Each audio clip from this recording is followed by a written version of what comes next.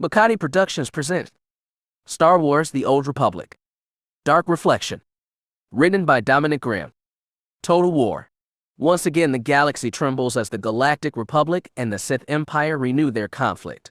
The battle for the fate of the galaxy begins again. Throughout known space, the Jedi Order battles the Dark Lords of the Sith, trying to bring a swift end to the conflict. There are heroes on both sides, as the war continues to spread. Over the skies of the Dromund Kaas, the Sith capital, a young Dark Lord returns. Soon she shall face the challenges that shall reshape her life. For once the final choice is made, all that remains is darkness. Chapter 1. Where were you when the Emperor died? Darth Avaryss, Dark Lord of the Sith, and head of House Avaryss, had been on mission. The needs of war had drawn her and her followers away from the Dromund Kaas. It was not a mission that she had enjoyed. It had been a matter of punishment. She had been sent to educate one of the Empire's recent acquisitions, to show them what happened to those that dared oppose the Emperor's will during wartime. She had done what had been asked of her. She had destroyed a monastery, razed the village around it, killed those who had been left behind, and waved the Imperial flag. Though she had arrived too late to chastise the ones who had earned that punishment, the lesson had been taught. The rubble and bodies left behind would serve as an example to all who dared oppose the Empire and its servants. She could still see the villagers' faces, the ones that had been left behind. They had been puzzled by her presence. She did look like how most expected a Lord of the Sith to look. Some might have even doubted that she was one. Though her face was hidden behind a battle mask and hood, she could not hide her figure. She was a young woman of average height, with an athletic yet curvy body. She wore a skin-tight black leather combat suit with a crimson gambeson over it. Despite the danger they faced, several of the men in the village had watching her, her figure inspiring lustful thoughts. She could sense them through the Force. She preferred to inspire fear rather than lust, even though both were often close cousins. Some men feared powerful women, and yet, they still wanted them. That was their failing, she supposed. No, she had not been trying to tempt her victims. That had not been her intent. She was not like her apprentice, Zen. Zen was a beautiful girl, and used that to her advantage. Her clothes, the way she moved and talked, it oozed both temptation and sex. Avaryss had never seen the need for that herself. Beauty was fleeting, she knew. Power was eternal. Her mask had hidden her features. She had tried to appear as a vision of power and death. She tried to show no weakness. The only clue that she had limits was the fact that she was missing her left arm. A battle injury that had forced her to wear a cybernetic replacement. That, more than her beauty, should have drawn her victim's attention. It showed how far she was willing to go for victory, how much she was prepared to sacrifice. Yet, there were still men among these villagers that looked at her lustfully. That was their mistake. Regardless of what they might have thought or desired, the villagers had not been staring at her long. Her firing squad had seen to them, and their neighbors. She did not bother to watch the execution.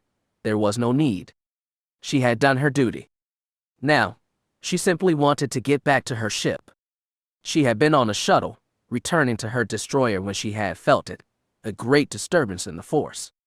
Though, perhaps the term shockwave was more appropriate. It had no doubt been felt throughout the known galaxy. Soon after, reports began to come in, an attack on Dromund Kaas itself. The skies above the planet alight with laser fire, of a Jedi strike team having made it to the surface. It was said that the Emperor had been in the Dark Temple. It was rumored that he was finally taking a hand in the war, that he had crafted a spell to destroy the Republic and grant the Sith Empire absolute victory. Avaryss did not doubt that. The Emperor was over 1,300 years old. He was an immortal, invincible. He had been born during the golden age of the Sith. He had been recognized by the legendary Dark Lord Marka Ragnas, whose century of iron rule was still talked about over a millennia later. A lone Jedi Knight had breached the temple's defenses, his allies having slain the Emperor's guards and retainers. How a mere knight could have challenged the Emperor, Avaryss did not know. Maybe the Emperor had diverted all of his infinite power to the success of the spell. Maybe the Jedi had found him in a vulnerable state. What happened next should have been impossible. The Jedi emerged from the Dark Temple, or so it was said, wounded but alive. The Emperor did not. He sent no word of his survival, and his followers remained silent. No retainer stepped up to assure the people that the master of them all was still with them, that he had survived the Jedi's cowardly ambush. The Empire was met with silence. The Emperor was no more. Less than an hour after the attack, the hollow net had been flooded with the image of Saddle Shan, the Jedi Grand Master. Master Shan made sure that the entire galaxy knew that the Sith Emperor was no more, that a Jedi that had slain him, a Jedi that was now known as the Battle Master of the Jedi Order, had defeated the Emperor utterly and destroyed whatever spell he was casting while it had still been in its earliest stages. It was the greatest defeat the Empire has suffered in almost a millennia, even worse than Naga Saddal's defeat during the so-called Great Hyperspace War, or Darth Malak's defeat at the Battle of the Starforge. The Emperor was dead, and now his people were left to their own devices. Avaryss had not wanted to believe it. She had been born a free citizen of the Empire. She had been taught all her life to love and respect the immortal being that sat on the Sith throne. Her embrace of the dark side had not changed that. She had not wanted to believe it. She had almost refused to believe it. The crew, especially those who had grown up after the sack of Coruscant, had been left on shock. A few die-hard Imperials were unwilling to accept it, no matter what they felt through the Force. How could this have happened? How had the damnable Jedi managed to destroy the Empire's guiding hand? It seemed impossible. Pain and shock quickly gave way to anger and thoughts of revenge. The Jedi would answer for the sin. The Republic would burn. The Sith Empire would not take this insult lying down. This is how Avaryss felt, what she desired when she was back aboard her destroyer, safely locked away in her private quarters. She was still a young woman, barely 20, and the fires and passions of youth made her want to lash out at their hated enemy, make them all pay for this affront. Yet, something inside her gave her pause. A part of herself that she still tried to deny stood up, emboldened by the news. Now you know how the Jedi felt when we sacked Coruscant, that voice said. Now you understand their pain, their anger. Is what you are feeling now any less than what they must have felt after that night? Is your rage any less than what Finn's was? Such treasonous thoughts enraged her. It is not my fault, she thought. Not entirely. She had never been completely able to separate herself from the light, from the person she had been before she had come to the dark side. That weakness remained her greatest flaw, her one true enemy. Despite her best efforts, the light still continued to burn inside her. It was a single glowing ember that she could not put out, a shard that could not be destroyed. It still tried to pull her in, like a flame drawn in a moth. Part of that was her own weakness. The rest was her connection to the Jedi Finn Shadowstone. Finn, she thought with a shudder. My love. They had been connected since they were children. The Force had bound her to the boy from Corellia in a very subtle but strong way. They had dreamed about each other for years, since they were toddlers. Now, as adults, she found herself drawn to both him and the light. It was that connection that kept her tethered, kept her from reaching her true potential. He desired her. They had spent enough time together for her to know that that was true, but at the same time he refused to give in to that desire. He continued to cling to his Jedi ideals. His stubbornness and strength both excited and frustrated her. He would no more give in to the darkness than she would give in to the light. It had made their relationship a slow torture over the last year or so. That in his insistence to call her by her old name, it was her willingness to accept that she was still Kira Lilos that added to her problems. It was, yet another weakness. The shadow of Kira Lilos, the person she had been before becoming Avaryss remained and continued to torment her. Kira wasn't just a weakness though. She was Avaryss' main weakness, more so than the light or Finn, and so far, she had been powerless to do anything about it. She raged against that weakness now. She turned her grief and shock into anger and hate. She lashed out at her own quarters, destroying a room in a fit of rage. She hated that she had not been on Dromund Kaas to help. She despised the Council for sending her away when Republic forces had been amassing. I should have been there. I should have been able to help. The world turned red, and for a moment she was not thinking she was all madness and grief. The world turned red and she destroyed everything in sight. She was not sure how long her rage had lasted, but she awoke from it in her destroyed quarters, the sound of her personal communicator chiming. They had received new orders, her captain had informed her. They were to return at once to Dromund Kaas.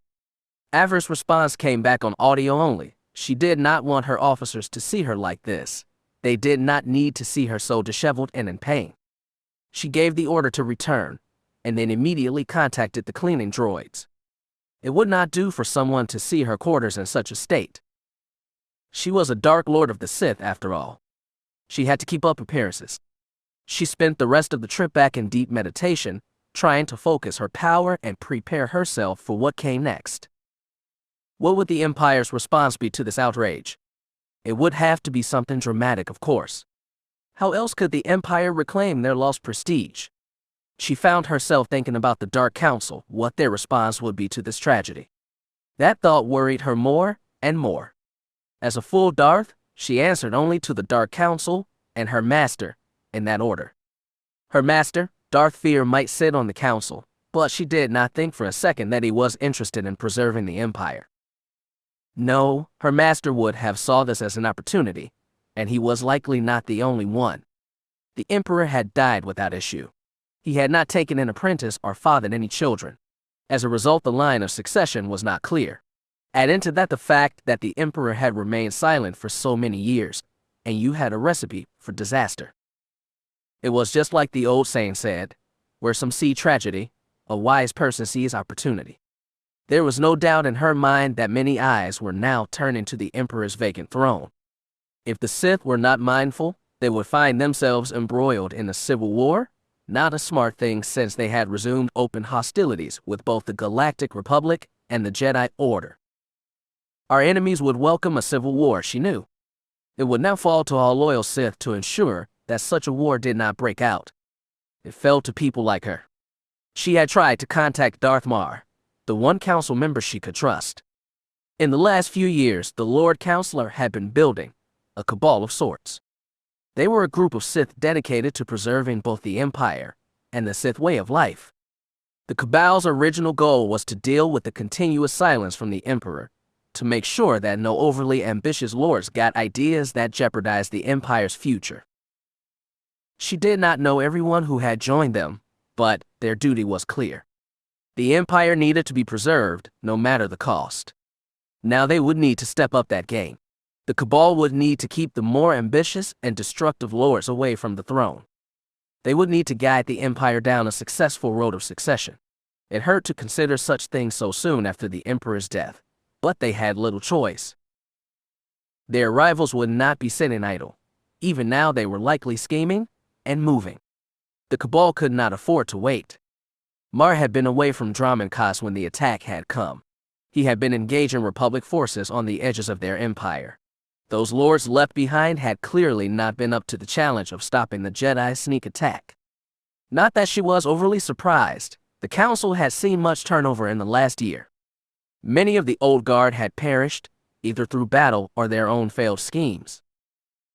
Those losses had left the Empire vulnerable, and now they had paid a heavy price for that vulnerability. Angral, Vengeance, Barriss, Scotia, Thanatin, so many of the veteran Darths had been killed. Angral and Vengeance and Barriss had started this war, Angral with his strikes against the Republic, and Vengeance and Barriss with their plots and schemes. Avaryss had heard of something called Plan Zero. She did not know the details, but the results were plain to see. The Empire had once again found itself at war. It was a war they had not been truly ready for. Too much had been lost. Angral had squandered some of their best weapons trying to take revenge for his son, and Barriss, he had been the worst of them all. He had used the chaos of Plan Zero to try and declare himself the voice of the Emperor. He had overreached and had been punished for it, killed by his own apprentice, now known as the new Emperor's Wrath. The warmongers were now dead, but their legacy remained. The Empire was left trying to clean up their mess. The Sith that replaced them were not ready for what came next. Defeat and betrayal had befallen the Empire. And now, with the death of the Emperor, they were on their own. And yet, your master still draws breath, a familiar voice whispered in her ear. Your cowardice shames us all, Avi, you are unworthy of the name of Darth. Avaryss growled angrily, that voice, that damned voice. Shut up, Kira, she snarled. You're not helping. Every time she closed her eyes, she could see Kira Lilas grinning at her. Seeing that face, those blue eyes, that smug smirk. It was all Avaryss could do not to scream. What do I have to do? What will free me from this meddlesome farm girl? Her rage continued to build. Damn Mar. If he had been on Dromund Kaas, the Republic would not have breached their defenses. We were supposed to be defending the Empire. Now the Republic would be twice as dangerous. This victory would embolden them. A horrible thought occurred to her. What would happen if the Supreme Chancellor ordered a second attack on Dromund Kaas? What if they attempted a second Sith Holocaust? The Empire had barely survived the first one, and that was because the Emperor had been there to help them, to guide them to safety. No, she thought. No. It can't happen again. She imagined Dromund Kaas burning. She imagined Zayas burning. She imagined Corbin blasted down to his mantle. The visions horrified her. She could see Ordana burning. The world of her birth was dying. It was going to die. Avaryss had thought little of Ordana in the last 5 years, except for those few moments when Kira seemed to be so close. She could almost hear it, the lullaby sung by her mother, and inside it, her words. Come home, Kira, she needs your help. Come home. Avaryss opened her eyes. She was gasping. Her heart was pounding in her chest. She tried to rise from her meditation only to fall back to her knees. She gasped, trying to breathe. It felt like she was having a panic attack. Come home, Kira. She needs you. Come home. She was not sure how much time had passed, how long she had been meditating. Her communicator was beeping. The bridge was trying to contact her. She forced herself to breathe, to be calm. Panic would not serve her, not now. Her eyes narrowed dangerously. She was weeping child. She was Darth Avaryss. She would be damned before she let a few fevered visions break her. She was a Dark Lord of the Sith. She would not be stopped. She used the Force to pull the communicator to her. Yes, Captain, she said into it. What is it? We have reached Dromund Kaas, my lord, the Imperial said. Your shuttle is prepped and waiting to take you down to the surface. Avaryss nodded. Yes, that is what she needed now. She needed to see for herself, to see what the Republic and their Jedi lapdogs had done. She needed to burn those memories into her mind. She would use them to fuel her power, her rage and hate. This war was not over. It was just beginning. I'm on my way, she said into the communicator. Inform the commander and Colonel Glask, she said, rising to her feet, dusting of her robes and armor. She needed to be ready. They needed to be ready. We are going down to the surface. Avaryss boarded the shuttle without a word to anyone. She would have preferred using her Fury-class interceptor, but that was not possible. The ship was not even aboard the destroyer. Her pilot Thranton Rink had taken it when he went off in search of his Twi'lek lover. Avaryss had allowed it, but now wished she hadn't. A shuttle was not a Fury, with all the chaos down on the surface, who knew? She had enemies. What if one decided to remove her from the board? One by one her crew had left her, drawn away by their own dreams and desires. Rink was somewhere hunting his little Twi'lek. Lieutenant Commander Holly was currently assisting with the refit to her master's dreadnought the Terror. Beric Lilas, her elder brother, had rejoined Imperial Special Forces. He had been on Terrace again the last time she had heard. HK Sigma 3, her loyal assassin droid, was on assignment. She had sent to deal with a Republic businessman who had threatened her interests in Thun cyber systems. She had not heard back from the droid since it had left. Her apprentices, Zen and Necris, were also away.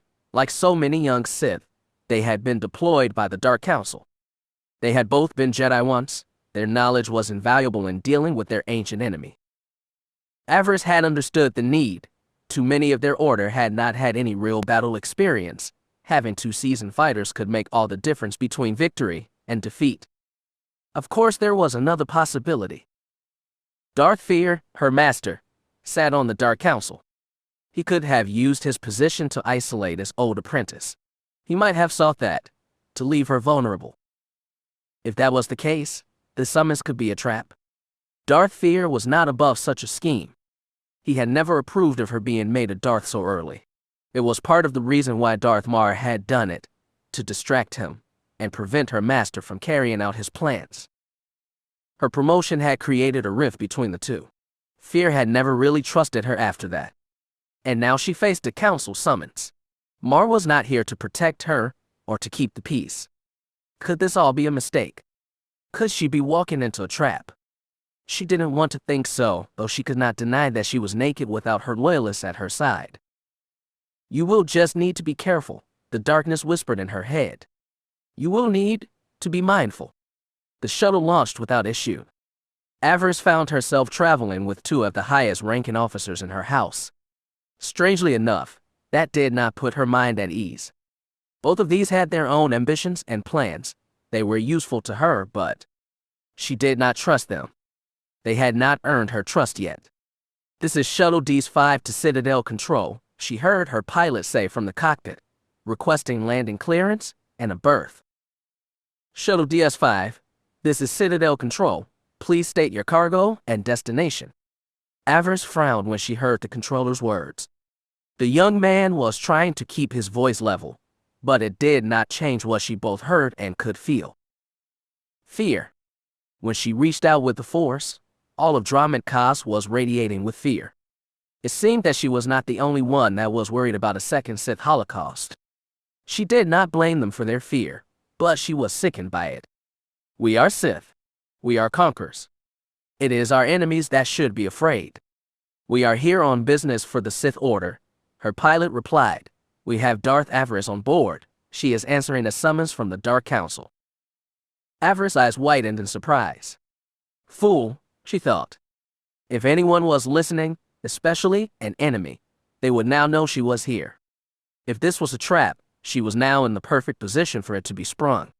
She would need to discuss this with the pilot when they reached their destination. He could just have easily said that he had a Darth on board, or simply flashed her code clearance for the Citadel, but he had not. She hoped that his mistake would not be her undoing, and even if it was not, he would not likely survive the conversation they would have. Avaryss did not tolerate fools for long. There had been a brief pause. Perhaps Citadel Control had been checking out her orders, maybe even contacting the Dark Council, the members that were here anyway. Shuttle DS-5, please set course to 7-1. Proceed on that heading. We are transferring you now to a new operator. Avaryss' frown deepened. They were not going to the Citadel. This could be either very good or very bad. We are not heading to the Citadel, my lord, the pilot called out to her. Avaryss sneered. I have ears, soldier, she wanted to say. I heard what was said. At her side, her two officers regarded her. Though different as night and day, they did answer to her, usually. They were likely as curious as she was. This is most irregular, the armored trooper sitting next to her said. If the council is on a ship, why summon us all the way back here? Because they are the Dark Council, Bleez, Avaryss replied. Even a Darth is bound to obey them. Commander Bleez was her war master, recruited by Avaryss from one of the most fanatically loyal units in the Imperial Army. The two had met on Corellia, during the Kagath between Lord Kallik and Darth Thanaton. House Avaryss had stood with Kallik. The former pleasure slave turned Dark Lord had had access to technology she had desired. Bleez had also fought for him. The ruthlessness and cunning the trooper had shown that day had impressed Avaryss, despite the fact that Bleez was not force-sensitive. Her choice of war master was surprising to some, but only until they had seen the trooper on the battlefield or listened to the war master's counsel. Say what you could about the Bleez, but the soldier did know how to wage a war. Clad in the armor of a simple trooper, Bleez had led House Avaryss to several victories in the last few months. The decision to wear such plain armor was a bit of an enigma, much like everything else about Bleez. Since joining House Avaryss, the Dark Lord had never seen Bleez without a helmet. In fact, she had never seen Bleez's real face. She had no idea what was under that mask. She could not say if Bleez was human or alien, male or female. All she knew was that the War Master got the job done. That was all that mattered to Darth Avaryss. It is not our place to question the Council. War Master, her second companion said. They have their reasons. Avaryss regarded the man sitting across from her, about 10 years her senior, and clad in the uniform of Imperial intelligence. Colonel Henan Glask was the polar opposite of Bleez. He had not been recruited, but forced on her by her master. Glask was a loyalty officer, assigned by Darth Fear on behalf of Imperial intelligence. Avaryss' history of coming up with unorthodox methods of doing things had prompted Colonel Glask being here. Handsome in his way, with blonde hair and blue eyes, many said that Glask resembled a young Grand Moff Vacan, the father of the Imperial Navy. Alas, he had none of the man's courage or ingenuity. The man was a rabid dog, she thought, her master's attempt to put a leash on her. Normally, a Darth would be free to remove such annoyance, but that was not the case here. Glask came to her service with powerful friends at his back. His father was a member of the Admiralty, his older brother a high-ranking official in the Office of Logistics. He was also, ironically, a cousin of Darth Fear's wife, the Lady Sinestra. In other words, he was untouchable. The situation galled her. Glask adjusted his cap for the 20th time. He brushed non-existent dust from his spotless black uniform. He regarded Avaryss coolly. The Council will not be happy with what happened on Esrat, my lord, he informed her. What do you intend to tell them? The mission was a success, Colonel, she reminded him. That is all that needs to be said. The loyalty officer frowned. The Lord Councilors may not feel that way, he reminded her. You were sent to make an example of the children Esrat, and yet, you failed. They had escaped before we even arrived. Avaryss gave him an equally cool look. The mission had been bad from the start. The children of Esrat were a holy order, a group of children born under the light of some passing comet. Their numbers had been between the age of 10 and 8. When their world had fallen to the Empire, an Imperial officer had gone to them to demand their submission to the Emperor and the Sith Order. The children had responded by saying that they would offer no blessing to the Emperor or the Sith. They stated that the Emperor would be denied their love and succor for his outrageous attack on their home. Their response had been enough to draw the Sith down on their heads. Avaryss had been dispatched to kill them all, to leave their heads on pikes outside the nearest village, as a warning to any who would dare question the Emperor or seek to deny him anything. The mission had sickened her. It was not a legitimate military target, and as for punishing an enemy of the Empire, she did not see the value in killing a bunch of snot-nosed brats. She had barely been able to think during that mission. Kira had been talking in her head constantly, condemning her for even thinking about killing children. In the end, she had not needed to.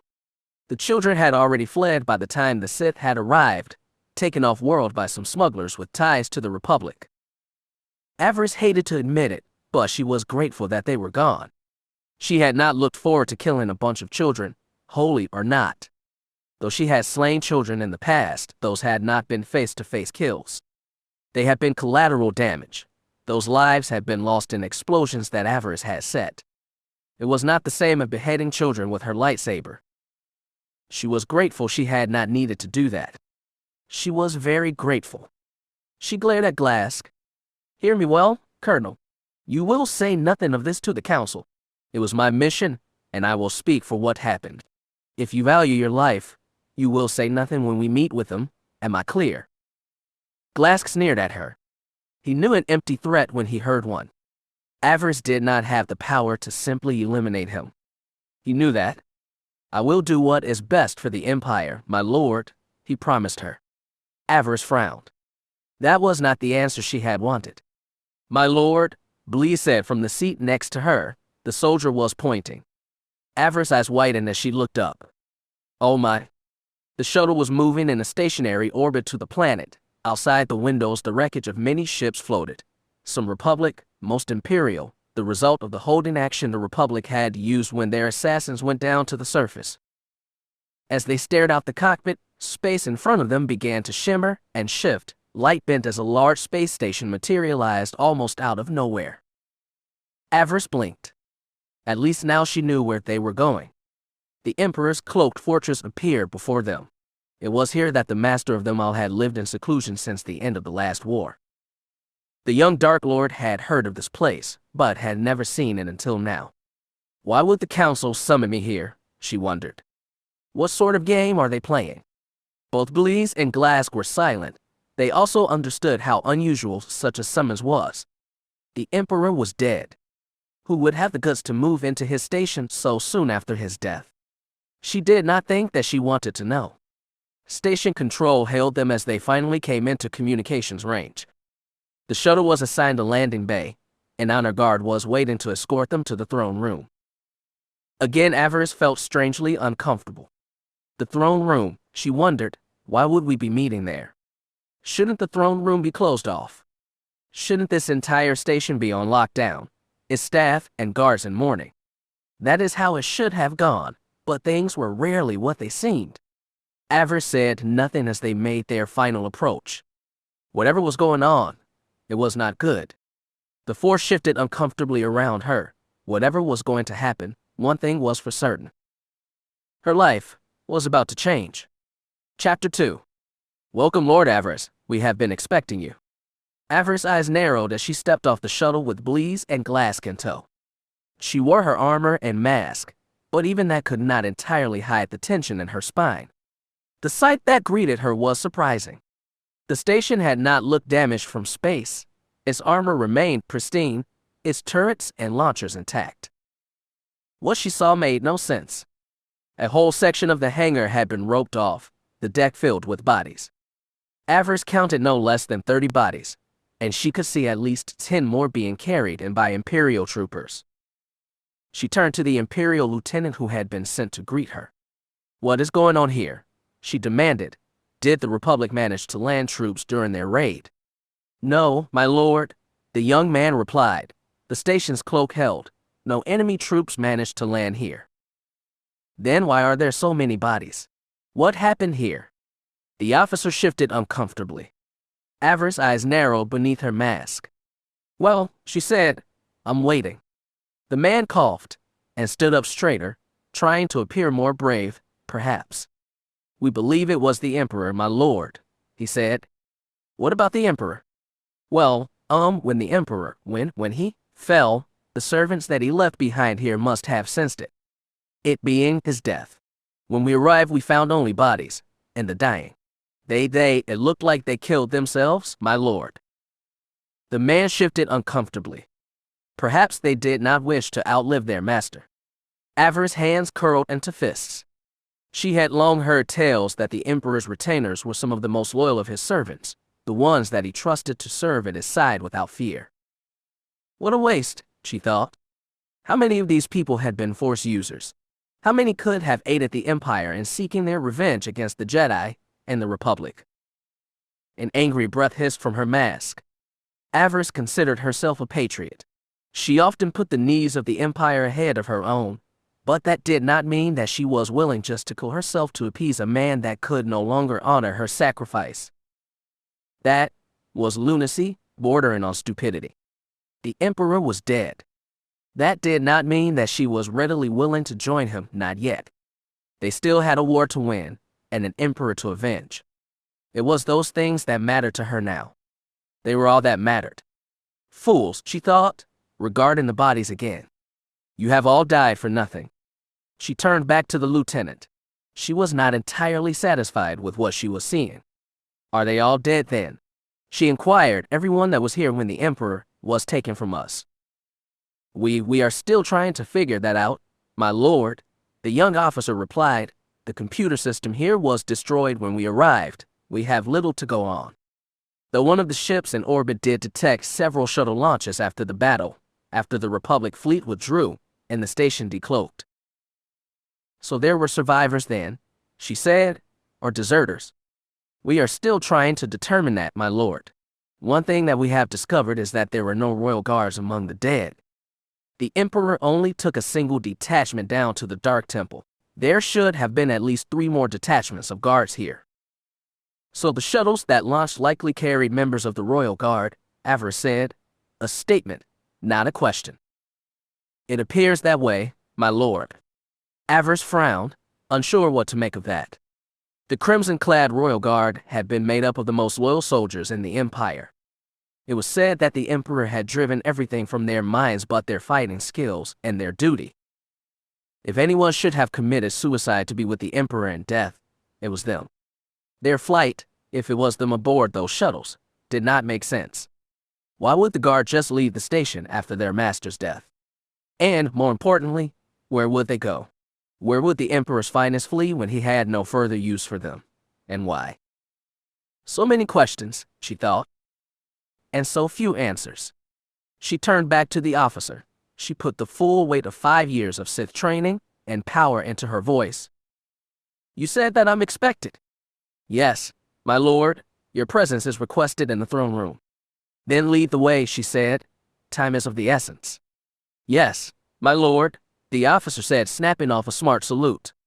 This way, please. The three and their escort started off, Bleez to her right, Colonel Glask on her left. Avaryss tried to keep her eyes forward, not wishing to appear as some bumpkin gawking at the grandeur of the Emperor's home. Please switch to your private channel, my lord, she heard Bleez say in her ear. There is something we should discuss privately. The Sith Lord nodded and used her chin to toggle one of the buttons built into her mask. The one she was currently wearing was an improvement over the original in that it had a trooper's communications rig built into it. Few people realized that Sith troopers could engage a sort of privacy mode when they were out in public. No sound would emerge from their helmets. All communications would then be routed through a personal audio communicator. It allowed them to issue orders and discuss matters without anyone around them hearing what was being said, unless they had access to the frequency, of course. Avaryss used that private frequency now, or rather one that Bleez had come up with when the trooper had been given the title of War Master for House Avaryss. Yes, Bleez, she said into the microphone. What is it? Do you truly think that the Royal Guard have fled the Empire, my lord? It is possible, Bleez, but where they would go, I cannot say. This cannot be allowed, the War Master said grimly. Any surviving guardsmen must be hunted down and destroyed immediately. Avaryss blinked. That is a little extreme, is it not, War Master? Those men and women were the most loyal soldiers in the Empire. To the Emperor, my lord, Bleez replied, not to the Empire as a whole. The matter of succession is muddled enough without adding the Guard into the mix. If they should choose to support a candidate for the throne, or oppose the candidate that the council wants. Avaryss nodded. She could see the War Master's reasoning, but she doubted that the matter of succession would be decided so easily or quickly. Many Dark Lords would soon be vying for the throne. Even those on the Dark Council would likely be tempted. I will discuss this matter with Lord Mar, she promised Bleez. In the meantime, we should focus on showing unity. The Empire is reeling and in shock. It needs our support to sustain itself. The matter of succession will be decided soon, and in the meantime, the council shall remain in control. What if certain council members use this as an opportunity to stage a coup? Surely we should move quickly to prevent that, eliminate those that pose the most likely threat. Perhaps Lord Mar and the rest of your allies will agree with this strategy. Avaryss found the urge to spin around and glare at her War Master. She had never told the trooper about her involvement with Mar and the rest of the Cabal, and now it appeared that Bleez had deduced what was going on anyway. She was not sure if she should be angry about that or impressed. You chose Bleez for this post for a reason, the darkness whispered in her ear. Do not be surprised when your trooper performs that duty. You did not want a sycophant after all. As I said, I will discuss this with Lord Mar. I'm sure he already has an idea how to keep our world spinning. As you say, my lord, her War Master responded. Bleez out. Avaryss heard a click, signaling that the trooper had switched off the privacy mode. Avaryss did the same. Once again she took in the cold grandeur around her. The dark side was very strong here. The Emperor's presence had left its mark on this place. It was wise that we secured this place so quickly, Colonel Glask said in a soft voice. This station is a symbol to all the Empire. It belongs in the hands of those strong enough to hold it. Avaryss nodded, though she thought the loyalty officer's view was limited. It is not just a simple colonel, she reminded him. It was from here that the Emperor guided us. His libraries and secrets belong to the Dark Council now, at least until a proper to the throne can be chosen. Glass gave her a cruel smile. The cold weaselly eyes of his seemed to glint with excitement. I don't need to remind, my lord, that power is never given, but taken. We should all be ready when the time comes. We must be prepared to support whoever emerges from the fight that is surely coming, for the good of the Empire, of course. Perhaps, Avaryss agreed, but at the same time, we cannot afford to get sidetracked. There is still a war going on after all. We cannot afford to show weakness to our enemies. The Jedi and Republic are still out there. We cannot afford to be divided now. The colonel sneered at that. The Republic is a bug waiting to be squashed. We proved that during the last war. Had the Emperor not insisted on a treaty, we were in a perfect place to crush them. As for the Jedi, they do not have the stomach for a prolonged war. Our forces will overwhelm them. Have you ever fought a Jedi, Colonel? Avaryss asked him. Well, no, but I can assure you, they are far more dangerous than you give them credit for. Despite what our propaganda may say, the Jedi and Republic are far more formidable than you think. I saw a single Jedi cut down a full squad of Imperial troopers, Blease added, good men all, and well trained. The trooper turned to Glass. You should try facing one alone. I'm sure that they would be most impressed with your name and breeding, and when it was over, no one would miss you. Avaryss suppressed a chuckle as Colonel Glass's cheeks burned. He glared at Blease but said nothing more. He was a loyal man, but at the same time his arrogance got the better of him sometimes. Henan Glass was true son of Dromund Kaas. He had grown up here and believed everything that the Imperial Information Service and its propaganda machine had fed the people these many years. He believed completely in the Empire's invincibility and infallibility. Avaryss was not so naive. She had seen too much. The galaxy was not as simple as Glass and people like him believed.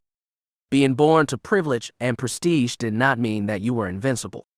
She had seen enough Dromund Kaas-born Sith die in the last year to know that that was true. A Jedi Knight would not care who Glass's family was if they fought. They would certainly not care about his breeding as they cut him down with a lightsaber. The Jedi were not to be underestimated. She had fought both beside them and against them. She knew how powerful they could be. Jaz Darbin was formidable. Shire Veal, the damnable mongrel, was formidable. Finn Shadowstone was. He was Finn. When he finally submitted to her, he would give her strong sons and daughters, fierce and cunning.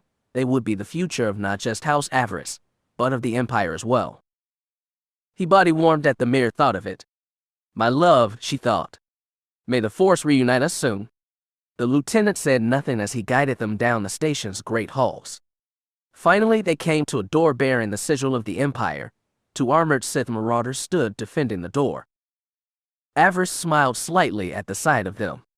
Both were wearing Royal Guard breastplates, though she doubted that either had served on the Guard itself. The Emperor would not have chosen such men to defend him. He had been smarter than that, or had he, considering how his life had finally ended. Only time would tell, she supposed. The marauders both wielded force pikes. They crossed them, barring Avaryss and her fellows' entrance.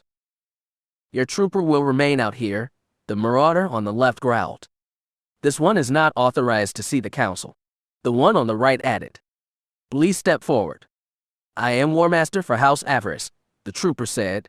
Show me the proper respect, or I will rip out your tongues. The marauders looked surprised. They started to raise their pikes. Blease struck first. The trooper had been wearing a similar weapon, the extendable pike clipped to the War Master's thigh. The marauders had been too close and had underestimated the one they saw as a mere trooper. Blease dodged their first attack and struck the guard on the right. The pike the War Master wielded was on its lowest setting, so it only threw the Sith back. The second used the force to get around behind Blease and come charging in, likely trying to jab the War Master between the armored plates on the trooper's back. Blease did not even bother to turn. In a show of great dexterity, the trooper drove a powerful thrust kick into the marauder's belly. Before he could recover, Blease's pike lashed out, striking the marauder in the chest. He went down with a heavy clatter of armor and moans. Avaryss smiled slightly. She did enjoy watching Blease work. The fools, she thought, they should have used the force to cow Blease first, and now they were about to answer for their arrogance. The trooper's extendable pike was once again sheathed. A knee came down on the marauder's belly. He was still too dazed to respond. The War Master pulled out a vibro blade. The long dagger-shaped weapon's point now rested on the marauder's chin. "I warned you," Blease growled. "Now open your mouth. Your tongue is mine." The fallen guard pursed his mouth shut. The blade did not leave his chin. Colonel Glass paled. "Blease really isn't going to." "Yes," Avaryss purred cruelly. "I think Blease will." "Open your mouth," Blease snarled. "Open your bloody." "War Master." Blease looked up. The lieutenant that had escorted them had pulled his sidearm. It was now pointed at Blease's head. "These men should not have disrespected you, but they were only doing their duty." Blease laughed, a cold, harsh sound considering the full helmet. "Do they really need tongues to defend the council?" "I don't think so." The marauder's eyes widened. He had not really believed Blease's threat until that moment. Poor him? "Nevertheless, please, War Master," the lieutenant said, both politely, but with some steel in his voice. His blaster never wavered from his target. A brave man, Avaryss thought. She made a point to ask the council about this man later. The Empire needed more like him. "Let that man up," he repeated, "please." Blease glanced over at Avaryss, who nodded. It would have been interesting to see the council's reaction to her War Master's bloody trophy, but it might distract them from the matters at hand. Blease rose, leaving the two men groaning. "You are soft and lazy," the trooper said coldly. "You would not have survived 5 minutes in the back alleys on my homeworld." The trooper returned to Avaryss' side. Avaryss grinned at the lieutenant. He could not see it with her mask on, but he could likely hear the amusement in her voice. "We are ready to meet the council now," she said innocently. The door behind them hissed open. Avaryss and her party turned and entered. The guards outside stumbled back to their feet. They were both glaring at the Sith and her trooper. Let them glare, Avaryss thought. House Avaryss is not a clan to be sneered at. We may be small, but we are ambitions. We will grow. The throne room was almost as big as the main hangar. Designed in traditional Sith style, a central walkway led up to a dais, and on that dais, the raised throne. It was a throne that currently faced away from them. Avaryss frowned as she made her way forward. Where were the council members? They had summoned her here. New guards were posted on the various raised platforms, and in the alcoves that the royal guard would have stood. They, like the two marauders outside, wore either the helmets and or breastplates of the Emperor's protectors. Avaryss sneered at them. The Emperor would have been insulted had he seen this. She understood the need to keep this station secure, but at the same time. And where were the council members who had summoned her here? She was about to call out, to demand what was going on, when the throne finally rotated around, revealing the one who summoned her. Avaryss' jaw almost dropped and would have had she not been wearing a full helmet and mask. Her master sat upon the Emperor's throne. He was grinning from ear to ear, his yellow eyes glowing in the dim light like two golden stars. Welcome, apprentice, Darth Fear said jovially. Welcome to the Emperor's station. She stood there in shock, in disbelief. Master, she gasped, that is the Emperor's throne. Fear chuckled. Yes, I know, he said, running his hands down the armrests. Uncomfortable thing, you would think the master of us all would have sought out a more cushioned seat. Avaryss still could not believe what she was hearing, what she was seeing. Was her master mad? My lord, the Emperor. Fear gave her a cold smile. The Emperor is dead, apprentice, remember. I don't think he is any shape to care who is sitting in this chair. She swallowed hard, still not believing what she was seeing. Yes, she knew very well that the Emperor was dead, but at the same time, childhood fears rose up and almost consumed her. The Emperor was no mere Sith. He had not been for many centuries. He was immortal, all-knowing, and invincible. What if his death was a ruse of some type, some trick to fool the Jedi? What if the Emperor still lived, in some form or another? It might have been her imagination, but she could almost see two giant glowing Sith eyes staring out of the shadows, glaring at both her and Lord Fear. Kira's voice rose up in her mind, but for once, both she and who she had once been were in total agreement. "He will kill Fear for this insult," Kira's voice gasped. "He will kill you both." Part of her wanted to fall to her knees and beg the mater of them all for forgiveness and plead for mercy. She did not care if that made her seem weak. The Emperor was almost a god. You insulted a god at your own peril. Fear likely felt what she was feeling. The bond between master and apprentice was strong. He laughed at her fear. "All the fears of youth," he said dismissively. "I assure you, apprentice, the Emperor is indeed gone, and even if he is not, he has no followers left here to punish us for our transgressions." The Emperor's voice, his true voice, has not been heard in years. His hands are all likely dead, among the bodies you saw on your way in. The royal guard has fled, probably seeking either penance or gone off to commit some type of ritual suicide. The Emperor's wrath lives, but has already contacted us through her Twi'lek slave. She stands with the Dark Council and the Empire. It is justice that the wrath seeks, not the throne. Fear grinned triumphantly. "We have nothing to fear, or rather, I have nothing to fear." He glared down at her. "You on the other hand." Avaryss felt her temper beginning to rise. "I'm not the one sitting." "Forget the throne," Fear snapped. "You forget your place, apprentice. Darth or no, you are still mine, still bound to the rules of my house." Her master sneered at her. "Address me as proper, Avaryss, or face my wrath." He is not bluffing. She knew. She had been his apprentice long enough to know when her master was not being serious. His threat was real, and she did not wish to face it. Not now. Avaryss did what she always did when addressing her master, what she had done since they had first met back on Korriban when he had first taken her as his student. She dropped to one knee and bowed her head. "Master," she said, "my Lord Counselor, what is your bidding?" She could feel the disgust that Kira felt in that moment.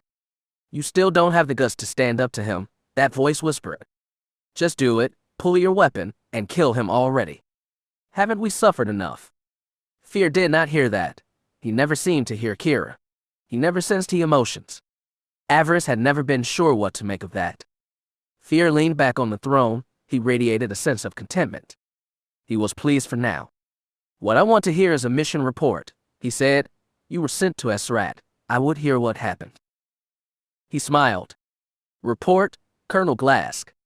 Avaryss just started to speak when she realized what her master had said. "Colonel Glask, we carried out the council's orders," the loyalty officer began. "We arrived on Esrat as we were instructed and went down to the surface, both to seize the temple and punish the juvenile priests for their lack of vision." Avaryss' eyes narrowed. "Master, Fear stopped her with a raised hand. "You will have chance to give your report in a moment, girl," he said. "You will wait your turn." Her master's dismissal enraged her. "Girl," he had said. Girl. She was a Darth of the Sith Empire. No one dismissed her like that. She tried to rise but found she could not. She felt the full weight of her master's power, pinning her in place. She could not move, she could not even blink. "No," she thought. "You. Were you able to find the priests?" Fear asked. "Are the so-called children of Esrat dead?" "They were not in the temple when we arrived, Lord Counselor. War Master Bleeze and I rounded up what locals we could. The bulk of the people had fled before we arrived." Lord Avaryss confronted them, demanded to know where the priests had gone, but they would not talk. "None of them?" Fear asked. "None at all." "At first, my lord," Glask admitted, "Darth Avaryss did discover what had happened. And that was..." Avaryss hissed. She tried to speak, but found her mouth was equally frozen. She was enraged. Her power was building, but so far it was not near strong enough to free herself from her master's stasis field. She might never be strong enough for that. Lord Avaryss offered to free any local that told her what she wanted to know. The people remained resistant until she killed one of the village elders, a man that sought to reason with her, convince her that she did not need to do this. Fear chuckled. I take it that motivated the people. Did we get any takers after that? One man spoke up. He sought protection for himself and his family. He informed us that the children had been evacuated days earlier, but Republic agents. And did Avaryss spare him? She did, my lord. And the rest of the villagers? Fear inquired. She ordered Bleeze to kill them all, the man's family included. He tried to attack her when he realized what was going to happen. She cut him down with her lightsaber, but only after he got to watch the rest of his people die. Avaryss hissed. She had been sent to punish Esrat. She had done that. She had carried out the orders. Despite Kira's whining and bleeding, she had not hesitated. She had done her duty. Fear turned to her. He seemed not so belligerent now. Is that true, apprentice? She gasped. Her mouth was once again free. She looked up at her master.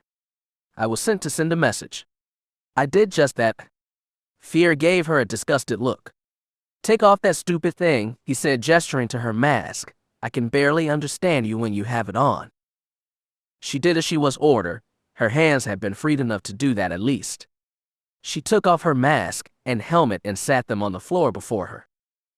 Fear looked at her with a mix of distaste and disappointment. Avaryss could guess why.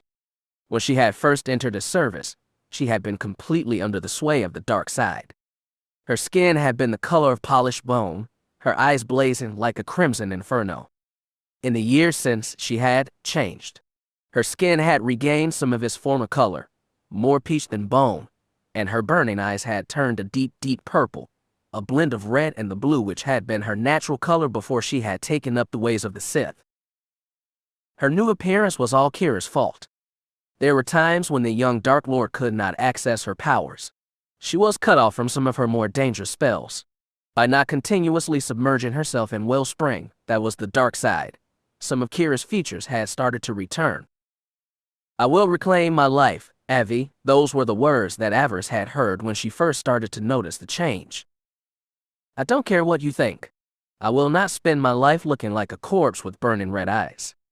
She had tried to counter her former self's work, but had had little success. It was that reason that she had taken to wearing a helmet and mask more and more in the field. It was not only safer, but it hid the most visible sign of her weakness. Fear now saw the change. He did not look pleased by it. Look at you, apprentice, he spat. What have you done to yourself? Avaryss did not answer. How could she explain? He turned back to Loyalty Officer. Glask was smirking. Too many times had he been on the receiving end of Avaryss' anger and taunts. He enjoyed seeing her brought low. Avaryss could feel it. She would make answer for that enjoyment one day. Did you try to locate the children? Did Avaryss try to find out where they had fled to, who had dared take them away from Imperial justice?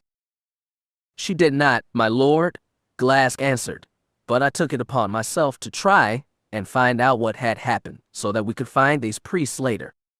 I was able to find a security recording from the local spaceport. I was able to identify the ship that had taken the children off-world. Fear smiled. I'm guessing it had not been a standard Republic vessel. It was not my lord. It was the ship known as the True Heart, the one crewed by the failed Jedi smugglers True Halcyon and Mox Divernalia. Fear scowled at Avaryss. Your old friends are back, he purred, and they have made a fool of you, once again. Avaryss snarled. They are no friends of mine. Fear did not acknowledge her. He turned back to Colonel Glask. Thank you, Colonel, he said. As always, your reports are always very enlightening. Glask bowed. It is an honor to serve you, Lord Counselor. Fear once again regarded as apprentice. His eyes were cold and unreadable. She did not look forward to what was likely coming next. You may leave, Colonel, Fear ordered, and take the War Master with you. There are some matters that I wish to discuss with my apprentice, alone. Bleeze took a step forward. The trooper did not look pleased by that announcement. Fear gave the soldier an icy smile. You have nothing to fear, trooper, he said, flashing his most reassuring smile. All I wish is to speak with my student, alone, nothing more. Bleez looked down at the kneeling Avaryss. She nodded once again. Avaryss was no fool. If fear wished her dead, she would be dead. Bleez was skilled, but was no match for a member of the Dark Council. Colonel Glass executed a crisp military turn and left the chamber. Bleez followed, but only after fear dismissed his guards. It was clear that what he had wished to say was not for prying ears, whether they be friend or foe. By the time that Bleez left, all of her master's guards had left the chamber as well. She was left alone with the Dark Counselor, her master. Fear glared down at her. She still could barely move. Behold the mighty Darth Avaryss, he said, the extra emphasis he made on her title making it seem more of an insult than an honor. Fear rose from the throne and came up beside her. He had his lightsaber in hand. It was not activated, but it did not need to be, not yet. Avaryss tried not to appear frightened. She did the only thing that she could do in such a situation. She flipped back her hair and offered her master her slender neck. She hoped that her sign of submission would be enough to please him. VMM. He ignited his lightsaber. It did not seem that he would be so easily swayed. She only just suppressed a whimper. I did my duty, she wanted to shout. I carried out my mission. Doesn't that count for anything? Congratulations, Kira's voice said sweetly. You just got yourself killed. Avaryss refused to whimper, refused to show any fear. She would not give her master the satisfaction of it. If he was going to kill her, fine. She would die a Sith, no begging, no pleading. She accepted her fate. A Sith knew no fear. Her master stood before her, the light of his blade bathing her skin in ruby light. He looked down on her with a sad frown. What am I going to do with you, apprentice? He asked. What can I do? She had no answer, none that could save her life, anyway. Perhaps that was for the best. Do you remember the night that I told you of my ambitions, when I told you that the council was simply a stepping stone for us? You supported me then, daughter, don't you remember that? I remember, she said quickly. I remember, father. Fear shook his head. You have changed in the last few years, my dear, and not for the better. There was time that the dark side and the Empire was all you cared about. You were strong and ruthless. You were a hero to many a young hopeful, a symbol of what hard work and determination could do for a daughter of the Empire. He sighed. What happened to you? You returned from the Infernal Nebula a different person. It was not simply the fact that you had lost an arm, or that you had spent time as a prisoner of the Jedi. No, something else happened, and you have never told me what it was. Avaryss frowned. What could she say? Her life had changed so much since the defeat of Darth Tarog. She had been forced to retrain herself after the loss of her arm. Her lightsaber skills were not what they had been, not by a long shot. Add into that the fact that she and Finn had spent so much time together, shared their first real kiss. What changed after the Infernal Nebula? Try everything. Fear would not understand that. Her master continued to stare down on her. He radiated both anger and disappointment. You were not the youngest Darth that was ever proclaimed, but it is clear to me now, just as it was then, that you were not ready to take up the title. Mar only proclaimed you a Darth to spite me. Fear's eyes glowed brighter at the mention of his fellow counselor. He and Mar's relationship had deteriorated in the last year, or so he thought. In truth, Mar had neither liked nor trusted Darth Fear. He only named him to the council so that he could keep an eye on him. He knew her master's ambitions. If Darth Mar had just seen what she had seen, he would have never have tolerated it, her master sitting on the Emperor's throne. He likely would have challenged Darth Fear, possibly even killed him. If only I was that luck, why, Kira said. The young Sith Lord ignored Kira's prattling.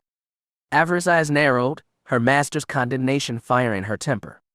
What happened on Esrat was not my fault, she said. How was I to know that the true heart would be there? That is true, her master agreed, but this is far from the first time. These Jedi have been running rings around you for months. They have been making you look like a fool, my child, and when you look like a fool, it reflects badly upon me. The Lord Counselor shook his head. If it is not Halcyon and Divernalia, it is Vaiolo and Shireville. If it is not Shireville and Vaiolo, it is Jaz Darbin and his Padawan. What? What is the boy's name again? Avaryss held back an angry growl. Her master knew who Finn was. He was simply seeking to torture her further, to twist the knife even deeper. Fear raised his blade. He let it rest just over her right shoulder. A single dip of it would take her right arm off at the shoulder. She thought of her left arm, how it had felt when it had been cut away. She had no desire to feel that again. She did not think that Fear would do that, but she could see it. Perhaps he would even consider it just punishment for her recent failures. This has nothing to do with Finn Shadowstone, my lord, she said. Her master grinned. Finn, yes, that is indeed the boy's name. Thank you, apprentice. I know these Jedi aided you during the Battle of the Infernal Nebula, but you must remember that was an alliance of convenience, not allegiance or loyalty. I know, my lord, she said. They are my enemies. They mean nothing to me. His eyes sparkled mischievously. Perhaps I should send assassins for these Jedi. Maybe that would end your recent string of failures. Show them we are not to be trifled with. The thought of him sending assassins after Finn worried her, but she did not dare show it. If she showed that weakness, her master would carry out that threat. She did not doubt it. Give me another chance, my lord, she asked. I will make sure that these Jedi never interfere in your plans again. Fear sighed. I'm afraid you are out of chances, at least in this matter, my dear. Your betters will be handling Jaz Darbin and his friends. Her master deactivated his lightsaber and stepped away from her. She felt the pressure holding her down finally dissipate. She took a deep breath and tried to keep from falling over, to hold herself up in her kneeling position. She looked up at her master. He returned to the throne and sat back down. The council has a new task for you, my child, he said. It is important, but it will take you away from the capital for the foreseeable future. Fear grinned. All those plots and plans you have been hatching will have to wait. We have need of the old Darth Avaryss. I'm hoping she is still inside of you, somewhere. Avaryss swallowed hard and looked up. She was worried about Finn, but again, could say nothing, show no weakness. She was Sith. If she showed weakness, she was lost. Whatever you need, my master, I can do, she promised. Good, he said, smiling pleasantly. There has been a series of accidents within the ID system recently. Accidents that have resulted in the deaths of several top Imperial officials. Avaryss' eyes narrowed. Republic saboteurs, she inquired. Nothing so mundane, Fear said coldly. No, we believe these deaths are the result of something more insidious. The Moff of the system has reported to have received communications from these terrorists. They are not mere saboteurs, but self-styled dissidents, rebels. Fear hissed the last word. It sounded like a curse on his lips. Resistance, rebellion, he spat. These are ideals that the Sith cannot tolerate. These criminals must be crushed before their crusade can gain any more support. Fear leaned forward on the throne. That is where you come in, my child.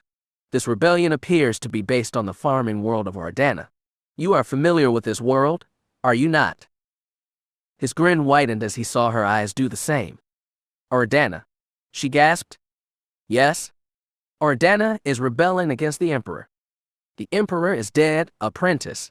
These rebels are fighting against the Empire. They are fighting against us. That cannot be allowed to continue. Avaryss tried to wrap her mind around what she was hearing. Ordana was in revolt. Impossible. Kira Lillis had been born on Ordana. Its people were all ardent Imperials. There was no way that they would rebel. It was not possible. Fear chuckled. Kira Lillis was born on Ordana, was she not? Avaryss nodded. Good, then you should feel right, at home on this mission. He laughed again. Prepare yourself, Lord Avaryss. You're going home? Chapter 3. Home. It was a concept that Darth Avaryss had not thought about much. For the longest time she had looked at the Sith Order as her home. She lived wherever the Masters sent her, carried out her orders and duties to help make the galaxy Sith, to finally free it from the lies and corruption of the Republic and the other governments that sought to spread chaos and disorder throughout the stars. She had done her best to forget Ordana, to forget her homeworld. Now, she was being ordered to return, to put down a rebellion that should have been impossible. Ordana had been one of the most loyal worlds in the Empire. She could not accept that her people would turn against their lords. Again she heard the distant strains of music, her mother's, Kira's mother's voice. She tried not to listen, not to think about it. "We're going home," Kira whispered in the back of her mind. "I will be twice as strong there, Avi. You might as well let go right now. Your life and body will be mine." Once again, she ignored Kira. It won't be that easy, she thought. This visit will be no social call. I will be working. I will show you what the Empire does to rebels. Avaryss frowned. Resistance. Rebellion. It made no sense.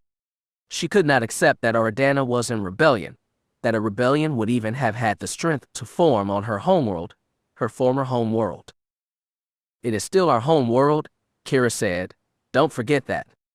It was all she could do to keep from shouting at Kira to shut up. Fear had to be wrong. Her people would never turn against the Empire. "My people are loyal, too loyal.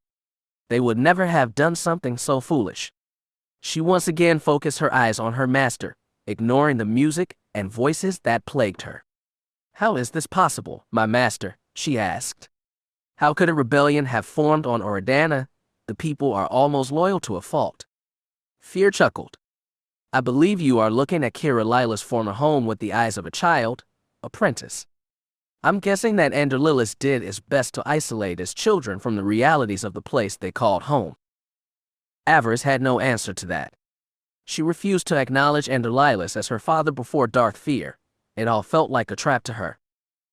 "He wants me to say something out of turn," she thought. "He wants to catch me saying something good about Anderlilis." She would not do it. She would not be so easily manipulated. Imperial intelligence has been dealing with the problems on Ordana for quite some time, Lord Fear informed her. It was small things at first, treasonous words scribbled on walls, defacing imperial monuments at Dana City and other population centers. "Troublemakers," Avaryss shrugged. "I'm surprised Imperial intelligence wasted any time on the matter. Surely the local magistrate could have handled the problem." He had claimed to, Fear admitted, right up until when Darth Angral was killed, right up until the moment that true war against the Republic seemed certain. Fear shook his head. "Damn Angral," he spat. "I understand the desire to avenge a child, but his actions placed us all at risk." "I'm sure Lord Tarna's death hit the father very hard, my lord," she replied. "It is understandable him wishing to avenge him."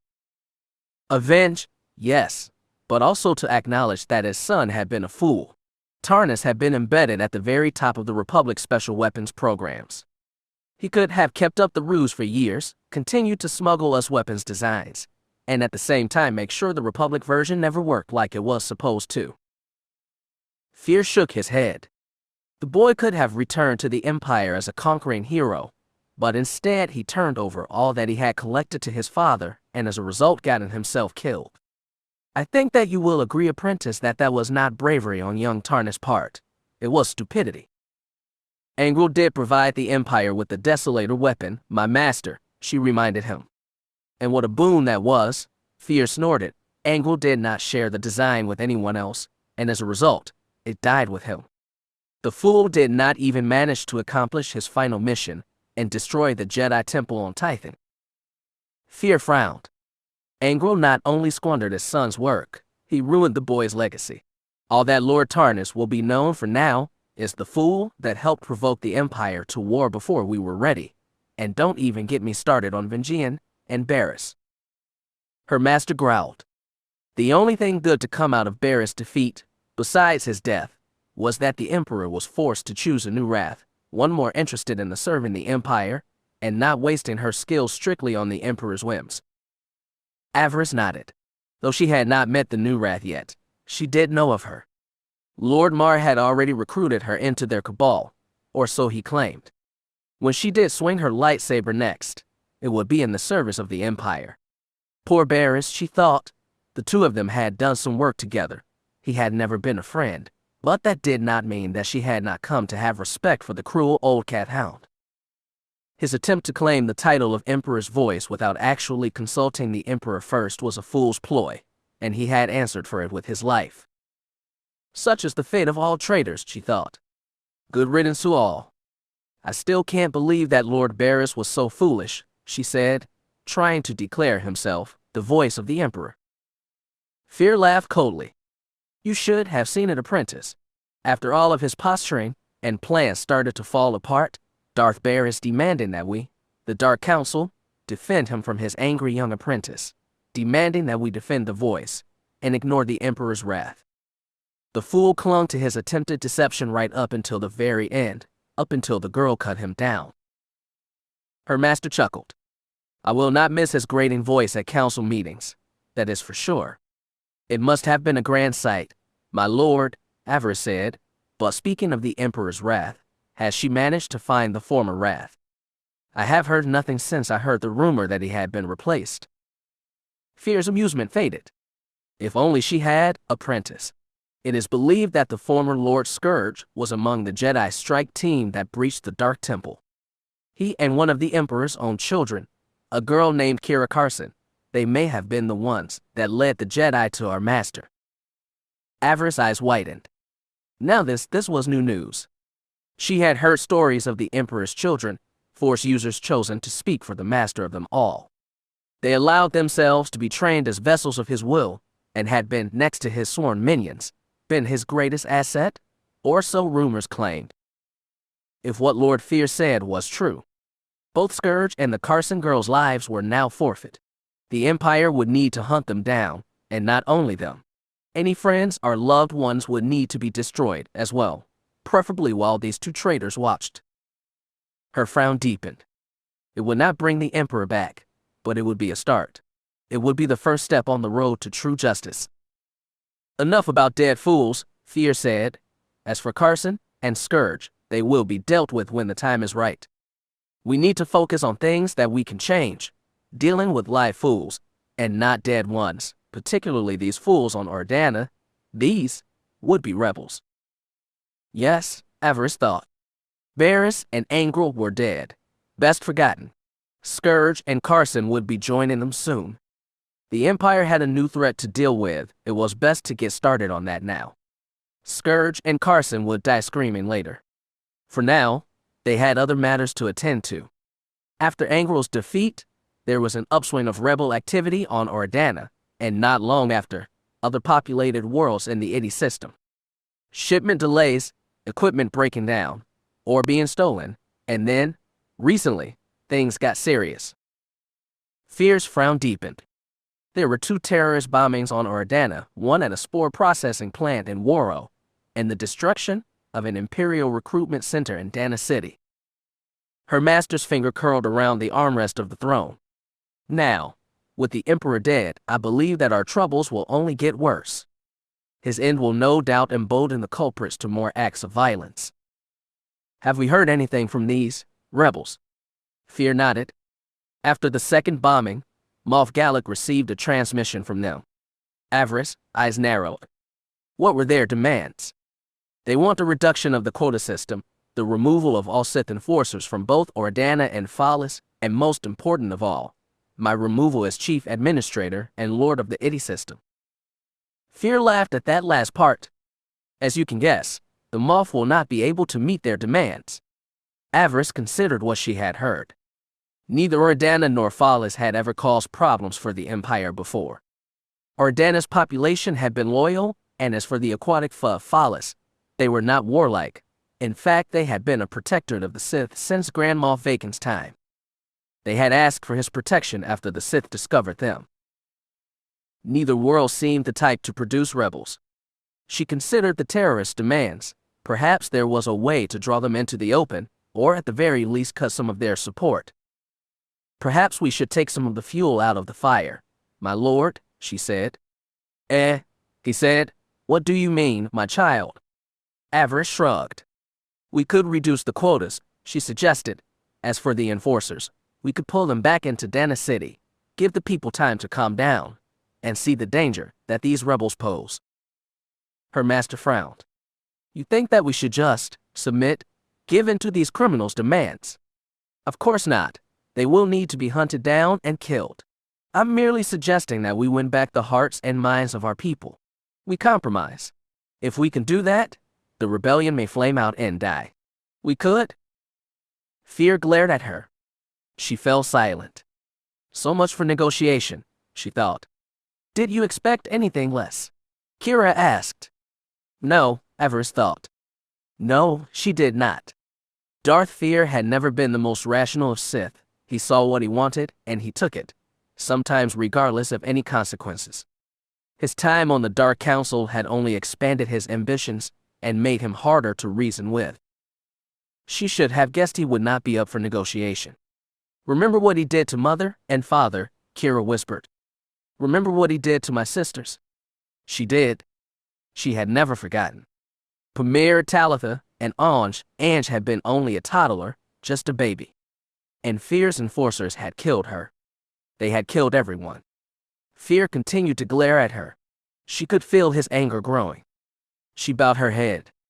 I meant no disrespect, my lord. I merely offered. H. Avaryss screamed as she was blown back across the chamber, her body caught in a maelstrom of force lightning. Her mechanical hand was left twitching uncontrollably. It was trying to restore functions. The lightning had momentarily shorted it out. She lay at the bottom of the walkway, her body sparking, her nervous system almost completely overloaded. Fool, Kira spat. Bloody fool. Do you want to die? Stay down. She tried to rise. Her master raised his hands and blasted her for the second time. She cried out as the lightning wrapped around her, made even worse by the fact that she was laying on a metal platform. She was not sure how long she lay there, writhing in agony, but finally the pain stopped. She gasped and looked up. Fear was glaring down at her. Compromise, he hissed. Compromise. He tried to blast her again, but this time she managed to roll out of the way and find her feet. Master, stop, she shouted. I was merely irk. She felt the force wrap around her throat. She gasped as all of the air was crushed out of her. She tried to summon the force to shield herself, but again he proved too powerful. He lifted her up like she was a rag doll, picked her up and pulled her to him. She stopped just short of slamming into the throne. She floated before him, unable to move. She was completely in his power. He was on his feet again. He looked as if she had become a complete stranger. She saw neither affection nor recognition in those eyes. My master was always dangerous, she knew that, but the power of being on the Dark Council had sadly gone to his head. She doubted if anyone could reason with him now. He pulled her in close so that only she could hear him, his eyes ablaze with both rage and the dark side. Listen well, my dear apprentice, he purred. I don't compromise. I will have these terrorists' heads on pikes. I will have their families and friends burned to death as they watch, and all before they take their final breath. They will know the price of crossing me. They will know fear like never before, and in that moment, they will realize something else. He smiled coldly, leaning in even closer. Fear is not to be trifled with. Avaryss couldn't move. She had had no warning about her master's attack. She had gotten no warning in the Force. The vicious lightning attack had left her limbs tingling. She was unable to move. She could, however, talk, mostly. I understand, my lord. Fear gave her a disgusted look. I doubt it, he said coldly. Once again you have shown to me that you have lost your taste for blood. The events of the last few years have taken the animal out of you. I have never failed. She reminded him, whatever you have asked of me, I've done, and I've never hesitated. He sneered. I can feel the conflict within you, my dear. I can feel that you are grateful that you did not have to execute the child priests of Asrat. Why is that, may I ask?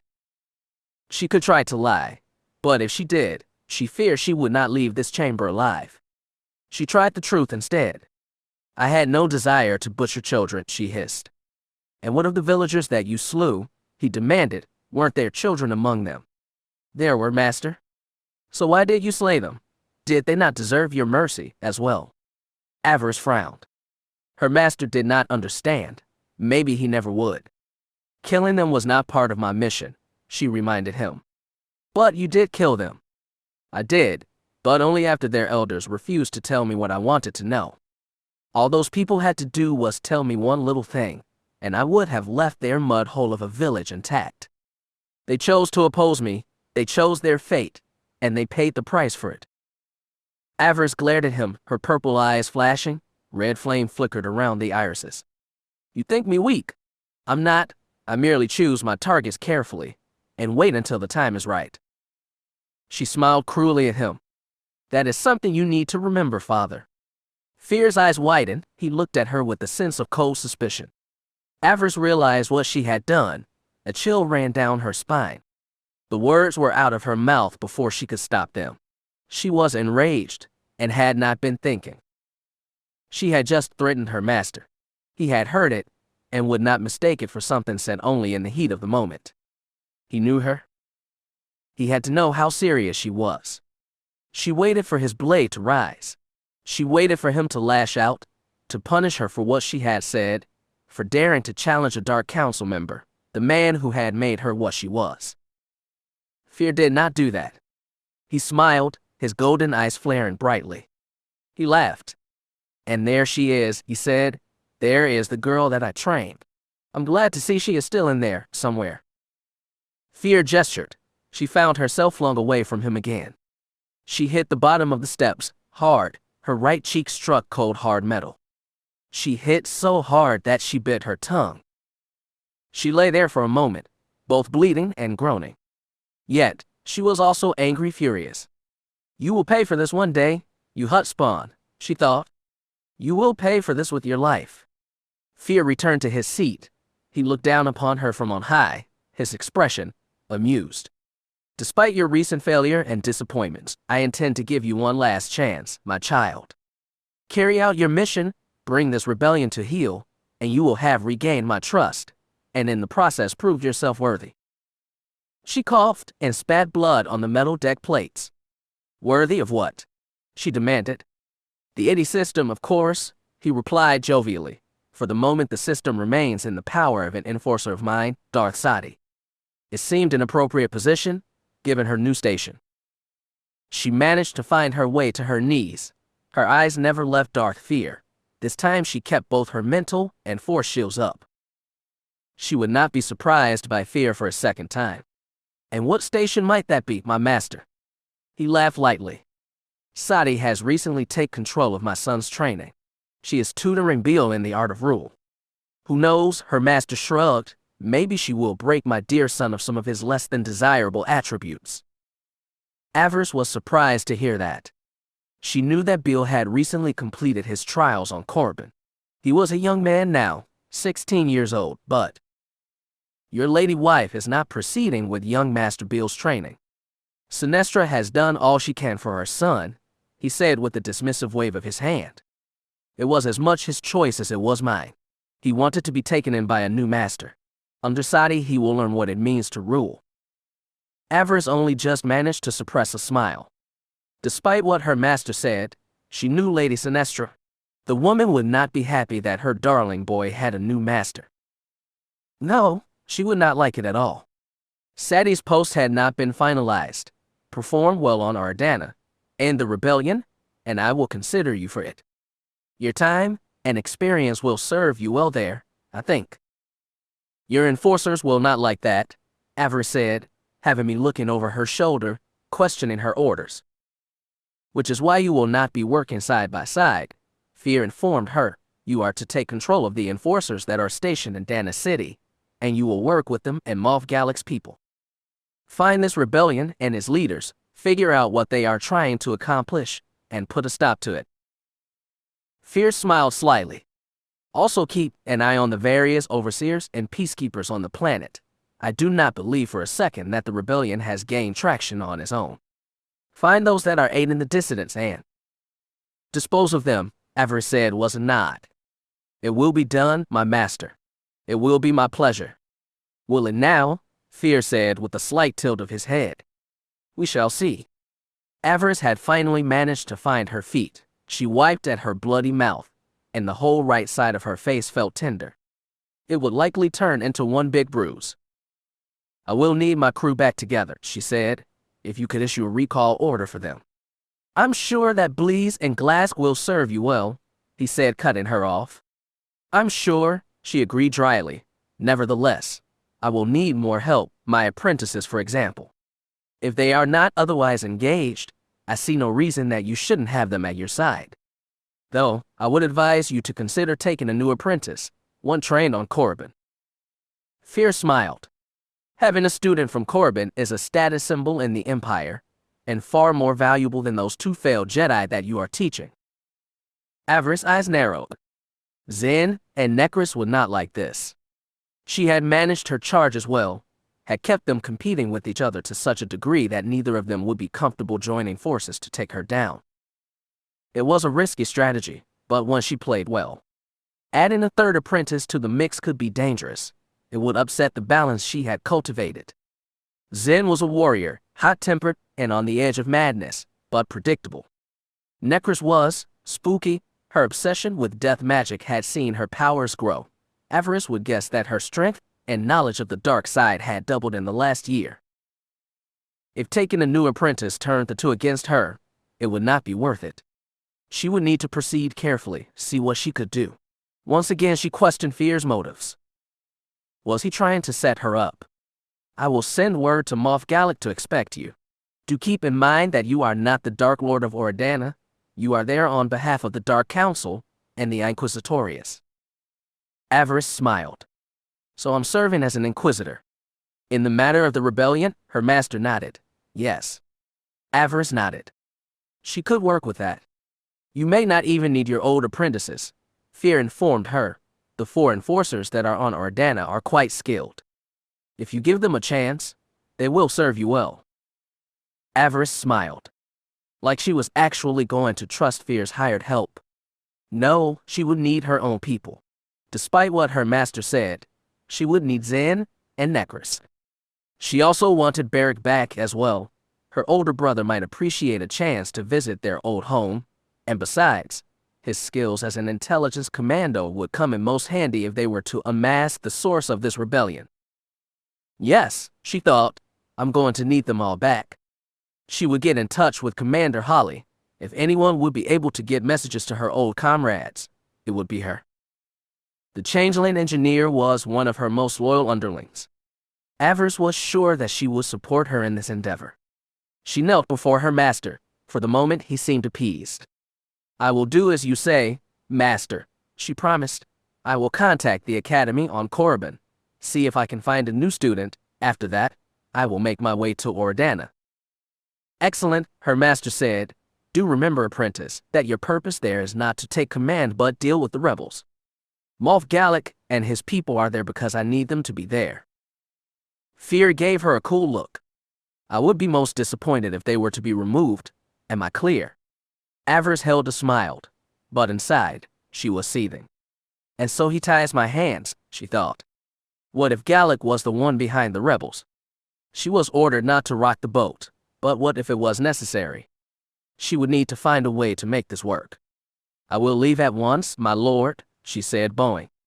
Work quickly, apprentice, he ordered. We cannot afford for this rebellion to spread. The flow of foodstuffs and medicines produced on Oridana must not be interrupted. We still have a war to win, after all. They will not be, Avaryss promised. You have my word. I will. Avaryss blinked. She felt a tightness in her chest. Her head was pounding. No, she thought. No. Not again. She tried to resist, but again that resistance proved futile.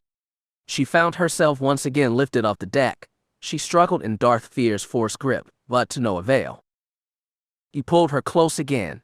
For a moment she thought he was going to fling her down again, that or force her to humble herself at his feet.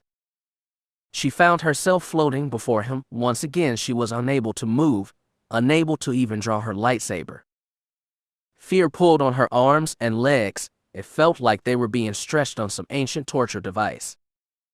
Master, she gasped, fighting the pain. Why? Why are you doing this? Darth Fear chuckled. Because I can apprentice, he informed her. Do I need any other reason? The pain intensified. It felt like her arms were about to be torn out of their sockets. She gritted her teeth, fighting with all her might to free herself, to no avail. I require only one thing before you go, he informed her. Consider it payment for your failure on Esrat. She could barely hear him. Her pain was so intense. It felt as if fear had come up beside her, that he was whispering in her ear. Scream for me, my child, he purred. Let me know that I'm hurting you, and you want it to stop. Fear laughed. Scream for me, and you can be on your way. No, Avaryss thought. Never. I will not break, she thought defiantly. I will not. Fear held up one of his hands. He began to close his fingers. The pain intensified. It was agony. She could barely think. Come now, my child, he said. Give me what I want. She fought on, not wanting to. She could feel Fear's breath on her cheek. He was so close. Come on, he murmured. Just one little scream. Avaryss heard it, the pained wail. At first she did not recognize it, the voice. She heard it again and again, a loud scream of agony and torment. It took her a moment to grasp that it had come from her mouth. She almost couldn't believe it. The pain stopped. She found herself flung back down onto the deck. She lay there, unable to move, as the darkness closed in. Fear stood over her. Let this be a lesson to you, my child, he said. Do not disappoint me. Fear turned away. Take her down to medical, he ordered, and then contact her people. Let them know she will be ready to travel sometime tomorrow. Avaryss tried to rise, tried to strike back at him, to make him pay for causing her such pain without good reason. She could do nothing. The last thing she remembered were the medical droids coming for her, that in Fear's grinning face. Smile while you can, my master, she thought as the darkness finally claimed her. I will deal with the rebels, and then it will finally be your turn. She welcomed that day. It would be glorious. She finally lost consciousness, and in the darkness Kira was waiting. She was not afraid. Ordana will not be the release you think it will be, Kira, she thought. Like Lord Fear, your time is running out, and I'm the hourglass. See you soon, she thought. See you both soon. Chapter 4. She had lived this day before. Avaryss stood on the main landing pad for the Sith Academy. She could still hear the party sounds from inside, the toast and the arrogant patting themselves on the back. The celebration was still in full swing, the lords and their allies celebrating the downfall of Darth Tarek. Avaryss knew what was going on, because she had lived this day before. This was the night that she had been named a Darth of the Sith Empire. It was the night that Lord Fear had been named to the Dark Council. It should have been a night of pure pleasure and revelry. She had achieved her main goal, the goal she had chased since first leaving Ordana all those years ago. She was a Darth now, a Dark Lord of the Sith. It should have been enough for her. It should have been enough, period. I'm dreaming again, she realized. Wonderful. She was once again clad in the red shimmer silk dress, the white silken half cape hanging from her shoulders, and of course, the shoulder plates identifying her new station, so like the ones worn by Fear and the others at official functions. Mar had surprised her by presenting her with those that night. She had expected a mere lordship, but instead he had chosen to elevate her even higher. She was not the youngest Darth in the Empire, but she was likely the youngest one whose master still lived. She caught her reflection in a chrome plate on one of the cargo crates that had been unloaded today. If this was a dream, that would explain her features. When Mar had pronounced her a Darth, she had still had her bone-white skin and red eyes. The change that had come over her since had happened slowly, and over the next year. Yet the reflection before her at that moment showed purple eyes and more of a rosy glow in her cheeks. Her hair was also down, and her face was bruised. A reminder from her meeting on the Emperor's station with Darth Fear. Fear, she thought, her anger flickering deep inside of her. He would pay for that abuse. She swore it. She looked down at her hands, and once again knew this was a dream. The night of the celebrations, she had been wearing the prototype of her arm, the white armored one, yet now, As she looked down, she saw that this one was made of crimson metal, the finished model that she had received a week later. Interesting, she thought. It always intrigued her that when she dreamt now, she always had her cybernetic arm, even when she dreamed about the past, back before she had needed it. Regaining her skills after the loss had been a bit of a challenge, and sometimes she still felt that she was nowhere near what she had been, at least when it came to using a lightsaber. It was the lack of feeling, she suspected, though she fought with her right hand. Many of the defensive spins and parries of both Sarisu and Makashi required the use of both hands. Since she had no feeling in her left, she had to guess the right amount of pressure when gripping her blade. Dr. Lep had offered to add tactile sensors to the hand, give her some sense of sensation, heat, cold, and so on, but she had refused. The loss of feeling was both a lesson and a challenge. She would learn to compensate for both. She had no complaints for her servants' work. They had done the best they could. Metal was simply a poor substitute for flesh. The force did not flow as easily through it as it had her natural arm. Her alchemist had done his best, surpassed her expectations, but it was still not enough. She still felt the loss, intimately. She looked up into the night sky, just as she had that night almost 2 years ago now. It was a rare thing that she could simply slip away and appreciate the beauty that was Korriban. Most only saw the power of this world, the ruin of what had been the birthplace of her people. Yet, it was more than that. The windswept statues, the distant ruins of the Valley of the Dark Lords, the way the breeze blew the red sands, sending little whirlwinds across the desolate surface. There was beauty here. If one was truly looking for it, it was something worth protecting. The Jedi and the Republic did not understand that. She was amazed that they had never flattened this world, that the Valley of the Dark Lord still stood. There were those within the Republic that would stop at nothing to see her entire culture erased if they could. They would happily leave the Sith people just a faded memory, a nightmare forgotten with the dawn. That will not happen, she thought. We are too strong to simply fade away. It was the Sith's destiny to rule the galaxy. There was nothing the Republic could do to change that. Nothing. Thinking about the Republic made her think about Finch Shadowstone. She thought about how she had escaped his custody, and of the kiss she had stolen as they had parted. It had been all impulse, that kiss. She had wanted it, yes, but had it truly been the smart move? It was one thing to kiss her friend in their dreams, but doing so in reality had fully reawakened something within her, something that she had thought long dead. In that one sweet moment, her desires had awakened again. The feelings that she had thought lost when Fel had died returned with a vengeance. Lust once again stirred in her breast, an animal that was now awake and hungry for more. It seemed that her heart was finally healed, that after so many months of pain and obsession with bringing Fel back, she had finally moved on, and chosen Finn as the one she desired most. He was the one that she wanted to be with. As she had stared up at the stars, she had wondered what he was doing at that moment. She wondered if he was thinking of her. Part of her even wanted him here. She had just achieved a major goal in her life. It would have been nice to have someone to share it with. It would have been nice. She heard footsteps behind her, heavy footsteps, and something else, the sound of mechanically assisted breathing. She did not need to turn to know who it was. She remembered that night quite clearly. Yet, at the same time, she felt herself startled, as she had done back then, and turned to face the person coming up behind her. It seemed that in this dream she was just along for the ride, replaying what had happened that night. The Sith who had joined her was almost as large as Darth Tarek had been. He was tall, broad-shouldered, and thick-necked. He was clad in the robes and armor of the Sith, his massive frame almost hidden by his cloak.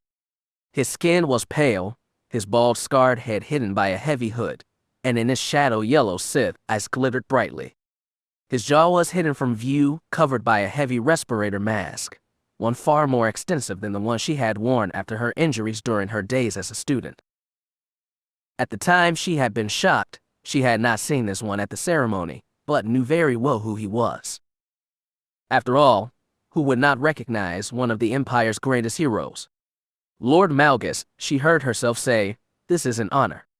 Darth Malgus, the Lord who had sacked the Jedi Temple, nodded in greeting. Lord Avaryss, he said, his voice as cold and unyielding as durasteel, it seems that I'm not the only one that grows weary of these state affairs, that I'm not the only one who sees the value of solitude. Avaryss shrugged. Tribute is all well and good, she had replied then, as she replied now, but a wise Sith both knows and understands the feelings beneath it. She had smiled then, slyly. Half the people in that room would kill me if they thought it would advance their causes, and the other half would seek to use me for their own ends. She laughed lightly. Knowing that, it is hard to accept congratulations from your peers. Malgus had nodded. As a hero of the Empire, he likely knew what she meant. He had been celebrated once. He knew how the Dark Lords of the Sith played their games. He knew how the world truly was. Never forget that, young one, a hero today is tomorrow's pariah. They will look for ways to tear you down if they can, and to profit greatly from it. Malgus shook his head. This is not how it was supposed to have been. We celebrate the fall of one of our own while the Republic continues to draw breath, while the Jedi continue to infest the galaxy with their presence and their stink. Through the Force, Avaryss could feel Darth Malgus' frustration and hate. It was like a star sending off waves of dark side energy. She closed her eyes and basked in that power, reveling in the heat. Tarek had to be removed, she reminded him. He was a threat to us all, and to the Force. And yet so many more threats remain, Malgus said, coming to her side, standing beside her, towering over her. She felt the dark side flowing between them. It left her feeling giddy. He looked up at the sky as well. What did he see when he looked up at those stars? She had wondered. Did he appreciate the beauty of the darkness? Or was it all just rage and hate to him? For a moment they stood together in silence, the hero of the last war, and the hero of a single battle. She felt dwarfed by his presence, even intimidated. We both wear the same title, but he has done more to earn it. I'm just a child to him, and an inexperienced one at that. Malgus was a legend. She would have to do far more before she was ready to stand next to him and call herself an equal, despite the new title she wore. You are lonely, he said, breaking the silence. You came out here to think of someone. You wish that they were here. Avaryss blinked. She thought about lying, but thought against it. Malgus' temper was legendary. She had no desire to provoke him. I am, she admitted, shaking her head. The one I miss is far away, beyond my reach. She sighed. I would not expect you to understand, my lord. Malgus did something then that surprised her. A strange sound came from the vocalizer of his mask. At first she thought it was a gasp, but no, that was not it. Malgus had laughed at her, or rather her comment. She frowned. She did not think it was amusing. You would be surprised, he told her. There was one who shared my life once. She looked upon me and came to see more than fear. I had saved her life, and in time we grew closer, far closer than I ever dreamed. Avaryss did her best to keep her face bland, to hide the shock. Malgus did not know her, and yet, he confided this to her. She was amazed. Is she with you tonight? She asked. She sounds like a remarkable woman. The Dark Lord's eyes narrowed. She felt his rage burning like an inferno. She is always with me, but she is not here. Oh, Avaryss said. I see.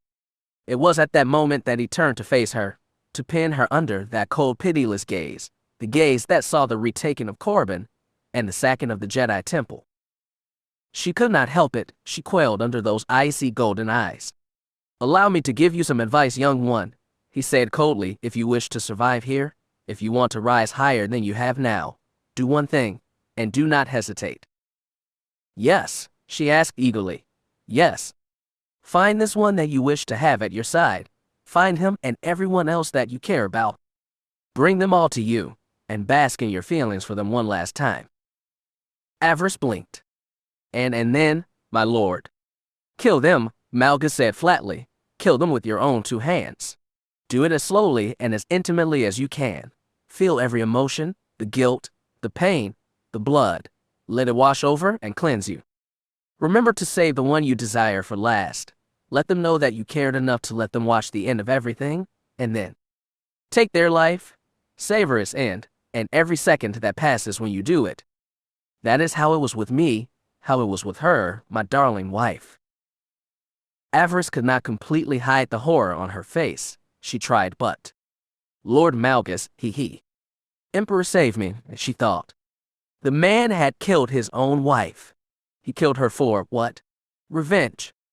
Malgus made that sound again, that single barked laugh. You look pale, child.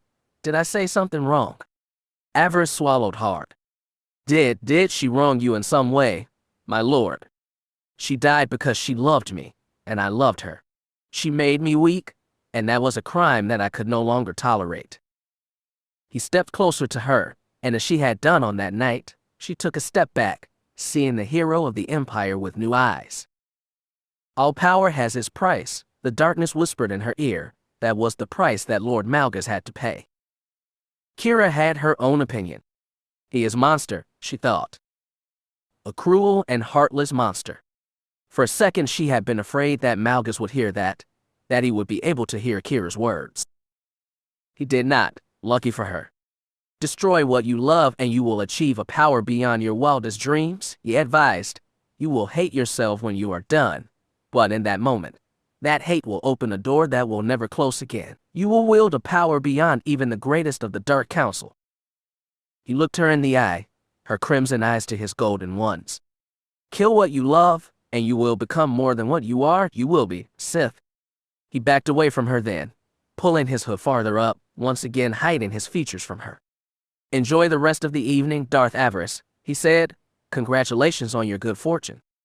Malgus had left her then, left her to ponder his words. Avaryss did not take her eyes off of him until he was off the platform, until he had vanished back inside the temple. She found herself hoping that Zen would not see him. If her apprentice dared attack Malgus, she feared that she would be down one apprentice. His words amazed her. He had killed his own wife, and for what? The power and glory of the dark side. His confession had left her speechless. After he had left, she had found herself thinking about what he had said, about what he had done. She thought about it, how it would feel to do as he had done. She imagined standing alone in a room in the temple.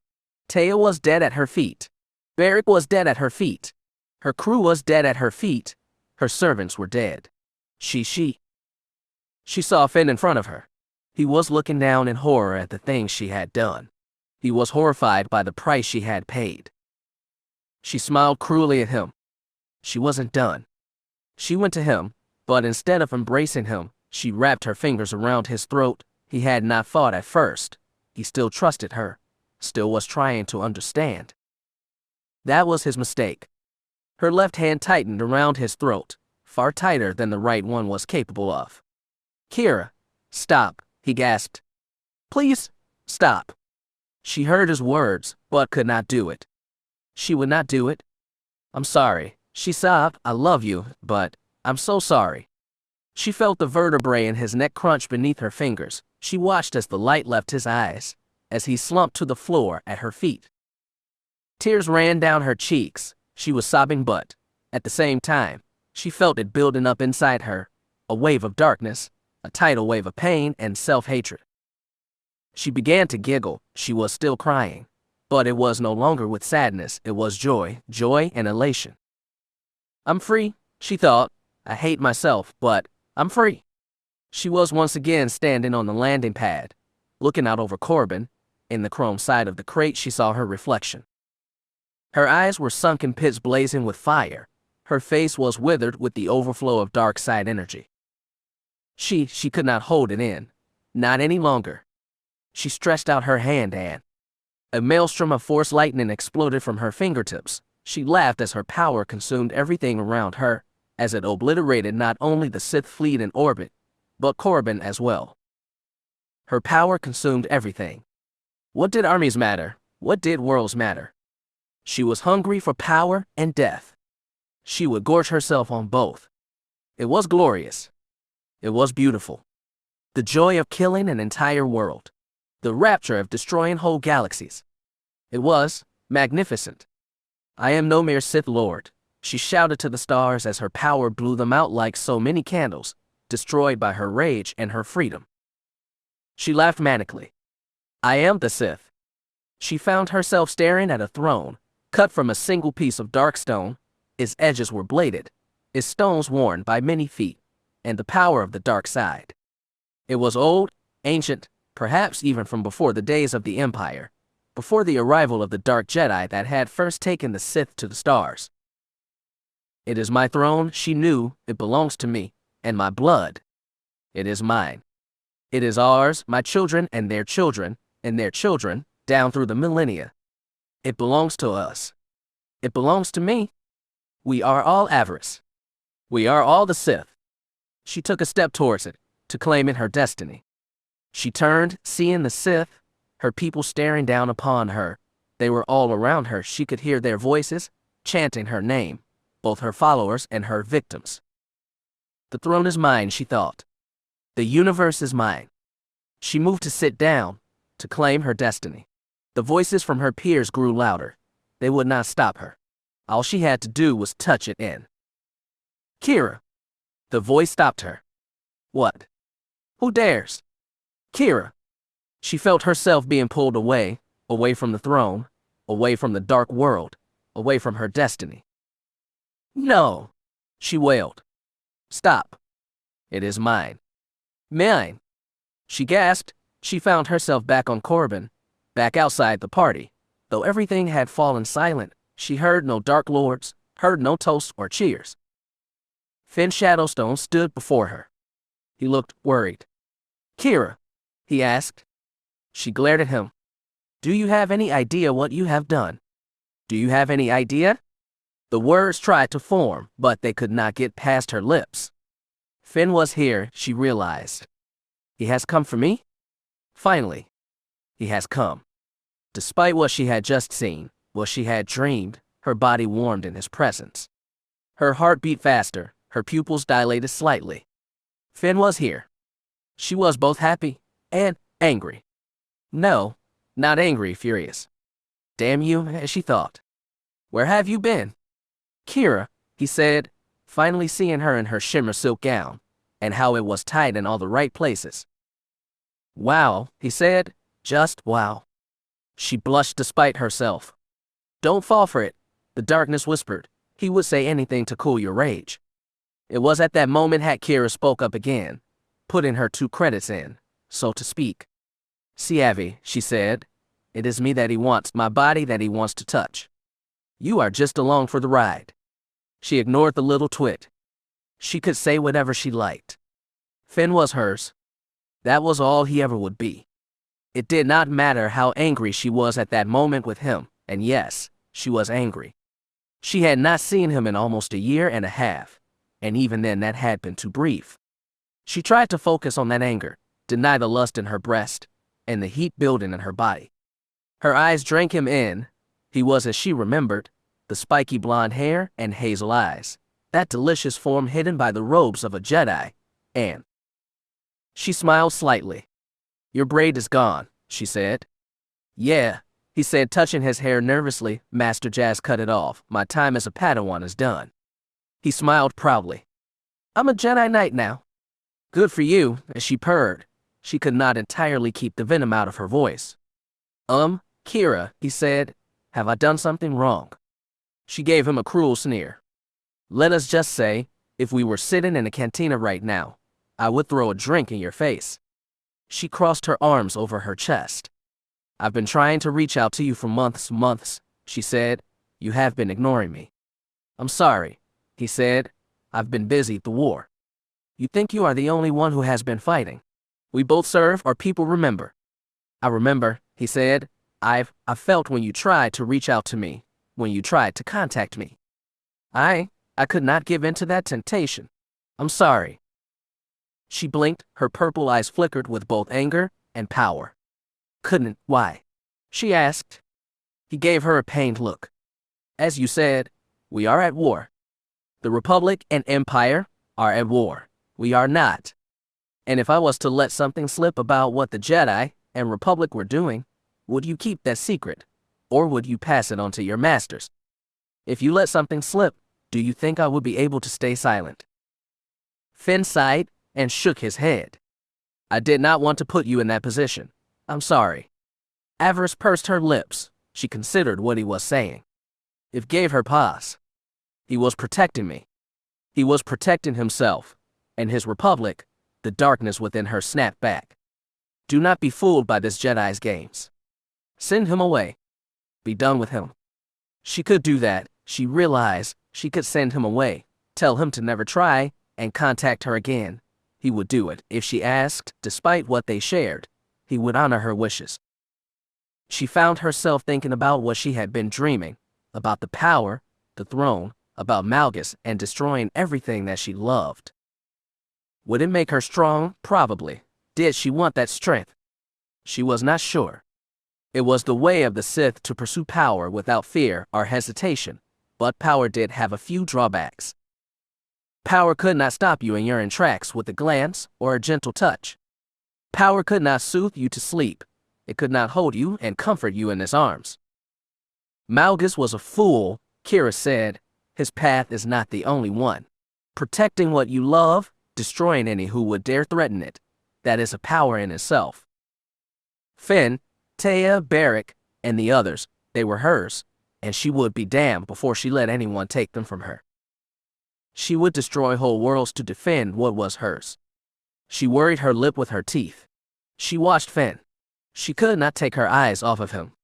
You were protecting me, she purred. You were trying to keep me safe. Yeah, he laughed nervously. You are special to me, you know that. I couldn't. She had heard enough. Anger at his distance these many months turned to desire.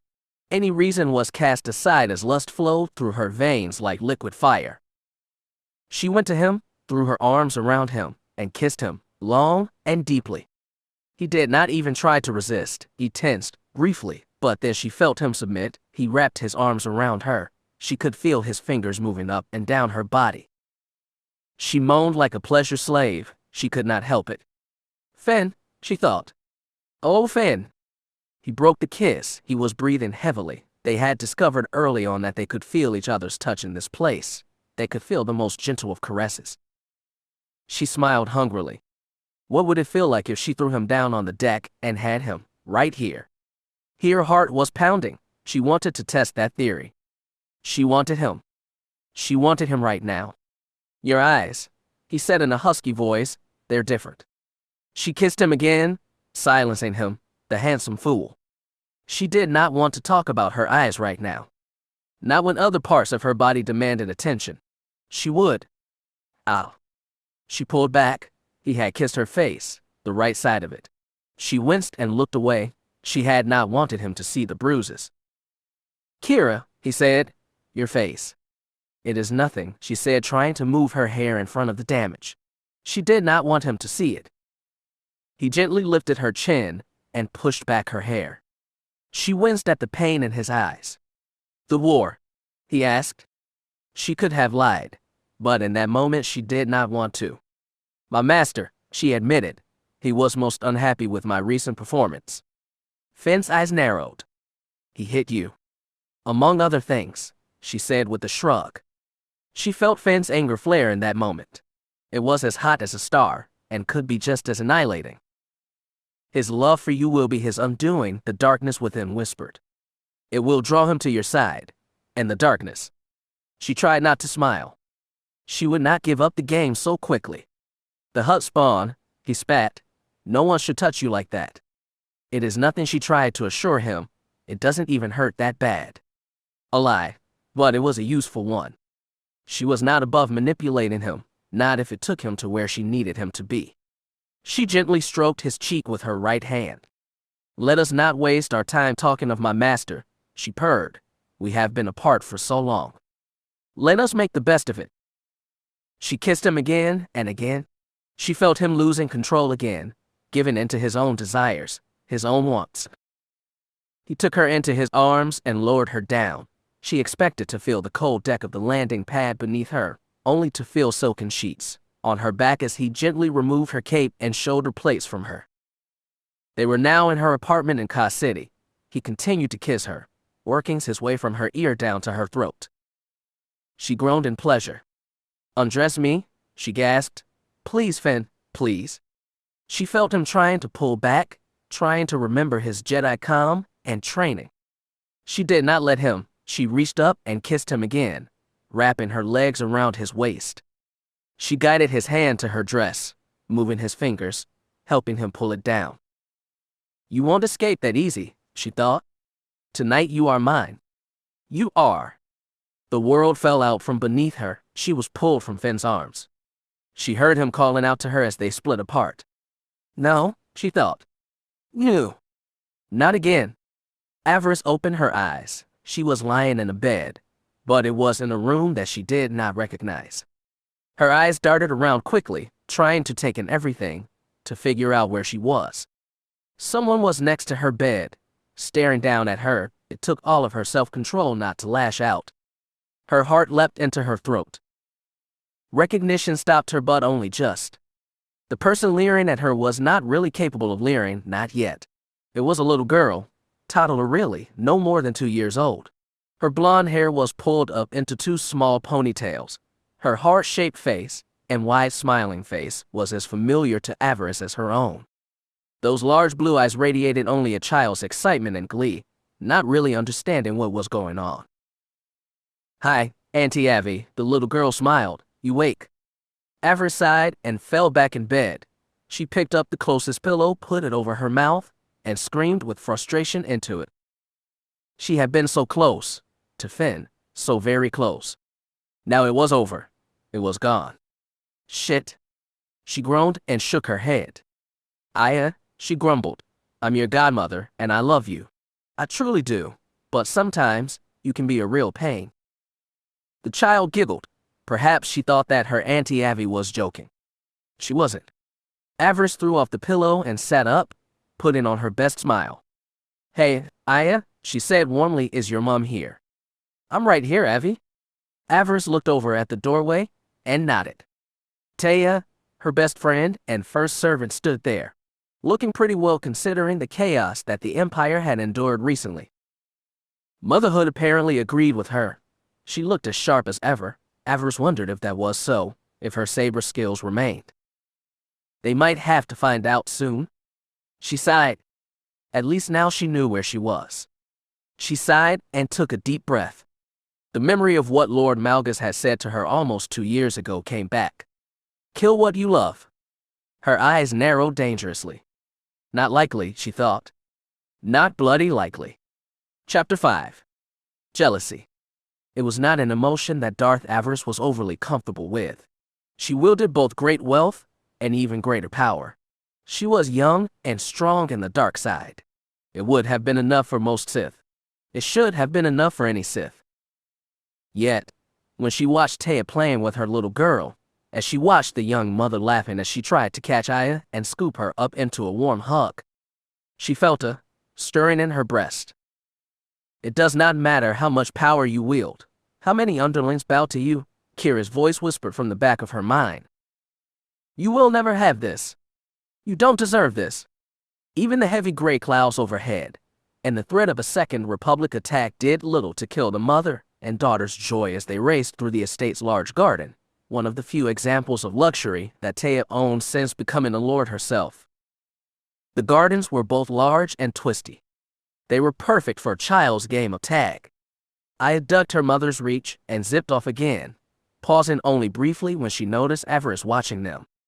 The little girl giggled and waved to her. Avaryss, trying not to let her jealousy show, smiled and waved back. It was not the child's fault. How could the less than 2-year-old understand the choices that she had made? Normally she would not have come here, not intruded on her friend's bliss. Of course she had not had any choice in the matter. Bleeze had been following orders, and her orders had been clear. As soon as House Avaryss War Master had learned that she had been taken to medical on the Emperor's station, the trooper had moved in.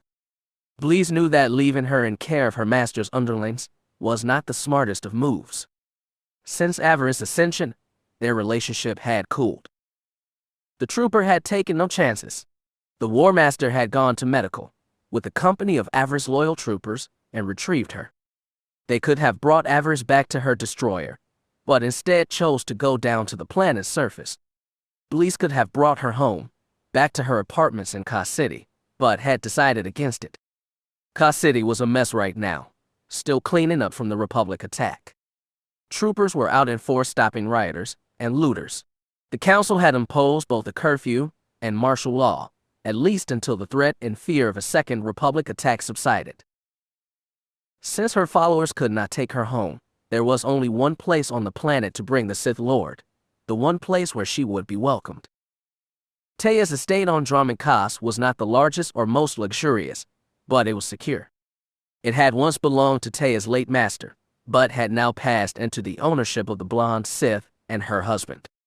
8 months ago, Teia had retired her master after he had been injured in a battle on the planet Quesh.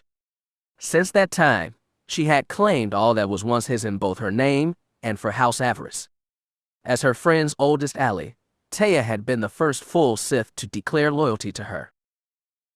Blees had known this, and so Avaryss had been brought here. It had been the smartest move. Blees, still fully clad in trooper armor, stood a few steps behind her at Avaryss' side as bodyguard. Colonel Glask had returned to Avaryss' destroyer, the Emperor's wisdom, to prepare for their journey to Ordana. Normally, Avaryss would have been there herself, but after learning that Teia would be leaving soon to oversee some matters for her family, decided to spend a few hours with her old friend. The two had not spoken much in the last year. She had left to tend to the matters of the war just after I had been born, just after Teia and her husband had asked her to be the girl's godmother. It had been kind of them, and expected, given her patronage of Teia and her family. It was also expected that Teia welcomed the Dark Lord into her home when she needed it. It was the safest place to stay while she licked her wounds. She found herself thinking about her new mission, about returning to Ordana after all this time. She was concerned. The Kira side of her would be much stronger there. The past would make carrying out her orders difficult at times. She would need all her powers and faculties about her as she dealt with these rebels. She would need to teach them to fear the Sith again. Such a mission would be good for her, reminder of why she had chosen to become Sith in the first place. She could do this. Ordana would learn his place. A servant came up to Teia as she finally managed to catch the giggling, happily squealing child. The man whispered in Teia's ear, as she nodded. She gestured to the girl's nanny droid, who dutifully rolled up and took Aya from her mother's arms. After a brief exchange, and a loving kiss on the forehead, the little girl was taken away, waving goodbye to her mother. Teia smiled and blew her a kiss. Once the girl was gone, she turned and made her way over to the small gazebo where Avaryss had been resting. Her expression was cool and all business. She has found something, Avaryss realized. She was eager to hear her friend's report. Commander Holly is on her way, Avi, Teia informed her. She will be joining us within the hour. Avaryss nodded, pleased by the news. Next to Teia and Barrack, Lieutenant Commander Holly was one of her most trusted servants. The engineer had been serving her since her first mission off Dromund Kaas, and the two had become, if not friends, then the closest thing to it. She had always kept my secrets, Avaryss thought, and I have always kept hers. It had made for a profitable and stable relationship. Few outside of Avaryss' house knew the full story of Lujane Holly. Born a changeling of unknown origin, she had risen through the ranks quickly with Darth Avaryss' patronage, and was likely the highest-ranked non-Sith alien in the Empire. Holly owed much to Avaryss, and had repaid that many times over. If anyone could track down Avaryss' old crew, it was her. She was on good terms with all of them, as far as the Dark Lord knew. Things would move quicker with her old ally here. Teia joined her as the servants finally brought out the two lords' breakfast. Avaryss waited as patiently as she could while their underlings saw to their needs. What the two had to discuss was not for the ears of servants. Teia had been her allies' eyes and ears here on Dromund Kaas, and had been handling several of Avaryss' operations. She was eager to hear a status report on them, before her friend left for her new holdings on the planet Zyast. Teia's expression was grim as the servants finally left. When they were out of earshot, the blonde girl began. Is it true, Avi, she asked, is the Emperor truly gone? It seems that way, she replied. His station was all but abandoned, and the Council has assumed control. My master is up there right now, holding it in stewardship until the rest of the council figures out what to do. Taya shuddered. She, like most of the other Sith here, were worried. The Emperor had been their guiding light and shepherd for almost 13 centuries. It felt strange knowing he was no longer there. I just heard from my people in Kaas City, Avi. The rioting is continuing there as we speak. The curfew should make things better, but it is going to negatively impact some of our dealings in the capital. We may have to put some of our plans on hold. Avaryss nodded. She had expected that, but it was annoying just the same. Few Sith realized it, but she was likely one of the richest members of her order. Along with her other talents and titles, Avaryss was also the secret CEO of Thun Cyber Systems, a successful droid manufacturing company. Her servant droid, 1A, K3, otherwise known as Lackey, ran the company for her, and did so in a way that no one had ever realized that the original owner and CEO was dead, and that Avaryss had taken his place. The credits that she made from that arrangement were considerable, and in the last year, Avaryss had worked hard to ensure that they found their way into many pockets. She had agents within the Port Authority, Security Force, and several business guilds and companies that service Kaas City. In short, she was following in the footsteps of Sith like Darth Avaryss, building a network of invisible agents to not only provide her with information, but also extend her reach in the Empire. When the time came to take the next step in her life, she would be ready. Avaryss was not simply another pretty face. She wished to be one of the most powerful lords here in the capital. There have been some losses in the last few months, Taya informed. People we have talked to have disappeared, or turned up dead. Avaryss frowned. That was not good news. Were the people we lost doing something special? Not really. Most of them were simply recruiting, or looking to advance into more useful positions. Taya sighed.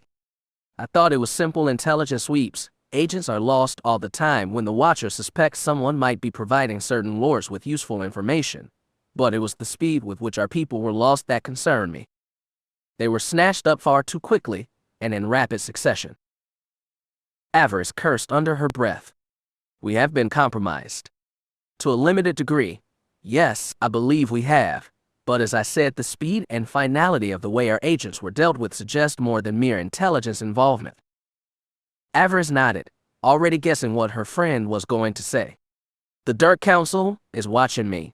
They are seeking to limit my reach. That would be my thought on the matter, yes. Avaryss cursed again.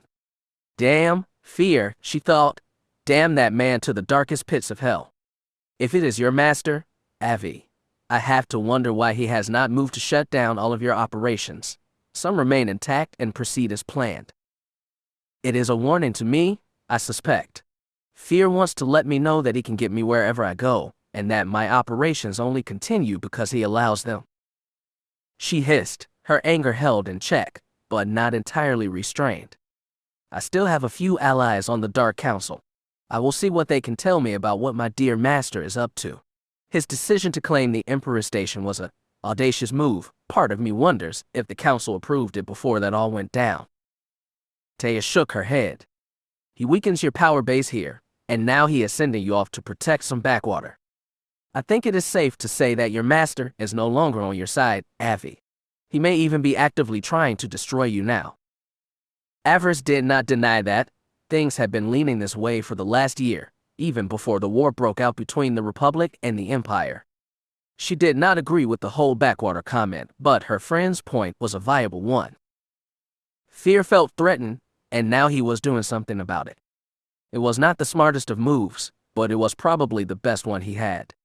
It seemed that any sense of affection that Fear had once had for her was now gone. Her master had reached the point where he had started seeing his apprentice as a rival. It had to happen sooner or later, Avaryss realized. Now with the Emperor dead and so much up in the air, it had just accelerated the situation, increasing the speed that the two Sith were moving, and all towards an inevitable collision course. The bomb was ticking down. Eventually there would be an explosion. As for defending Ordana, that was something that Avaryss would have done anyway. Her former homeworld was the jewel of the Idi system. The foodstuffs and spores that it produced were a necessity in times of war. Preserving Ordana was necessary, even if it meant she would be surrounded by enemies, Even if it was a trap, one set by her master, she would have to step into it. The Empire needed Ordana. The trouble there needed to end. We may need to start again, Avaryss said, referring to her lost agents. When you get to Zayast, keep an ear open, see if there is anyone that we might be able to recruit to our side. We need to start rebuilding our network. It will be done, Taya promised. I will. Taya's personal comlink beeped. She looked down and pulled it out. A hooded man appeared, asking if they could speak privately. Excuse me, Avi, she said. I need to take this. Avaryss nodded, gesturing for her friend to go about her business. She watched Taya go, curious about what was so important. Once again, her friend had proven her worth. She may not have been one of high-level Sith Lords here, but she was valuable. Her lower rank freed her from some of the politics that tied the hands of other lords, making her even more useful to Avaryss and her allies. She had always stood by her. Avaryss was grateful for that. For a time, she had considered bringing Taya in, even more so than she was now. She had been prepared to offer her old friend her brother as a potential husband. As a Sith and the head of their family, Beric would have said yes to the match. At least she suspected that he would. Taya would have been dutiful to him, and given the fact that he had the potential to give her 4 sensitive children, the match would not have been a bad one. Taya would have been an agreeable wife to Beric and sister to Avaryss. Plus, it would have given Avaryss more access to the Dresco family fortune, to which Taya and her younger brother were both heirs. Sadly, that had not been meant to be. Lord Kaas, Taya's master, had moved before Avaryss had had a chance. He had accepted an offer from a lover of Taya's named Femrest for his apprentice's hand. Taya had been a hot commodity at the time, having helped save the Empire by bringing back the vaccine to Darth Tarog's killer virus. The two had been wed in a whirlwind ceremony, a ceremony carried out while Avaryss had been a guest of the Galactic Republic. She had had no say what had happened. She had had no chance to make a counter-proposal. Taya, having been fond of Fem, had accepted and done her duty. I was born almost 9 months after their wedding night. Fem had wasted no time. Fem was tender with Taya. He saw the softer side to her and played to that, never questioned, and never tried to change her. Avaryss had been angry, at first. She and Taya had been close, probably far closer than she should have allowed, but that anger had mostly faded when she was asked to be the child's godmother. She welcomed the honor, despite all the feeling that had come up because of it. She hated the fact that Taya would no longer be on Dromund Kaas to oversee her operations. She would not be easily replaced. Of course, the opportunity to expand her operations to Zayas could not be underestimated. She would just have to be on the lookout for someone new to run her operations here, someone she could trust. It would not be easy to come by. Taya returned a few moments later, her old friend radiating satisfaction. Avaryss smiled. Good news. For both of us, Taya informed her. I just heard from one of my agents in Kaas City. They were successful. Taya beamed. We have Sinfir in our custody. Avaryss' eyes brightened. Sinfir. At last. Sinfir was her master's eldest child, the one born with little or no force sensitivity. Sometime after she was born, Darth Fear had disowned her for that, choosing to not even acknowledge her birth. He had cast out his own child, the one that he had thought would have stood beside him on his rise to glory. He had tried to replace her with Avaryss, and though she had proven stronger than her master's daughter, that relationship had now soured too. Perhaps Fear was not meant to enjoy his success.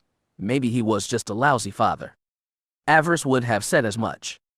It was a choice, the one to cast aside his own child, that still pained her former master. His beloved little girl was no longer welcome in their family. Eventually, possibly through some family connection, she had gotten a position within the Imperial Supply Office. She worked there as a filing clerk. Her master did not acknowledge the girl's birth. His wife did not acknowledge it, only keeping a single holo of her in her private quarters. Avaryss could only imagine how the girl must have felt, being cast out simply because the way she was born. It did not suggest much love on her master's part. He was protecting his position, of course. Such a scandal might have hurt his rise, maybe even have blocked him taking a seat on the Dark Council. The Sith Lord could be quite petty when they wanted to be. Avaryss turned to Taya, still not believing what she was hearing. I thought the girl was being watched, guarded by Darth Fear's people. She was, until the battle broke out. Taya informed her. The girl's defenders got caught up in the battle and were slain. My agents saw their chance and grabbed her, got her out of Kaas City as fast as they could. Fear's people will be looking for her, Avaryss reminded her friend. They will be searching for a while, Taya answered. The section of the street where Miss Fear lived was destroyed by debris falling from orbit. It will take the security crew weeks to dig through the wreckage, and likely many bodies will not be found. Taya gave her a triumphant look. It is safe to say, we got away clean this time, Avi. The Dark Lord smiled. Excellent, she thought. Most excellent. This cannot be traced back to me, Tay. I trust you have made the proper arrangements. The agents that grabbed the girl have been liquidated as precaution, Taya promised, and their handler has committed suicide. There is no link to you. Good, Avaryss nodded. Where's the girl, now? At one of my father's warehouses, Taya informed her. She is unconscious, but being kept comfortable. Avaryss nodded and gestured to Bleez. The trooper came to her side. My lord, the War Master said. Go to this warehouse and collect my prize, Avaryss ordered. Use people that you can trust. Have the girl brought up to my destroyer, but do so gently. Treat her like glass. She is valuable to me. Avaryss pinned her War Master with a cold stare. Tell no one. As you say, Bleez said, nodding. The War Master fell silent, then, likely communicating with their most trusted agents, those that would say nothing of the mysterious prisoner that was being brought aboard. Avaryss was pleased. This victory had been a long time coming. The two Sith ate the rest of their meal in a pleased silence. Taya offered her friend and guest a beverage that her father had found during his travels, something she had not tried before. Avaryss smiled after her first sip. It is called hot chocolate, Taya informed her, something that my father's smuggler friends discovered. Avaryss nodded. It would make an intriguing trade, good to be sure. Taya's father would likely do quite well with this one. 20 minutes after Bleez left to secure their prisoner, Commander Holly arrived. Clad in the uniform of a full Imperial commander, she looked both proud, but also uncomfortable. Holly was only happy when she was working on some engine or technological problem. Meeting with Dark Lords, even one she liked, made her nervous. Avaryss noticed the grease smudge on her face. It was not really grease, of course, but a mark that the changeling manifested when she was nervous. If you watched closely, it would move across her face during conversations. She did her best to hide it, pretending to wipe it off, but it was always there. Avaryss grinned. She had missed her favorite changeling. Would you care to join us, Commander? Taya offered. No thank you, my lord. I had just finished eating when the summons came. Taya removed her officer's cap, trying not to look nervous, by wringing her hands. She turned to her patron, an ally. I've completed my work on the terrorist engine system, my lord, she said. I'm sure your master will be most pleased with the result. I'm sure he will, Lu Jane, Avaryss said. In battle she would use the girl's title, but when it was just them she was content to use the woman's name. Holly had never complained about it. Lord Taya said you have a new mission, the changeling said, that you requested my help. I did indeed, Avaryss informed her. We are once again going into a danger, Lu Jane. A rebellion has broken out on a world necessary to the war effort. I've been ordered to deal with it. Avaryss smiled. We will need to reassemble our old comrades. I will no doubt be surrounded by enemies when we reach our destination. I will need people that I can trust. Holly nodded.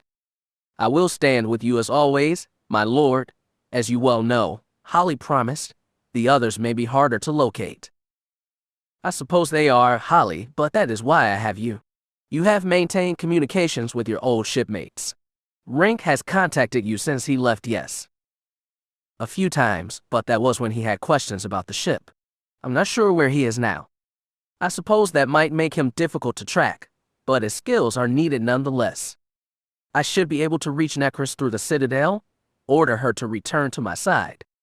I should be able to find Zen that way too, if she is not otherwise engaged on the front line somewhere. HK will return when his mission is complete as always, which leads me to Beric. Avaryss gave her friend a knowing look. Lu Jane was one of the few on her crew that she trusted with the knowledge that they were brother and sister. It seemed appropriate considering what the changeling had shared with her. He did not give you any clue of where he was going when he shipped out, did he? I think he will wish us to be on this mission. Holly looked down at her feet. She seemed more nervous all of a sudden. Avaryss' smile dropped. Lu Jane seemed nervous, embarrassed even. What was this? What? The Dark Lord demanded. What happened? Nothing bad, my lord, Holly said quickly. I just happened to know where Beric is. His ship got in last night. He should be back in Kaas City by now. I see, Avaryss said. Then I won't have to wait to get in contact with him then. Do you have his comm frequency? I would rather keep this matter private. You can try, my lord, but I doubt he has his comm with him. He told me he would be offline for next 2 days. The Sith Lord nodded. She supposed that made sense, if her brother was on leave. Still, he had not even tried to contact her. True, she was not supposed to be on Dromund Kaas right now, but that did not mean, after everything that had happened, that he would not check in. Wasn't he worried about what was going on? What could have distracted him so? Avaryss rose from her chair. I think that I should go and pay my brother a visit, she said. Make sure that everything is fine. It was the last time I heard from him, my lord, Holly added. You should be able to make it there before curfew tonight. I will give you the location. You will do one better, Avaryss said, putting a gentle hand on Holly's shoulder. You will be coming with me. It might have been her imagination, but she thought the changeling turned a little pale. As you wished, my lord, she said. I do wish, Commander, she purred. I most certainly do. Holly nodded. Through the force the girl radiated, a sense of discomfort that Avaryss did not understand. Avaryss got the feeling that Beric might be up to something that either she would not like personally, or his superiors wouldn't. Avaryss rolled her eyes. What had her dear brother gotten himself into now? And if there was trouble, why go to Holly, and not her? Well, she would find out soon enough.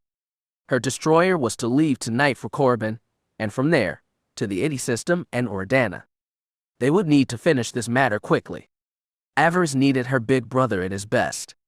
If there was something unpleasant going on, she would face it head on. I will send word when the package you wanted is safely aboard your ship, Taya promised her. Good. I will contact you when I have Beric in tow, and am on my way as well. Taya nodded.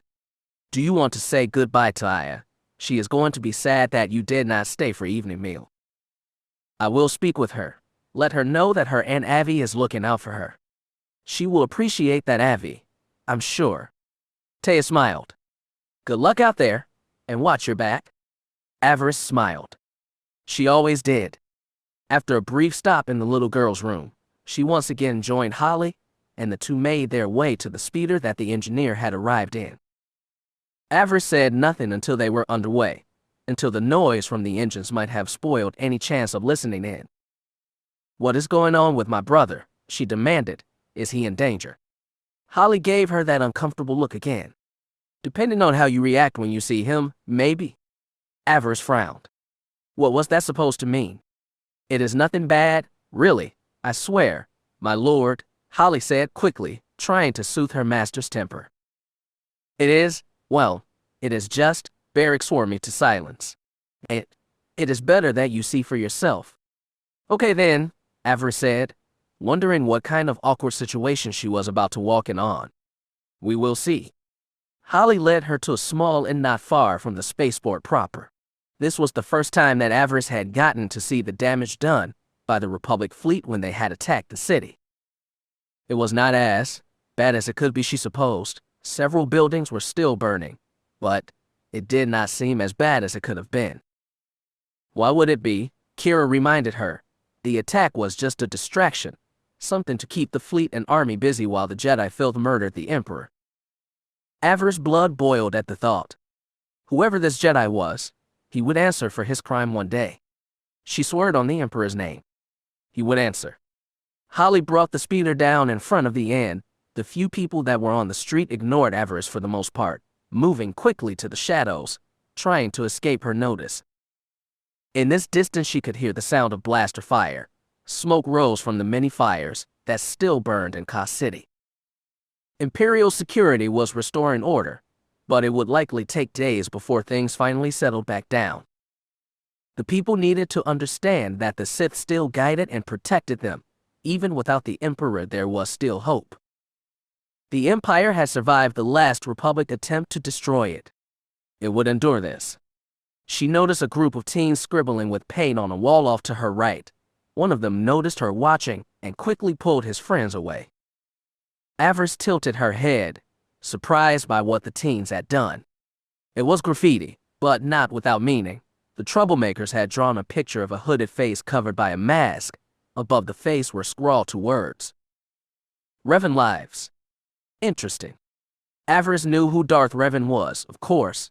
He had been a fallen Jedi that aided the Empire 300 years ago. What most people did not know was that Revan had not truly died until recently, a few short weeks after the war had begun. The Sith Lords Darth Nox and Darth Malgus had confronted Revan on another Rakatan station within the Empire's borders. He had been kept alive these many years by the Emperor, it was rumored, and after escaping had tried to take his revenge. Nox and Malgus had killed him, or so Nox claimed. He had discussed what happened with his fellow Cabal members shortly after it had happened. Avaryss frowned. As far as she knew, no one knew about that. Revan's brief return had been kept secret from the Empire's populace. She made a point to ask Darth Mar about it later, and to speak with Darth Nox. Nox was on the council now, after all. He might know more about the sudden interest in a long-dead Dark Jedi. Holly led the way into the inn. The droid at the desk did not even blink when Avaryss asked to see the room log. The droid was not foolish. It recognized a Sith when it saw one. It gave up the long without even a word of protest. Avaryss found Barrick's name and made for the room said to be his. Holly walked beside her, looking as morose as ever. Barrick swore me to silence, my lord, she said. Don't hold it against me for keeping a promise to a friend. I will not, Avaryss promised. You are a good ally, Holly. Whatever is going on here, I'm sure it is not your fault. Avaryss came to the door listed in the log. It, like the building itself, was designed to be mostly soundproof. It was likely that Barrick had not even heard them coming up the stairs and down the hall. Avaryss could have blasted the door down with the Force, or cut it apart with her lightsaber, but instead chose to be polite. She pressed the doorbell, wondering how long it would take her brother to answer. She did not need to wait long. She had barely taken her finger off the bell when the door hissed open. Barrick stood before her. He wore a bathrobe and looked as nervous as she had ever seen him. Sister, he said quickly, his voice cracking. What a surprise. Avaryss smiled. Hello, brother, she said. May I come in? It has been a long journey. Barrick coughed. He was trying very hard both to look back in the room and not look back into it. Avaryss's smile widened. What is this? She thought with great amusement. My brother is blushing. What might cause that, I wonder? Give me a moment, sister, he said. I just need to. You can't let her in, Barrick, a voice said from within. I don't think we are going to escape this confrontation, not this time. Barrick frowned and sighed. Avaryss gave him an arch look. That voice, she thought. She knew that voice. Avaryss frowned. I see now. She looked down at Holly, who was likely blushing more than her dear brother. At least now she knew what the big secret was. Barrick got out of the way, looking completely and utterly mortified. Avaryss looked around the room, wrinkling her nose. It was the kind of place that she would not have wished to be caught dead in. Both her brother's uniform and what looked to be a set of Sith robes were scattered around the small suite, like they had been torn off and tossed away in some frenzy. Very familiar-looking robes, actually. Avaryss pursed her lips. Wonderful, she thought. How very sweet. Her eyes went to the fresher, where Barrick's guest was standing. At least one of them was not surprised or mortified. The girl was wearing Barrick's shirt and nothing else. Her long brown hair was mussed from either sleep or a more physical activity. Her neck and bare legs shone slightly with passion sweat. Her golden eyes were proud and defiant, even in the face of a Darth. "Hello, master," her apprentice Zen Lure said in that low, sultry voice of hers. "I, suppose I have some explaining to do." Avaryss' eyes narrowed. She looked back and forth between her brother and her apprentice, and apparently Barrick's new paramour. "Get dressed, both of you," she ordered. "We have a mission." She turned without another glance. "We shall discuss this later." "Great," she heard her big brother say under his breath. "Great," she thought. "Not really?" Avaryss shook her head. "Oh dear brother. What have you done?" Chapter 6. You were made a Darth too soon. You have lost your taste for blood. You suffer because it amuses me, my child. Scream for me, daughter. Just one little scream. Scream. Scream. Scream. Avaryss was in her meditation chamber aboard her destroyer. She breathed in and out slowly, focusing on the torments that Darth Fear had put he through during their last meeting. She could still feel him using the Force to pull at her arms and legs. She could still feel the pain as he stretched her spine. Her eyes flashed as she remembered her scream. It was her moment of weakness and shame. Not again, she thought. Never again. Around her orbited 3 large training globes. The golden spheres were typically used in training Sith hopefuls in the art of telekinesis. Avaryss used them to practice using multiple Force abilities at once. She had gotten quite skilled at pinning someone in the Force, and then blasting them with Force lightning. It was one of her favorite forms of attack. It was with these globes that she practiced her craft. For the moment, they were simply orbiting around her, held aloft by her rage and her command of the Force. Darth Fear's voice continued to echo through her thoughts. His joy at making her scream in agony only served to fuel her hate, and through her hate, fuel her power. Slowly, she began to rise off the meditation mat. A rosy glow suffused her body. Her hair rippled as if underwater, or if caught up in a strong breeze. Avaryss took a deep breath and opened her eyes. They blazed like dark stars, purple-colored gemstones wreathed with red flame. "Peace is a lie. There is only passion," she murmured. "Through passion, I gain strength. Through strength, I gain power. Through power, I gain victory. Through victory, my chains are broken." Avaryss looked at one of the training globes before her. It ceased its rotation and began to shudder. She held it in place, focusing on her anger at Darth Fear. All her years of hate and rage towards the man flowed into that orb. "Scream for me, my child. Scream. Scream. Scream. Just one little scream." The training globes were solid metal. It was said that they could not be damaged, no matter what a student of the Force did to them. Avaryss continued to force her will into the orb. She watched it shudder. She continued and watched as the metal began to splinter and crack. She could almost see Darth Fear's face reflected in that globe, his smiling, cruel face. "Eric!" She snarled with pure rage, and in that moment the globe crumbled.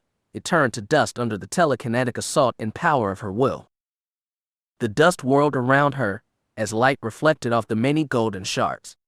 She now floated almost a meter off the floor, wreathed in red light, fueled by the dark side. She smiled at the destroyed globe, imagining that it had been Darth Fear's head. She almost laughed. "The Force," she whispered, "shall free me." She sighed contentedly, pleased with finding an outlet for her rage. It was the sweetest release. "Yes," she sighed. "Oh, yes." In that moment she was almost one with the dark side. Her perceptions were razor sharp. She could have heard an insect exhale at the end of the hall. Her brother was coming. She felt his presence. Her euphoria faded slightly. Did she really want to do this right now? This was not the kind of talk that she wanted to have with her brother. Normally, she would not have cared who he chose to spend his nights with, but this was different. Zen was her apprentice, and she understood her appetites. It was enough to worry the Dark Lord. She had not talked to Zen yet.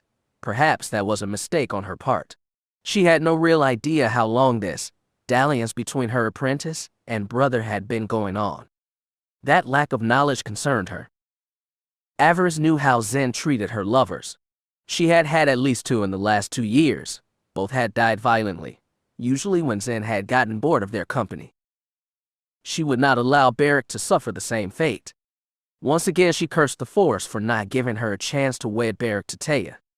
If he was with Taya, he would not have to worry about his partner's fickle interests. No, Taya would have been loyal to him. Zen was not so predictable. The 2 guards outside her door stood a little straighter, noticing her brother's approach. She had made him a captain after achieving the rank of Darth. It had seemed like a good idea at the time. Her guards knew that, of course. Beric was one of the few people that could interrupt her meditations without incurring her wrath. Her protectors understood that order. Private Messel and Private Brunt were on duty today, or as she liked to call them, Mess and Runt. The former's armor never seemed to fit right no matter what he did, and Runt was, as she thought, too short for a Sith trooper. Well, it took all kinds, she supposed. Neither man could be called the best that the Empire had to offer, but she was forced to endure them nonetheless. She got the feeling that Darth Fear had delighted in using his power as a council member to stock her ship with cast-offs and fools. She made do the best she could. She recognized the 2 immediately. She knew it was them on duty, because the 2 never shut up when they were posted together. When she was deep in the Force as she was now, she heard every word. It was all she could do to keep from reaching out with the Force and strangling the 2 idiots. They never shut up. Is that Captain Lilas? Brunt asked. I think so, Messel replied. We should probably contact her lordship. You can do it if you want, but I'm not going to. She said she didn't wish to be disturbed. It's Captain Lilas. He is one of her favorites. Did you hear what she did to Lieutenant Nag for interrupting her last month? He fell down a turbolift. Yeah, after her lordship opened the door when the car wasn't there. I'm sure she didn't do that. You want to take that chance? Interrupt her? I dare you. Avaryss rolled her eyes. Yes, she had shoved Nag down the turbolift shaft, but that was only after the true heart had escaped on his watch. She had wanted to make a point, and it had worked. She felt no shame for that. She felt Beric's presence. He drew closer and closer. Call her, Brunt said. No, Messel said, you do it. I don't want to. You think I do? Call her. No. You better do it. No. Beric finally reached them. The 2 stood at attention. I'm here to see Darth Avaryss, he informed them. Before the 2 troopers could tell him that she was unavailable, she lowered herself to the deck and triggered the door with her Force powers. The door hissed open with no one near it. She felt both Messel and Brunt jump. Their reaction amused her. It was that reaction that saved their lives. They had made her smile. That had to count for something. Come forward, Captain Lilas, she called out.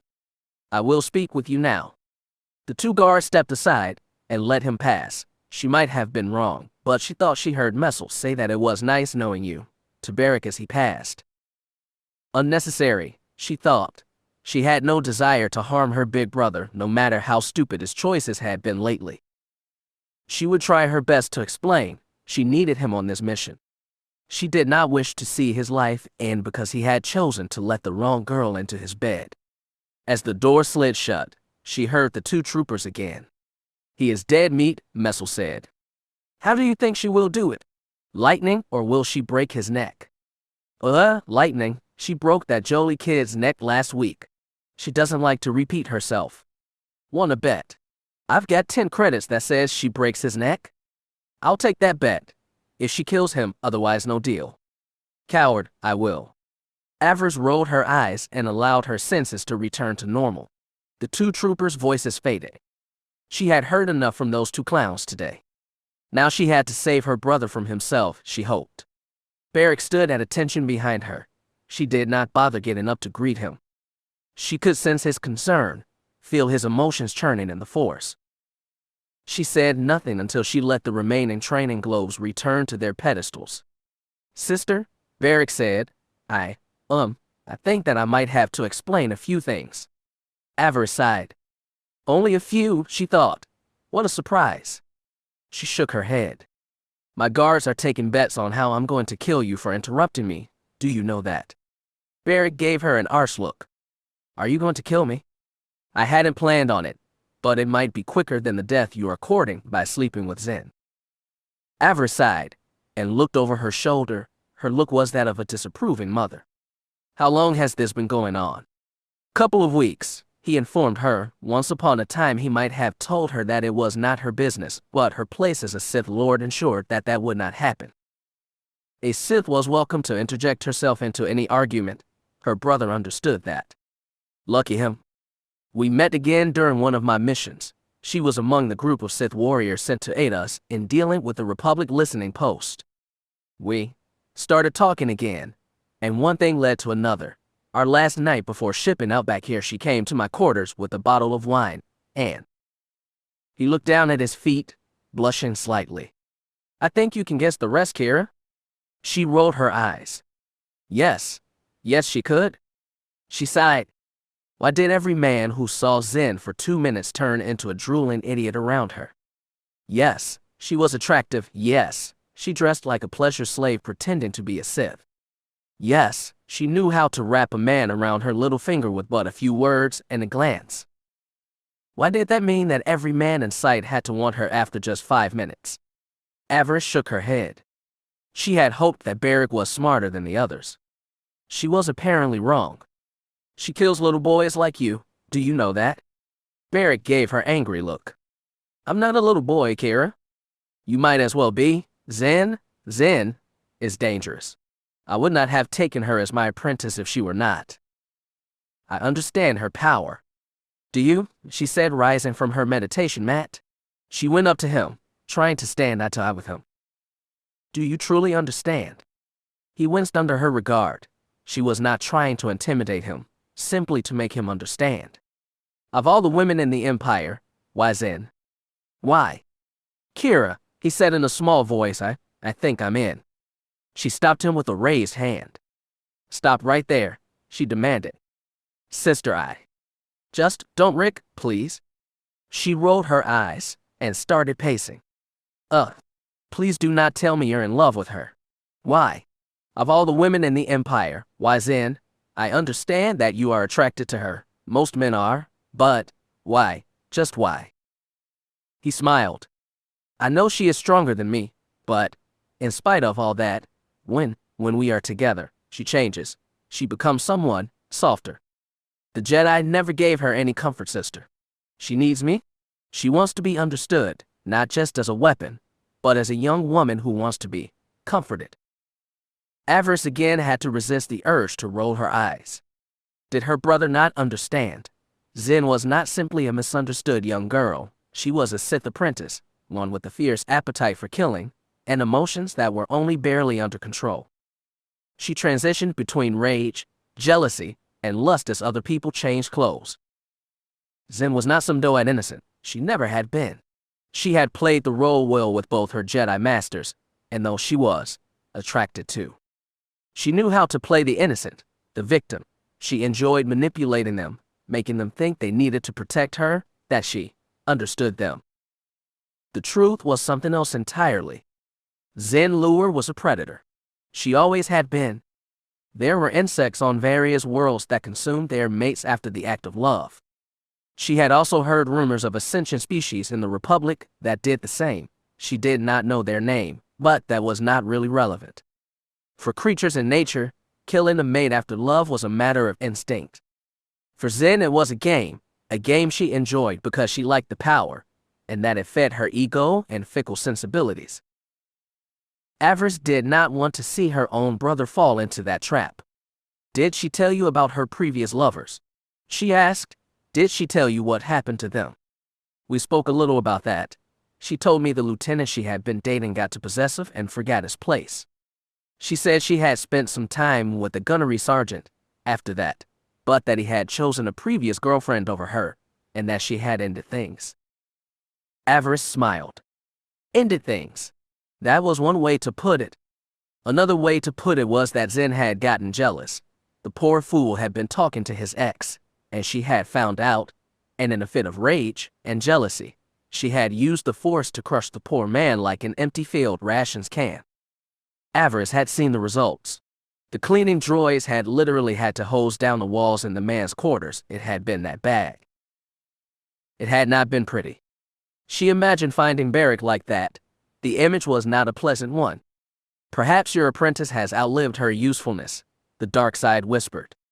She was useful in destroying her former Jedi Master, and as a trophy of his defeat, but now, maybe it is time you finally removed her. You are already on your way to Corbin to take a new apprentice? Perhaps Zen should have a accident, a fatal one. You do that, and Beric will never forgive you, Kira chimed in. He will know what happened, as soon as you do it, and will blame you for it. You will lose him forever. Avaryss worried her lip with her teeth. If she did nothing, she could also lose him, who knew what Zen would do when she got tired of Beric. She wanted to believe that her brother would understand, in time, that he would come to accept that whatever she did to Zen was out of love for him, to protect him from himself and Zen's boredom and jealous nature. She feared that he would not see it that way. I'm going to speak with her, she promised her brother. We are going to be in enough danger when we reach Ordana. I'm going to need you both focused, and not thinking with any part of your bodies but your brains. Beric frowned. You are her master, he said. She respects you, and will obey if you ask her to do something. I only ask that you not jump to conclusions. Despite what you think, I'm no novice when it comes to women. I can't handle this. Avaryss almost laughed at him. She doubted that he had dated many Sith. She knew from personal experience, a Sith woman demanded much of her potential mate. She did not wish for Beric to suffer if, and when Zen decided that he would not. I don't want to see you get hurt, brother, she said. He smiled at her admittance. I'm glad you care so much for my feelings. She frowned. You are both valuable to me, she reminded him. Your skills and training have served me well. I would not see them wasted. Is that the only reason? He asked. Do you think there would be any other? She shrugged. She sighed. If I were to tell you, order you, to end things with her, you would not do it, would you? I would ask you to let me handle it, he said. Zen would not hurt me. She snorted at that. You show great naivety, brother. I know how Sith females think. I am one, remember. I know what could happen. His expression turned thoughtful. Are you sure this is about me and Zen? Pardon? She asked. What do you mean? Beric shrugged. I can't help but wonder if this reaction is not entirely about Zen, but about you. What do you mean? She asked. I don't understand. He gave her a knowing look. You like to say that you are motivated entirely by making your house into a powerful Sith clan, but you have not done the one thing that would have helped cement that. And what would that be? He smirked at her. You have rejected no less than 3 marriage proposals in the last year, have you not? Avaryss' eyes narrowed. What? How would you know that? She demanded. I have friends in your house too. You are not the only one that hears things. Avaryss' frown deepened. She did not want to talk about this. Had she rejected 3 proposals? She had been busy in the last few months. She had not kept track. Yes, several of her fellow Darths had come forward offering an alliance, provided she wed one of their sons. Some of those offers had been tempting, but she had no desire to put her plans on hold while she consummated a marriage. She had her own plots to attend to. She didn't need to be sidetracked by being with child for 9 months. If Finn was the father, Kira whispered, I think you would make the time. Avaryss' eyes narrowed. Shut up, she thought, despite the fact that she could still see Kira's sly grinning face. Just shut up. When was the last time you were with someone, my lord? He asked. Is there anyone in your life that you would go to any length to protect? She was about to inform him that such a question was none of his business, brother or not. She was allowed to have some privacy. You haven't been with anyone, Kira reminded her, not since, what was his name? Earl something. He was the boy that died on Alderaan. Avaryss winced. Yes, she had been with another Sith a while back, more than a while actually. Earl had been a tender and generous lover. They had only shared one night, but it had been nice. After that, she had been busy, too busy, and he had been sent off to serve Sith interests on Alderaan and had been slain shortly after, or so she had heard. Since that time, there had been no one else. She had sought comfort with Taya for a time, but even that ended when her friend was married. No, she had been alone these many months, with only her thoughts and desires of Finn to keep her company. It had not been the best of arrangements. This is a distraction, the darkness within her said. You have a duty to the Empire. You must focus on that. Your personal life can wait. Yes, she thought. It could wait. I don't have time to deal with this right now, Beric, she told him in a cold voice. We are returning home, and we will be trying to stop a rebellion. That is what is important. That is what takes precedence. She gave him an icy glare. You wish to handle this, fine. Settle matters with Zen, if that is your desire, but don't say that I didn't warn you. She shook her head. I will be sad when you are gone. If he still believed the threat of his current paramour, he did not show it. He actually smiled. He looked pleased that she was going to let him handle this. The fool, she thought. The misguided fool. Beric shook his head. I still can't believe that the people are rebelling back home. I didn't want to believe it either, but it is happening. I've read the reports. He nodded, no doubt wondering how best to deal with the situation. So you are to be the Dark Lord of Ordana. You have full command to deal with this. No, she said sullenly. Moff Gallic and Darth Sadi remain in control. I'm serving as a High Inquisitor. I'm to deal with the rebels and see that everything returns to normal, nothing more. Beric frowned. That seems kind of limiting. If those in power have allowed this rebellion to flourish, how does the Council expect you to clean up the mess? I don't believe they do, she admitted. In fact, I'm reasonably certain that Darth Fear wants me to fail, so that he can come in and crush the rebels utterly. She shook her head. He is starting to see me as a rival. He wants me to fail, to continue to weaken my position. Beric nodded. No doubt he understood what that meant. But the Empire needs Ordana, he reminded her. We are in the middle of a war. If the supplies are cut for too long. Yes, she knew. The Empire relied on Ordana's exports, the food to feed their troops, and the spores to enhance their medical technology. If the army was denied those supplies, the Empire could lose ground. The Republic was already emboldened by their victory over the Emperor. If the Sith fleet and army were forced to fall back, it could be the end of everything. Fear was willing to gamble with their future just to make her look bad. She hated that. I'm well aware of what could happen, she growled, which is why I need all my loyal forces at their best. You, Bleez, Zen, Holly, and the others when she manages to track them down. I need you all, and failure is not an option. Beric frowned. She could feel the anger radiating off of him. Fear, he growled. I know you said that we should wait until we were ready to be rid of him, and you likely know him well enough to recognize when that time will be, but you hate the waiting, she said. In this, we are in agreement. She gave him a cruel smile. Be patient a while longer, Rick. I've just recently acquired an asset that will serve us well when the time comes to deal with my master. What kind of asset? He asked. Some kind of weapon. In a manner of speaking, yes, I suppose you could call it a weapon. Regardless, it will require a bit more time to get everything ready. She did not mention the fact that the asset was Darth Fear's daughter. She was not sure if he would be able to appreciate the subtle nature of what was to come. She hoped that he was, but no, she would keep this matter to herself for now. When can I see this asset? He asked. When I finish with my business on Corbin, she promised him. By then I should have a better understanding of how best to use it against my master. Until then, I ask you to be patient. Things will start to fall into place soon, I promise you that. He nodded. She felt his acceptance through the Force. He was willing to wait. For now, are we going to have any backup when we reach Ordana, any troops to aid in our work? Darth Sadi has command of Lord Fear's forces. As Bill's new master, she has the final say on troops. As for us, we have been offered the use of Darth Fear's enforcers. They have been ordered to obey me in carrying out my mission. All Fear's people then?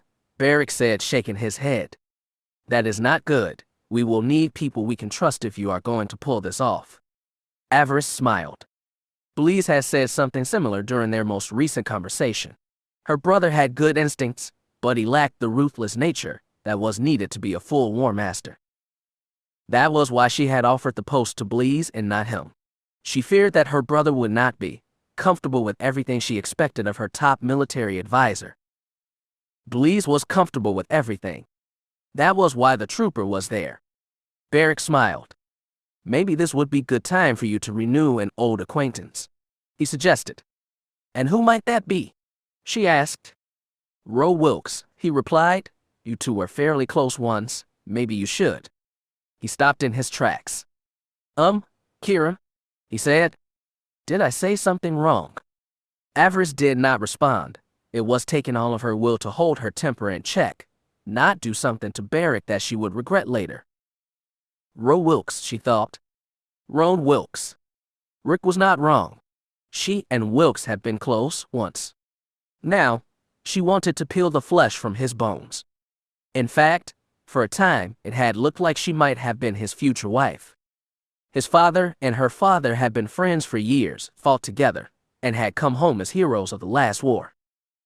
Ander Lillis had been overseer for their district, while Wilkes had been the chief peacekeeper. That had all changed the night that Darth Fear's forces first came to Ordana. Avaryss did not know all the details. What she did know was that Golan Wilkes had made a deal with one of Darth Fear's enforcers. He had promised to serve as the new overseer as long as Sith had made sure that Ander Lillis was out of the way. But that wasn't all. Wilkes had also wanted Kira Lilos to have brought to him as a trophy, a pretty new wife to grace his son's arm, and make what had happened to Ander Lillos and the others who had served with him seem that much more legitimate. That plan had not worked out as Golan Wilkes had hoped. Kira's force powers had manifested that night, and in doing so, she killed the enforcer and his underlings. That had been the night that her transformation into Avaryss had begun. Had Roan Wilkes known about his father's plan, she could not say for certain, not that it mattered in the long run. The Lillis family was dead, and Wilkes had gotten his promotions. Kira. Her brother's words drew her attention. She realized that she had simply been standing there glaring silently at the wall, remembering what had happened that night. And all the nights before, the nights that she and Ro had been friendly, the two had grown up together. But it was clear that Ro had started wanting more in the last few years of their friendship. Had he known about his father's plan? She did not have that answer. What she did know was that this presented a unique opportunity for her. It offered a chance for revenge, a revenge that was almost 5 years overdue. The Wilkes family would pay for her family's death. She would see to it, she would destroy them all, rip out their family both root and stem. She looked at her brother, feeling a bit better. The anger at hearing Ro's name had morphed into hate, and by doing so fueled her powers, giving her ideas. She found that she was most eager to try them out. Kira, her brother repeated, "Are you okay?" "I'm fine," she promised, "just getting some ideas. Good ones, I hope." She almost laughed. Oh, what she was thinking about was far from good. In fact, the Wilkes family would likely call what she was thinking downright evil. Avaryss knew better. Evil was simply a point of view. What did it matter if her enemy suffered terribly, especially if she found freedom in that suffering, the freedom to give the rest of their people a new and better world, a better Ordana. It was a future that the Wilkes family and those foolish enough to rebel would never see. Avaryss looked forward to their end. It would be most enlightening. She gave her brother a pleased smile. "I will send you the reports I have on the problems back home, brother. I suggest you study them and report any ideas you have to Bleez." Beric snorted at that. "I don't think Bleez likes me," he said. "Don't take it personal. Bleez barely likes me." She chuckled. "I will not be on Corbin long," she promised, "just long enough to pick up my new apprentice." Having a new apprentice would be good. It would be a challenge. Plus, it would open up some possibilities when it came to her current students. She was still not certain what she was going to do with Zen. Maybe she would have her new apprentice kill her. It would be an excellent test. And if done right, Beric would not be the wiser. She would give it some thought. First Corbin, and then Ardana, she thought with a smile. My life is about to get interesting again, she thought as an excited shiver ran down her spine. That realization pleased her. She was most fortunate indeed. Chapter 7. Darth Avaryss, Inquisitor Chain sends his regards, now die. Avaryss looked up as the assassin stepped out from behind one of the hooded statues that seemed everywhere in the Corbin Academy. The man moved as quiet as a shadow and blocked her path down the corridor. She smiled slightly, glancing up and realizing that she was in one of the many academy blind spots. The places where there were no holocoms or listening devices, useful places indeed if one had someone you wanted to remove. She had known them well during her training here. She had used them herself a few times. No witnesses, no rules. The threat took her back to a simpler time in her life, when becoming Sith had been her only motivation and she had been surrounded by enemies. Good times. I've only been back here for 5 minutes and someone is trying to kill me, she thought. Despite the danger, she could feel the rhythm that was Corbin through the dark side. All you had to do was step onto the planet's surface, and you could feel it. It was both power and history. It made a young Sith sharp and fast. Alas, she was not the only one privy to this power. No doubt her would-be killer could feel it too. It would make things interesting to be sure. Inquisitor Chain, she knew no one by that name. Perhaps he was someone who had gotten caught up in one of her schemes on Dromund Kaas, or maybe he had schemes of his own, plans that were being stifled by her own, and now he wished her out of the way. Either idea was possible, not that it mattered. She was not about to simply lie down and die. At her side walked War Master Bleez. The trooper's force pike was in hand. Bleez was ready to fight and defend. Avaryss stopped the War Master with a raised hand. She had been wrestling with impossible problems for weeks. She welcomed one with a simple answer. It was a nice change. She drew her lightsaber and ignited it. She and the assassin began to circle. I don't know any Inquisitor Chain, she said. What issue does he have against me? The assassin, a slender human with bone-white skin and yellow eyes, glared at her. Not my job to provide information, he spat. My business is to bring your head back to my employer in a box preserved in carbonite. The killer grinned. My employer wants a trophy that will last. He ignited his blade, the crimson light turning his pale skin pink.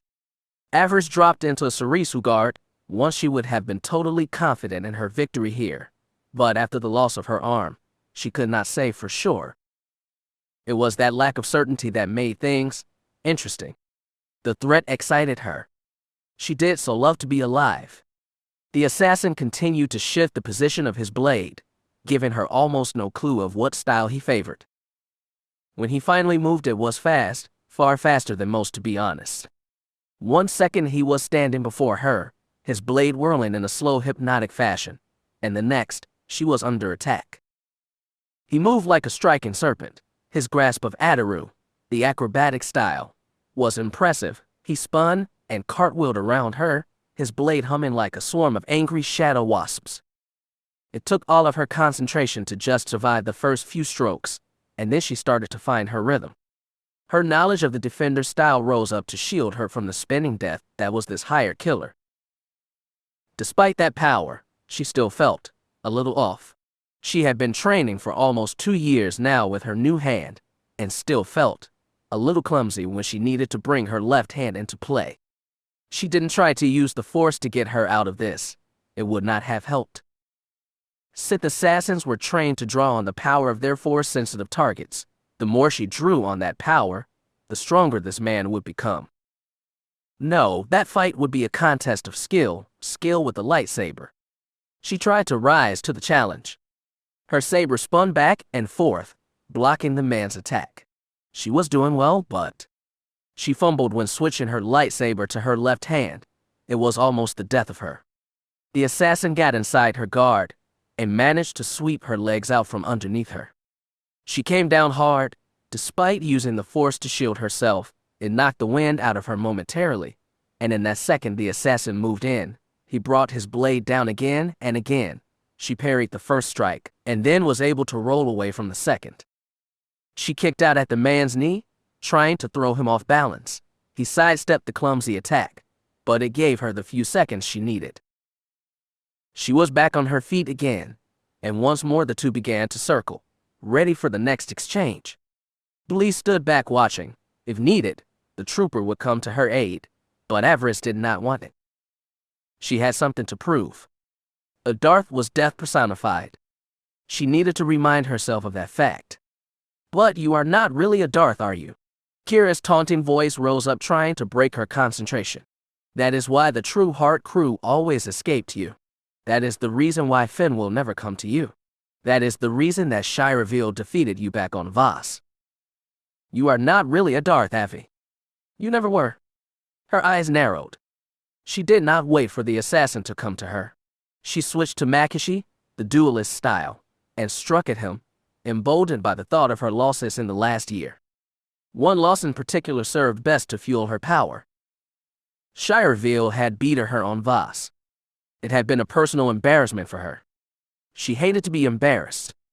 Hatred of the Jedi had long been built into the Sith teachings. Avaryss had felt it as her powers had grown. As with many of her Sith brothers and sisters, it was not uncommon to encounter a Jedi that became more than an abstract enemy, more than a simple servant of the light. When the hatred of the Jedi became directed at a single Jedi, that is when things got serious.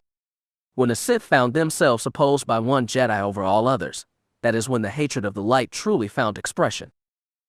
Shira Veal was that enemy. She was a Sith creation that had been turned by the Jedi to serve their ends. Had she remained a Sith, she might have been one of the Empire's greatest weapons. Instead, she opposed them at every turn, and Avaryss was usually the one that stood for the Empire during those meetings. It had created a blood feud between the two, a vendetta. Avaryss longed to end it.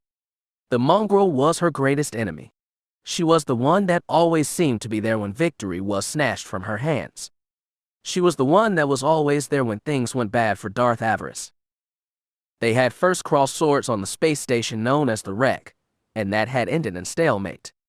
They had met again at the Battle of the Inferno Nebula, but circumstances had intervened again, and they had ended up on the same side, briefly. Then the war had begun. Then has come Avaryss's mission to Voss. It was that loss that burned most of all. You lose, witch, the mongrel had shouted as she made her escape. You will always lose. It should have been an easy victory. It should have been the day that she finally ended the existence of Darth Tarek's foul creation. She should have been able to skin the mongrel that day, skin her, and bring her pelt back as a trophy to drop it at the feet of the Dark Council. That victory had not happened, as it had in their previous encounters. Someone got in the way. One of the Voss mystics had accompanied Shira Veal. He had gotten in the way at the very moment of Avaryss' triumph. The alien had perished for that interference, but in the end he had enabled Veal to not only escape, but to make off with the very item that the Dark Council had sent Avaryss to retrieve. She had returned to the Council empty-handed. Fortunately for her, only Darth Marr had truly understood what she had been sent to find. The rest of the Council had seen it only as a scouting mission gone bad. Even Darth Fear praised the Emperor. Marr had let the matter go. She had accomplished just enough to ensure that the whole mess had not been a complete failure. But it was once again another instance of how Jaz Darbin and his fellow Jedi continued to haunt her life. It was a situation that was quickly becoming intolerable. The assassin looked nothing like Shira Veal, yet when she looked into his eyes she did not see the eyes of a servant of the dark side. She saw Veal's eyes that could see deeper into the infrared spectrum than any human or Sith pureblood was capable of. The yellow glow was not that of a Sith, but of an out-of-control animal. That memory enraged her, and that rage fueled her power. It was a rage that she now turned loose upon this would-be assassin. He would suffer. Again the assassin tried to get inside her guard. This time she caught him. Her left hand shot out and seized him by the throat. Her metal fingers closed around his windpipe as she tightened her grip. The world turned red, her vision blazed with blood as she squeezed. The assassin snarled and spat as he tried to get free. She caught his sword arm in a force grip. Not enough energy for him to absorb, but more than enough to hold his weapon in place. He growled and clawed at her metal arm, trying to free himself. That growling only further made her think of Shire Veal. She tightened her grip even more. "You die here, mongrel," the dark side whispered in her ear. "He will tear out your throat with my bare hands." The fight might have ended right there, but the assassin had one last card to play. He reached out with the force, seized one of the servos in her mechanical hand. He caused it to shift just enough. Her hand popped open, freeing him. With a gasp, he struck again with the force, using a push to fling her back. In her fury, she managed to block most of it. The push turned into a backward roll. "Damn you, mongrel," she snarled. "Damn you." The assassin retrieved his blade and tried to renew his attack. He charged her using the force, he trying to catch her off guard with his speed. Had she not been so lost in her rage, it might have worked. She parried his strike and advanced before he could fall back. He tried to cartwheel around behind her, but this time he was not fast enough. Her blade caught him just above the left hip. Her lightsaber cleaved through him, turning his cartwheel into a tumble. The assassin came apart in 2 pieces. What was left tumbled to the ground. Avaryss was breathing hard, her fury and hatred fueling her powers. Her eyes blazed with violet flame. The assassin was beyond pain, the shock of being cut in half and defeated. He gurgled at her, still trying to rise, still trying to complete his contract. She took his head with a single swipe of her lightsaber. It came away with a wet thud. For a moment, Avaryss was filled with elation. The mongrel was finally dead. Then, reality set in. She found herself back in one of the halls of the Korriban Academy, a Sith assassin dead at her feet. She took a deep breath and centered herself.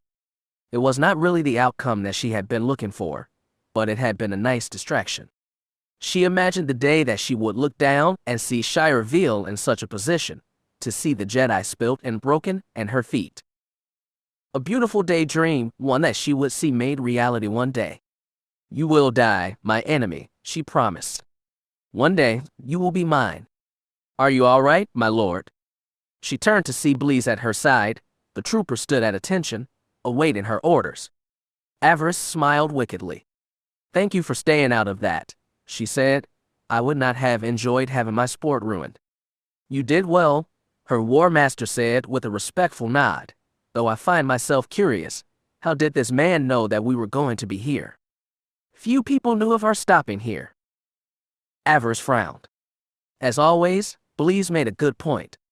How had the assassin known she would be here? The Emperor's wisdom had left the Dromund system without posting a flight plan with Citadel control.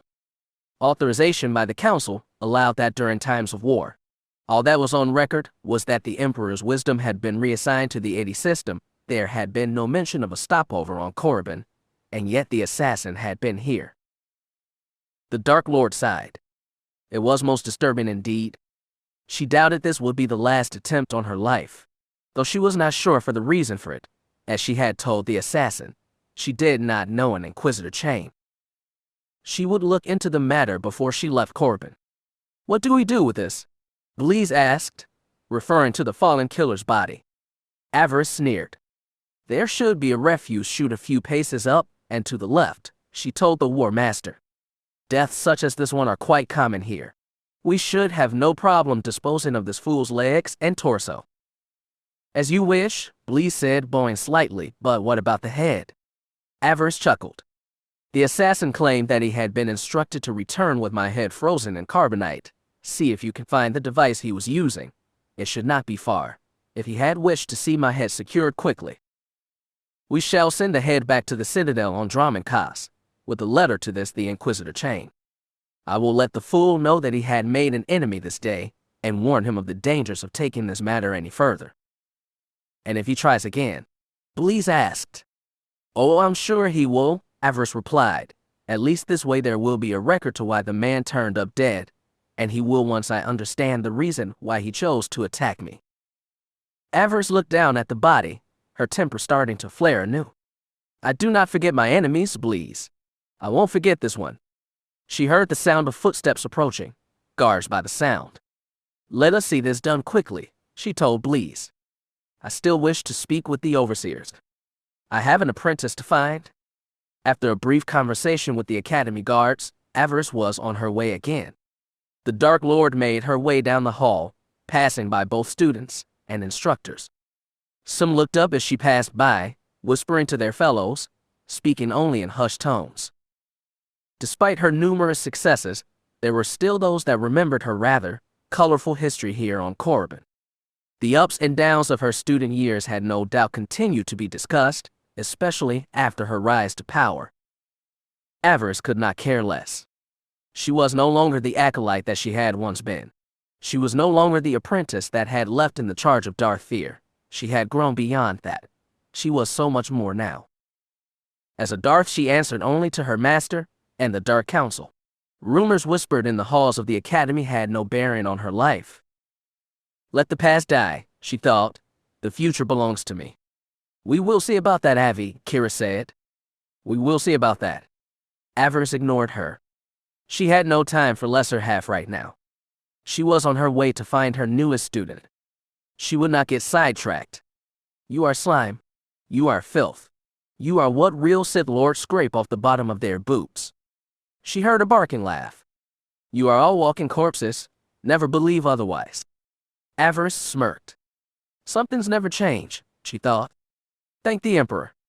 She found her way into the Overseer's office. 4 acolytes stood at attention as one of the 2 overseers spat his venom at them. He was human, short and stocky, with rust-colored hair and gray eyes. Or rather, Oh dear, she thought. What has happened to him? The overseer was not as he had once been. One of his arms was gone, replaced by a cybernetic replacement. His face was burned, and his right eye and ear were gone, replaced by a droid optic and audio receiver. Yet, in spite of the damage, he seemed as strong and as hostile as ever. Avaryss smiled. Good for him. She cleared her throat, drawing his attention. He turned his remaining eye, flashing with anger at this interruption. His anger faded when he saw her, when he realized who it was. The left side of his mouth twitched into what might have been called a smile. The right side remained slack and dead. Well, my lord, the overseer said warmly. This is a most unexpected pleasure. She grinned. Hello, Harkin, she said, returning his smile. It has been a while, hasn't it? It has indeed, my lord. Time and the Force seem to have been kind to you. Avaryss shrugged. I wish I could say the same for you, overseer, she said, gesturing to his metal parts. I'm guessing things have not been the most pleasant for you. Harkin snorted at that. I had a disagreement with Lord Knox, my lord, he informed her. He sought my end, revenge for his treatment while under my tutelage. Harkin sneered. As you can see, I've endured. And the Sith are better for it. I'm sure, overseer, she said respectfully. It is pleasing to see you still serving here. You flatter me, my lord, Harkin said. Not at all, she replied. You saved me despite our history. It is good to see that the Force rewarded you for that. The overseer nodded. Avaryss almost laughed. She and Harkin had an interesting history, to say the least. He had embarrassed her badly on her first day as an acolyte here. Yet, when her lover was killed and she accused of the crime, he had taken her under his wing. He had continued her training despite the fact that most here had seen her a pariah. True, she had been reduced to being his thug, but by taking her in, he had given her a chance to recover, to regain her powers and reach the plateau she had now found herself on. She was grateful for that. She turned to the 4 acolytes in his office, the ones he had been insulting. They were a curious quartet, to be sure. I trust this is not merely a social call, my lord, he said. Few Dark Lords come to see me simply for the pleasure of my company. I can't imagine why, she said dryly. You are such an interesting man, overseer. She chuckled. But you are also correct. I've come seeking a new apprentice. I was hoping that you might have someone who might serve my needs. The human acolyte on the far left chuckled. If the young lady wishes me to serve her needs, he said with a lecherous smile, I'm more than happy to oblige. Harkin glared at him. Hold your tongue, worm, he spat. This is Darth Avaryss. She is Dark Lord of the Sith, and more powerful and important than you will ever be. Avaryss found the urge to giggle. There had been a time that Harkin had thought her less than nothing. It was good to see how quickly a title and a lightsaber could change someone's opinion. Once I stood where you stand now, she told the four. I fought as feebly as you, struggled as you struggled. Her smile turned shark-like. I adapted and grew stronger. I know many secrets of the dark side. One of you may just live long enough to learn from me. She glared at the acolyte who had spoken out of turn. We shall see how skilled you are soon enough. She turned back to Harkin. Introduce me to these students, Overseer. I'm pressed for time. As you wish, my lord, Harkin said. He pointed to the human that had spoken. He was balding, with straw-colored hair, and blaster burn across his left cheek. This one is called Strike, Harkin informed her. He was an assassin that Imperial intelligence picked up. He fancies himself an expert duelist with blaster pistols, uses the Force to ricochet his blasts where he needs them to go. Strike stood up straighter. I never miss, my lord. She laughed at that. Blasters are uncivilized weapons, acolyte. Strike sneered. Not how I use them, my lord. She sneered at him. His arrogance might be his undoing if he was not careful. She would watch him. She turned to the next acolyte. This one was a Zabrak female. She knew that the Zabrak race had a certain affinity for the Force. She wondered what this one could do. This one is Webb, Harkin said. She has a talent for illusion and trickery. Both are powerful weapons of the dark side, Avaryss said. She came in closer, looked the acolyte in the eye. We shall see how well your tricks serve you in the final trial. You will not be disappointed, my lord, the girl said. I know how to survive. Avaryss smirked and stepped back. We will see, she thought. The third in line was of a species she did not recognize. The creature was tall and slender. Its bald head and long face were twisted into a merry smile. Master Avaryss, it said, I am Dime. Harkin snorted. It is a fitting name, my lord. His chances of passing the trial are as dim as his wits. The alien glared at Harkin. I will prove you wrong, Overseer. You will see. I will believe it when I see it, slime, Harkin replied. The Overseer turned back to Avaryss. This one is called Amuan. He was a con artist. He used the Force to swindle wealthy merchants, pretended to be a financier. Dime snorted. I am no con artist, sir, he said. I had just begun a law practice on Mundanlist when the war began. You were a lawyer. I was. The alien smirked. I've come to see that serving myself is far more useful than serving others. Avaryss nodded. A wise attitude, she thought, provided he tempers that greed with what is good for the Empire. This one might go far, she thought, with proper training. The last was Sith pureblood, which surprised her. Harkin did not usually get the pureblood students. Typically, he was given the hard cases, the troublemakers. This is Hudlow, Harkin informed her. He claims to be the illegitimate son of one of the council members. He was caught by Imperial security plotting to assassinate his father. The pure blood grand. A Sith must arrange his own promotion, is that not so, Master? Avaryss nodded. It was so, but failure was rewarded with death. The pure blood was lucky his head was still attached. Dark Council members did not tolerate those trying to assassinate them, even during peacetime. Perhaps there was something to Hudlow's story. She would see. Harkin cleared his throat, drawing the attention of the acolytes. You all know your next trial. Get to it. The fall rushed over, leaving Avaryss and Harkin alone. The Overseer shook his head. Filth, he snarled. Oh, how I miss the days that real Sith walked these halls. She chuckled.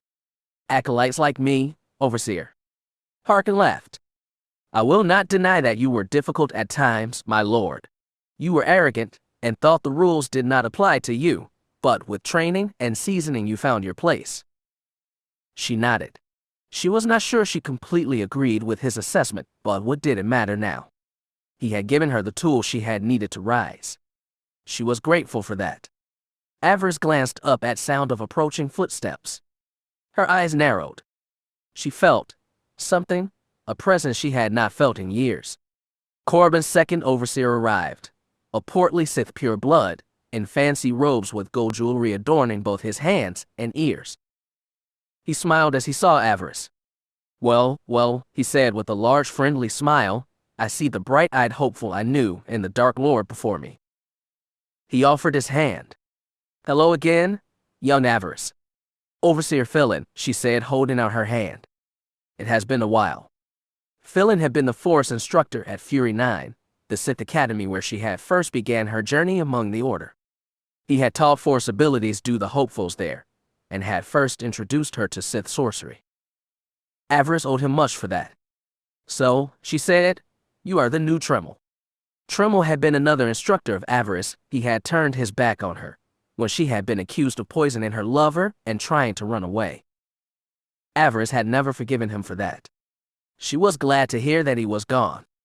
Philin chuckled. Was that the name of the Sith I replaced? I must confess that I know little of the man, only that he got on the bad side of a high-level Darth and paid the price. Avaryss glanced at Harkin. She had not heard the story yet. Harkin shrugged. Tremble made the mistake of playing with Darth Barriss, trying to influence his choice in apprentice. Avaryss winced. She had worked with Barriss. She knew that the man was not to be trifled with. Barriss ordered Tremble's last favorite to kill him, to prove herself worthy of entering his service. The acolyte did as he ordered. She even killed Tremble's daughter, further proof of how far she was willing to go. Avaryss nodded. Ah, she thought. Now that makes sense. If we are thinking of the same acolyte, I believe that this one is now serving as the Emperor's wrath, and that she killed Barriss for his own treason. Philin chuckled. That is gratitude for you. Avaryss smirked. Yes, she thought, it is. Philin gave her a friendly smile. We would be honored if you were to dine with us this evening, my lord. If you are here seeking an apprentice from Harkin, it will take another day, or so at least before this lot finally whittles its way down to one. Philin is not wrong, my lord, Harkin admitted. Slime they may be, but talented slime. We would be honored by your presence. Avaryss shrugged. Why not? It will give me time to study a bit before setting off on my next mission. I accept your offer, and will join you both this evening. The overseers beamed. Despite their place as overseers of this academy, it never hurt to get in good with the Dark Lord. Tremble had learned that the hard way. He should never have tried to go up against Darth Barriss. That choice had been very foolish. Avaryss had excused herself then, and went to see about arranging some quarters for the night. She also needed to contact Colonel Glask and inform him of the delay. She would not rush into the matter of claiming a new apprentice. She wanted to make sure she got the best of the Force she had seen. You probably could have done better had you gone to Philin, the dark side whispered in her ear. If he has replaced Tremble, you could have had your pick of the Academy's top students. Perhaps she thought, but then again, she understood the value of having an apprentice who had to fight for everything they had, who scrapped their way to the top, not been handing everything because of who their parents were. No, Harkin's students would serve nicely. She was sure she would find a decent apprentice among them. It would be interesting to see how her new student interacted with her old ones. Necris was willing to compete for her spot. Another apprentice might inspire her to even greater heights. Zen, well, she still was not sure if Zen was going to survive the next few weeks. Barrick would not like that, but his judgment was the best right now. She would make the choice soon. As she made her way back to her ship, her thoughts once again turned to the assassin she had slain. How the man had managed to track her down here. Could Lord Fear have been behind this attack? Had he tipped off this Inquisitor to where she might be found? It was possible. More and more she found herself not looking forward to this mission. It would be hard enough dealing with the rebellion on her former homeworld. Having to fight off her fellow Sith just made that job that much harder. What if this rebellion was more than it seemed, she thought? What if this is all some scheme to further weakness her position, or to simply kill her outright? Either could be possible. More and more she knew that she would need her allies beside her. Holly had yet to hear back from either Necris or Mr. Rink. She hoped that they would return soon. She would need all the help she could get. As she emerged from the academy, she saw someone waiting near her ship. Her eyes widened slightly. The creature was huge, It stood almost 9 feet tall, with yellowish pale skin. Amber-colored eyes burned beneath a cold, unforgiving brow. The creature's skin was marked by tattoos and what might have been some form of cybernetic enhancement. Avaryss recognized the creature. She had seen pictures of it in books she had studied during her training. The creature was called a Deshade. They were an alien race that had served the Sith Empire during its golden age almost 2 millennia ago. Deshade assassins were said to be able to devour Force users and were bound to the death to whatever master they served. Avaryss knew that few of the creatures remained. They had mostly died out during the Sith Holocaust. The few that remained had only survived because their masters had placed them into stasis. Her hand drifted to her lightsaber. Was this yet another assassin? Had the Inquisitor who had sent the first one had another waiting should his first killer fail? The Deshade noticed her and moving quite quickly for one so large ambled towards her. Avaryss held her ground, unsure of what this creature might want. Unlike before, she was not standing in a blind spot. If the Deshade attacked, troopers would come running. Avaryss, darling, the creature called out in a strange, ghostly feminine voice. It has been far too long. The Dark Lord blinked. She knew that voice.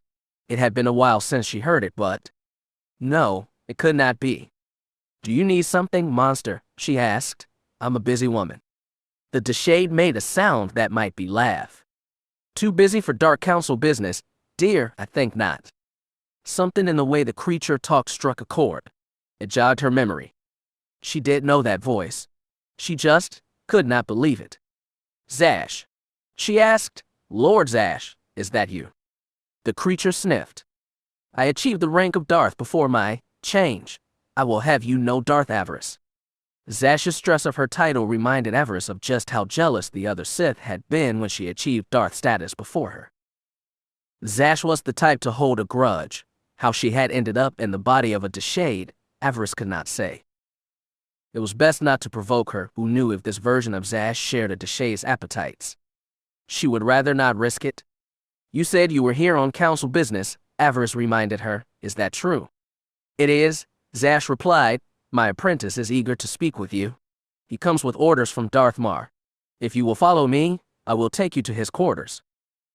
Avaryss pursed her lips. She was starting to wonder when she would hear from Mar.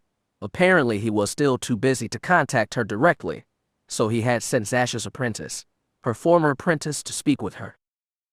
Darth Nox is here on Corbin, she thought, and if he is here with Mayor's blessing, that means that it is Cabal business. She could not afford to ignore it. Lean on Zash, she said. I will speak with your master. The Deshade growled in the back of its throat. She could only imagine how the thought of being bound to Nox must have angered Zash. We all have our masters, Avaryss thought. The smart Sith recognizes that and waits for the right opportunity. Freeing yourself from a master was never easy. Nox had done it, first with Zash and then with Darth Thanaton. Whatever he had for her, she was eager to see it. The Cabal was always concerned with the Empire, and Ardana was a major part of that. This way, Avaryss, Zash said, her pouting voice sounding strange coming from the throat of a force-eating assassin. My apprentice is waiting. Chapter 8. As it turned out, Darth Nox was not ready to see Avaryss as Zash had claimed. The Sith in the Deshade's body led the Dark Lord to her master, or apprentice, if Zash was to be believed, only to discover that Nox had other matters he was attending to. Avaryss pursed her lips in disgust as she entered the council members' chambers. From the sounds coming from the bedroom, it was clear that Nox was more than occupied. Yes, my master, a young woman's voice cried out. Please, my lord, more. You like this, my sweet Ashura? Do you enjoy what I'm doing to you? Yes, my lord, yes. Do you wish me to stop? No. I will stop. No. Please. Beg me then, beg for you pleasure. Please, my lord. The girl cried out. She squealed with delight. Please. Yes. Avaryss shook her head. The name Ashura was known to her, from her time on Corellia, aiding Darth Nox during the Kaghath against Darth Thanaton. Ashura Zavris was one of Darth Nox's apprentices. She had been a Jedi student once, or so the rumors said. She was of the Tigrunta species, a race of red-skinned humanoids with pale skin, head, tails, and horns. They were said to be one of the more predatory races in the Republic. It was unsurprising that one would choose to walk the dark path. This Ashura, was said to have been an arrogant young Padawan who Nox had manipulated into helping him, or so she heard. She had aided him in destroying her Jedi Master, and then in his war against Darth Thanaton, and helped him claim his place on the Dark Council. It was also said that the former Jedi and the Dark Council member were lovers, that the Dark Lord had literally seduced the young Jedi with pretty words and his physical skills. He had used both to turn her away from her former life. Until that moment, she did not entirely believe that that could be so. Avaryss sighed. Was it really that surprising? Before his rise to the Sith, it was said that young council member had been trained as a pleasure slave. Why wouldn't he use what he had been taught to sway a pretty one to his cause?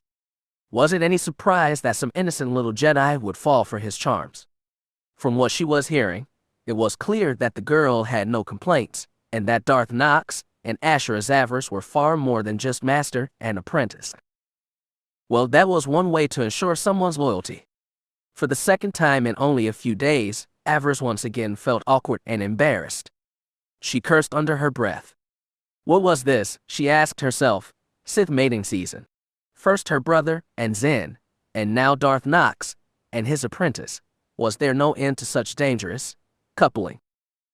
People are scared right now, Kira's voice said inside her head. The death of the Emperor has thrown everyone into a panic. Imperial morale is at an all-time low. They are now looking for a way to move past it, an outlet for that fear. Ironically enough, the Empire is looking for hope. Love and mating, that is looking to the future. It is not surprising that Sith are turning to their lovers and concubines right now. She suspected that in the coming months, the Empire would see a surge in the population. A new generation of Sith and Imperials would likely be born out of their parents' need for comfort. In her head, Avaryss understood that, but at the same time, it made it no less awkward to be standing in this room right now. Part of her wanted to leave, to forget Nox and Darth Mayor's supposed order. If Nox had been anyone else, had he not been a member of the Dark Council, she would have done just that. She sat down in one of the many chairs in the room and waited. She tried to tune it out. The sounds coming from the room were both embarrassing and enraging her. She looked over at Zash. Had she known what was going on? Was this all some sort of sick game to her? Had she desired to anger Avaryss? Was this some petty revenge for not using her Darth title when they met? Avaryss' eyes narrowed. You could have warned me, she growled. The Deshade said nothing. The huge monster seemed oblivious to what was going on. Zash, Avaryss spat. Zash, can you hear me? The creature turned to face her, its alien face twisting with an anger all its own. I am not the woman you seek, little Sith, the Deshade said in a cold masculine voice. Oh really? Avaryss replied dryly. Who might you be then? The Deshade stood a little straighter. It radiated with a sense of dark pride and strength. I am Kim Val, servant of Tulak Horde, who was called the Lord of Hate, Master of the Gathering Darkness, and Dark Lord of the Sith. Avaryss considered what she had just heard. So, this creature was once Tulak Horde's personal monster. Wasn't that interesting? She decided to show respect where it was due. Tulak Horde may have been gone, but his legend remained. Pleased to meet you, Kim Val, she said. I take it that Zash does not have full control of your body then. The Deshade growled. The woman is a sickness, yet another torment that this life has chosen to bestow upon me. The morose sound of the monster's voice surprised her. My new master has not found a way to remove her, yet, Kim Val admitted, and so, I must endure until I can find the strength to either rid myself of her, or my master chooses to remove her himself. Avaryss nodded. She found herself surprised. Surely the Lord of the Pyramid of Knowledge would have found a way to remove his former master's spirit from such a powerful body. Avaryss had done some research work for Zash during her time as an acolyte on Korriban. The woman was both intelligent and ruthless. Leaving her in such a powerful form was dangerous. Nox was courting destruction by doing so. It was likely in both his and Kim Val's interest to see the Sith Lord's spirit removed, and yet, Nox did nothing. She thought that Nox was courting his own death, while Kim Val was forced to suffer in silence. She felt sorry for the monster, and she knew how he felt. Yes, Avaryss could most definitely relate. "I wish you good fortune in your continued fight against Zash, Kim Val," she said. "Never let anyone take away what is yours by right." The Deshade growled, but he did nod. If he trusted her words, she did not know, but she had meant them nonetheless. Perhaps they could both find a way to free themselves of the annoying voice in their minds. If Kim Val could overcome Zash, then perhaps she could overcome Kira. She hoped so. As she sat quietly, awaiting Darth Nox, she found herself growing more and more frustrated. Not only for having to wait, but the situation in general. Avaryss's fingers curled into angry fists. It seemed everyone she knew was no longer alone. Taya had Fim. Varric had Zan. Rink was off finding his former love. They might be in each other's arms right now. Nox apparently had his apprentice, from the continued sound of their lovemaking. A snarl escaped Avaryss's lips. "I wield great power," she thought. "I'm a Darth of the Sith Empire. But in spite of it all, I stand alone." Rage and jealousy rose up inside her, a fury that wanted to explode. It almost found its release in the couple in the next room.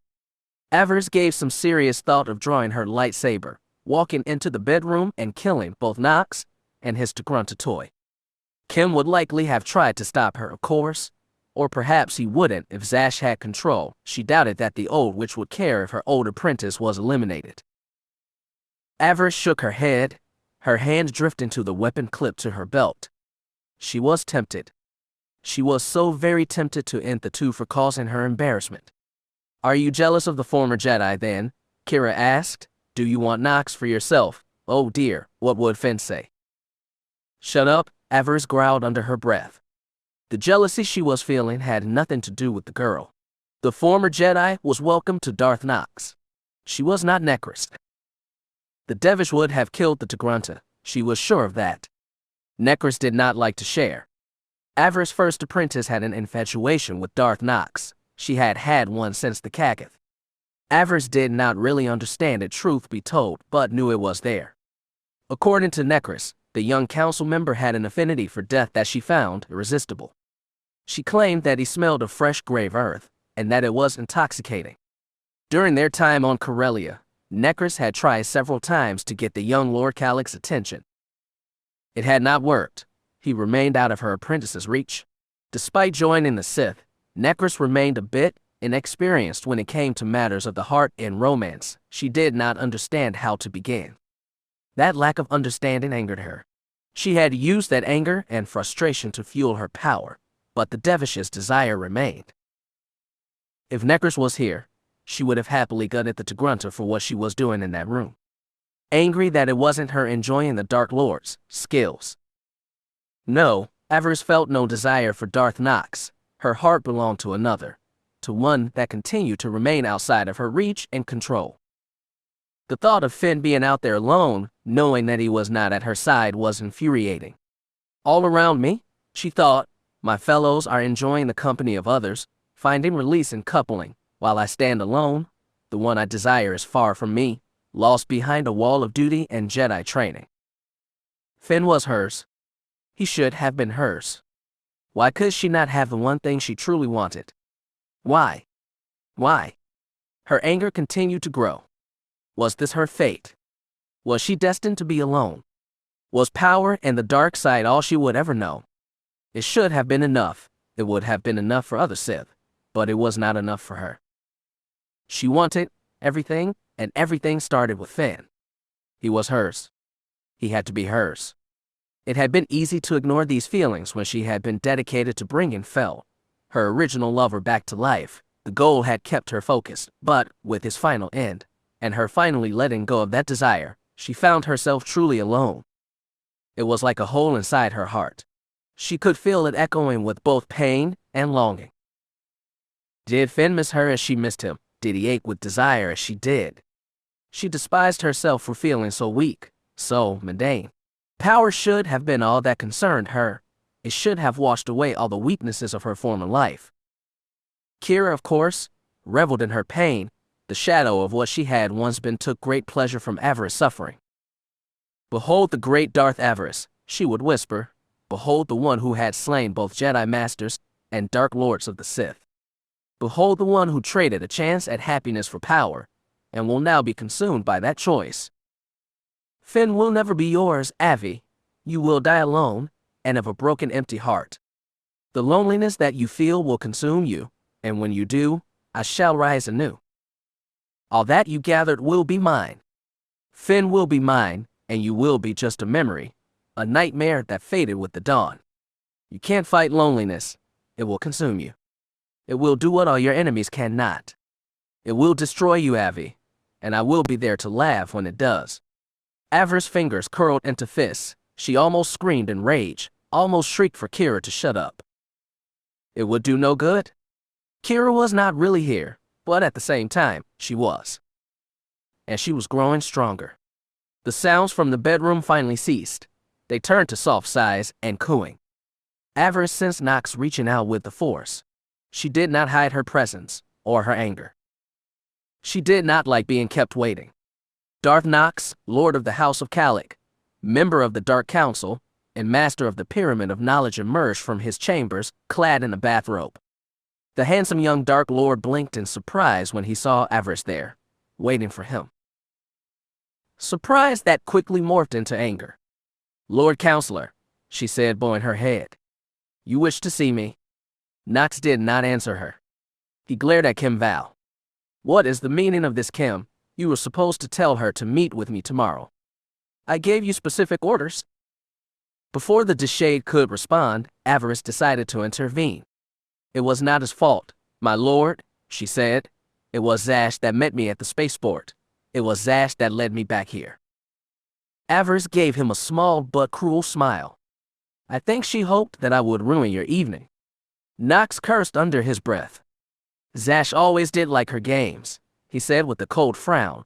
"I will need to find a way to pay her back for this interruption." Avaryss smiled sweetly at him. Nox was quite cunning, despite his history and upbringing. Plus, he knew his former master. Zash would regret toying with him. Of course, that was for another day. She still had a mission to carry out. She preferred to speak with Darth Mar before it began, to see how they could turn this to their advantage. Ordana was too valuable a prize to pass up. She hoped that Mar would have an idea of how to proceed. It had remained in Fear's hands for too long. She hoped that her allies would agree. The time had come to take it back. "My lord." Ashra Zavris emerged as well, her slender crimson body wrapped in a blanket, her skin slick with passion sweat, her head tails twitching slightly. She had her lightsaber in hand. "I sense great anger," the girl said. "Do we need to defend ourselves?" Nox smiled and turned to his lover. "It is nothing, my dear, merely one of Zash's games. Go back to bed. I will be joining you shortly, after I tend to a bit of business." He kissed her deeply on the lips. The former Jedi blazed with lust and desire through the Force. Avaryss resisted the urge to roll her eyes. That was one way to ensure an underling's loyalty.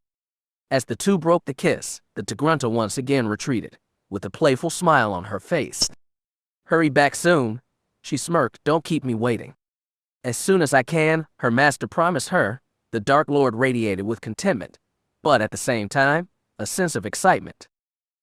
When the girl was gone and the door closed, Nox once again turned to Avaryss. "I will send word to Mar. He wanted to speak with you." Avaryss nodded, glad that that was over, and ready to get on with the business at hand. "And I thought I was proficient in the corruption of young Jedi," she said with a smirk. "It seems that my methods are not the only way to accomplish such a goal." Nox frowned at her. "What I have with Ashura is none of your concern, Avaryss." She held up her hands in submission. "I meant no disrespect, my lord. You have no need to defend yourself to me. The girl is yours after all, your prize and apprentice. You can do with her as you see fit." Nox was still glaring at her. "She is not a prize, not to me." The council member shook his head. "I would not expect you to understand." she found herself thinking of Finn. Unlike Asherah, he had not surrendered to the darkness. Avaryss shook her head. Nox would be surprised. She didn't know how he felt. The only difference between them was that his little Jedi had chosen to come with him. Hers remained loyal to his order. His choice continued to frustrate her. You would not desire Finn if he was not so strong-willed, Kira reminded her. It is that strength of will that you desire most, and makes him all the more irresistible. Avaryss frowned. Perhaps Kira was right. Still, she did not like it. Damn you, Finn, and damn me too. It's pathetic how I pine for you. If only I could be free of all this. It was the sweetest of torments. Desire and frustration were at war. If only Finn would come to her and relieve this pain. If only. You look different, Avaryss. I sense a change in you. Conflict, Darth Mar said coldly. Is everything all right? Avaryss cursed under her breath. That was why she chose to wear her mask more and more. Kira's influence was becoming more and more visible. The physical changes easier to spot. All another Sith had to do was look at her and reach out with the Force. Speak quickly, the darkness within advised. Do not let Mar get the wrong idea. The conflict you sense, Lord Mar, is simply my anger at being pulled away from the war. She lied. As for my appearance, I've been experimenting with Sith alchemy lately, seeking to improve myself. She smiled. The changes are a side effect, nothing more. Mar said. His hologram flickered as he rubbed his chin with his right hand. Did he believe her? She wondered. Please let him believe her. Darth Nox sat across from her. The young Dark Lord continued to radiate frustration for her interruption of his evening with his apprentice. Yet, he was smart enough to remain focused on the business of the Empire. The Cabal's goals were the Empire's goals. Nox understood that. Do not let your frustration distract you, Avaryss, Mar advised. Your mission to Ordana is a necessary one to the war effort. The planet needs to be secured, this rebellion crushed, and its resources firmly in our grip. Mar stood straighter.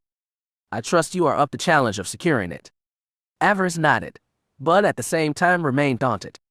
I must confess, my lord, this posting has surprised me. Once I knew Ordana quite well, but I have not been back there for years. She sighed. I had many interests on Dromund Kaas, interests that were just starting to bear fruit when Darth Fear chose to send me to the outskirts. It was unexpected. She frowned. I get the feeling that Darth Fear has found out about my various operations in the capital. I thought that this mission may have been an attempt to distract me from the power base I was building back home. Your instincts serve you well, Mar acknowledged. Darth Fear is aware of what you have been up to. How is that possible, Lord Mar? I was so careful. He is aware because I told him, Avaryss. It was I that shared some of those secrets with your master. Avaryss' eyes widened. My lord, what? Anger flashed in her eyes. Why would you do that? My plans served the Cabal. Why would you jeopardize my position? To ensure that you were reassigned to Ordana, the counselor informed her. Securing the Empire's primary source of food and medical supplies is far more important to our interests than your operations on Dromund Kaas. There ends, the death of your agents were a necessary loss, a sacrifice for the greater good. Nox laughed at that. You may be a Darth, Avaryss, he said, but that does not mean that you do not remain a pawn of the Council. We move you where you are needed most. Avaryss managed to suppress the angry snarl that tried to emerge from her lips. Mar, Eric. He could have warned her. If he had let her in on what was going on, she could have organized it better, made sure that she lost only her least valuable people. They are using you, Kira whispered in her ear. You are nothing to them, Avi. You are nothing, period. Your place and position make you valuable, Avaryss, Mar said, trying to soothe her ego. Your reputation as a war hero will serve you well on Ordana. It will open many doors as you move to secure the planet. Avaryss sneered at that. If you sought to manipulate my master into sending me, you were only partially successful, Lord Mar, she informed him. My position on Ordana is limited. I have no authority except to stop the rebellion. Fear's people remain in control of the planet. Nox smirked at her. A minor inconvenience to such a skilled Sith, I'm sure, he said. Nox is right, Avaryss, Mar added. I did not expect Fear to give you undisputed control of the planet, but he has given you a beachhead, a chance to extend your reach beyond what he expects. Mar pinned her with that hard gaze of his. In the past, young one, when someone gave you a meter, you took a kilometer. Do not see your position as a weakness, but as an opportunity. Use the unorthodox methods that you are famous for. Outmaneuver Fear's agents. You will play them off against each other, and increase your own standing, grow beyond what Fear expects, and make this world your own. Avaryss considered his advice. It made sense. Fear was not stupid, but his underlings, well, that still needed to be determined. If she played this right, she would be able to garner more power from behind the throne than the one sitting on it. It was risky, dangerous, and possibly suicidal. She smirked. It sounded fun. For too long she had been stuck in the morass of this war, forced to deal with Jedi that she had respect for, that Finn liked. It had limited her options and how best to deal with them. Organa would be different. She welcomed the chance to destroy Fear's pawns, and at the same time gain control of a resource that the Empire needed. Her control over Organa would see her power and position in the Empire rise. Who knew winning such victories might be just what she needed to free herself from Kira's influence once and for all. Don't count on that, Avi, Kira whispered. You don't get rid of me that easy. I will need to tread lightly for a time, my lord, she informed Mar. Fear has agents all around me, informants and spies. I may take time to neutralize them. Sadly, our time is limited, Mar informed her. The Republic is pushing hard in the wake of their recent successes. The death of the Emperor has only emboldened their efforts. In other words, work fast, Avaryss, Nox added. Crush this rebellion, Lord Avaryss, Mar ordered, and then squeeze that valuable planet like a vice. We require much of them, and we must have all that we require. Avaryss nodded. The people of Organa had always risen to the needs of the Empire in the past. She would make sure they did so again. It will be done, my lord, she promised. As soon as I have my new apprentice, I will be on my way directly. See that you are, Mar said.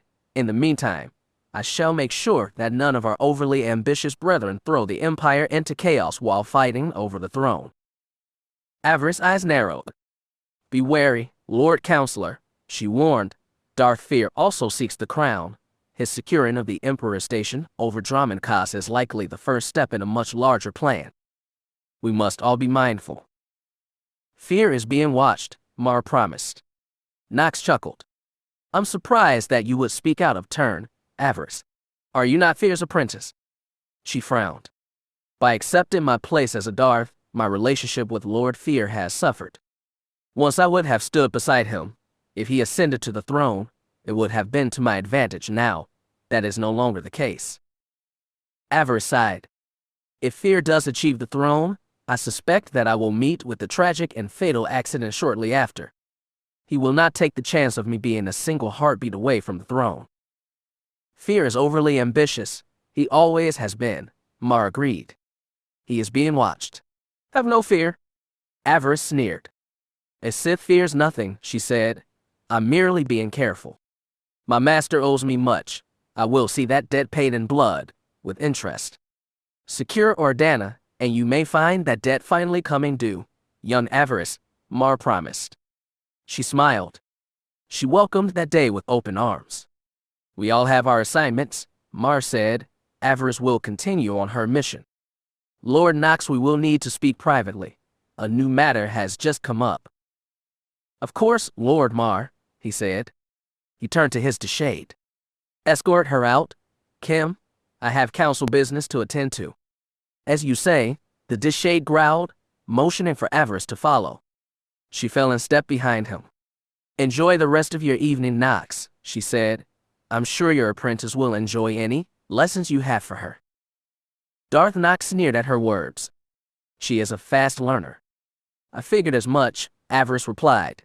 It is less than sounded like she was. Nox blushed slightly, but said nothing more.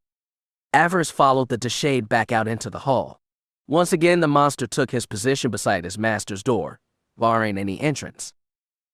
"Farewell, Kimval," she said. "May your greatest rival die screaming." The shade growled.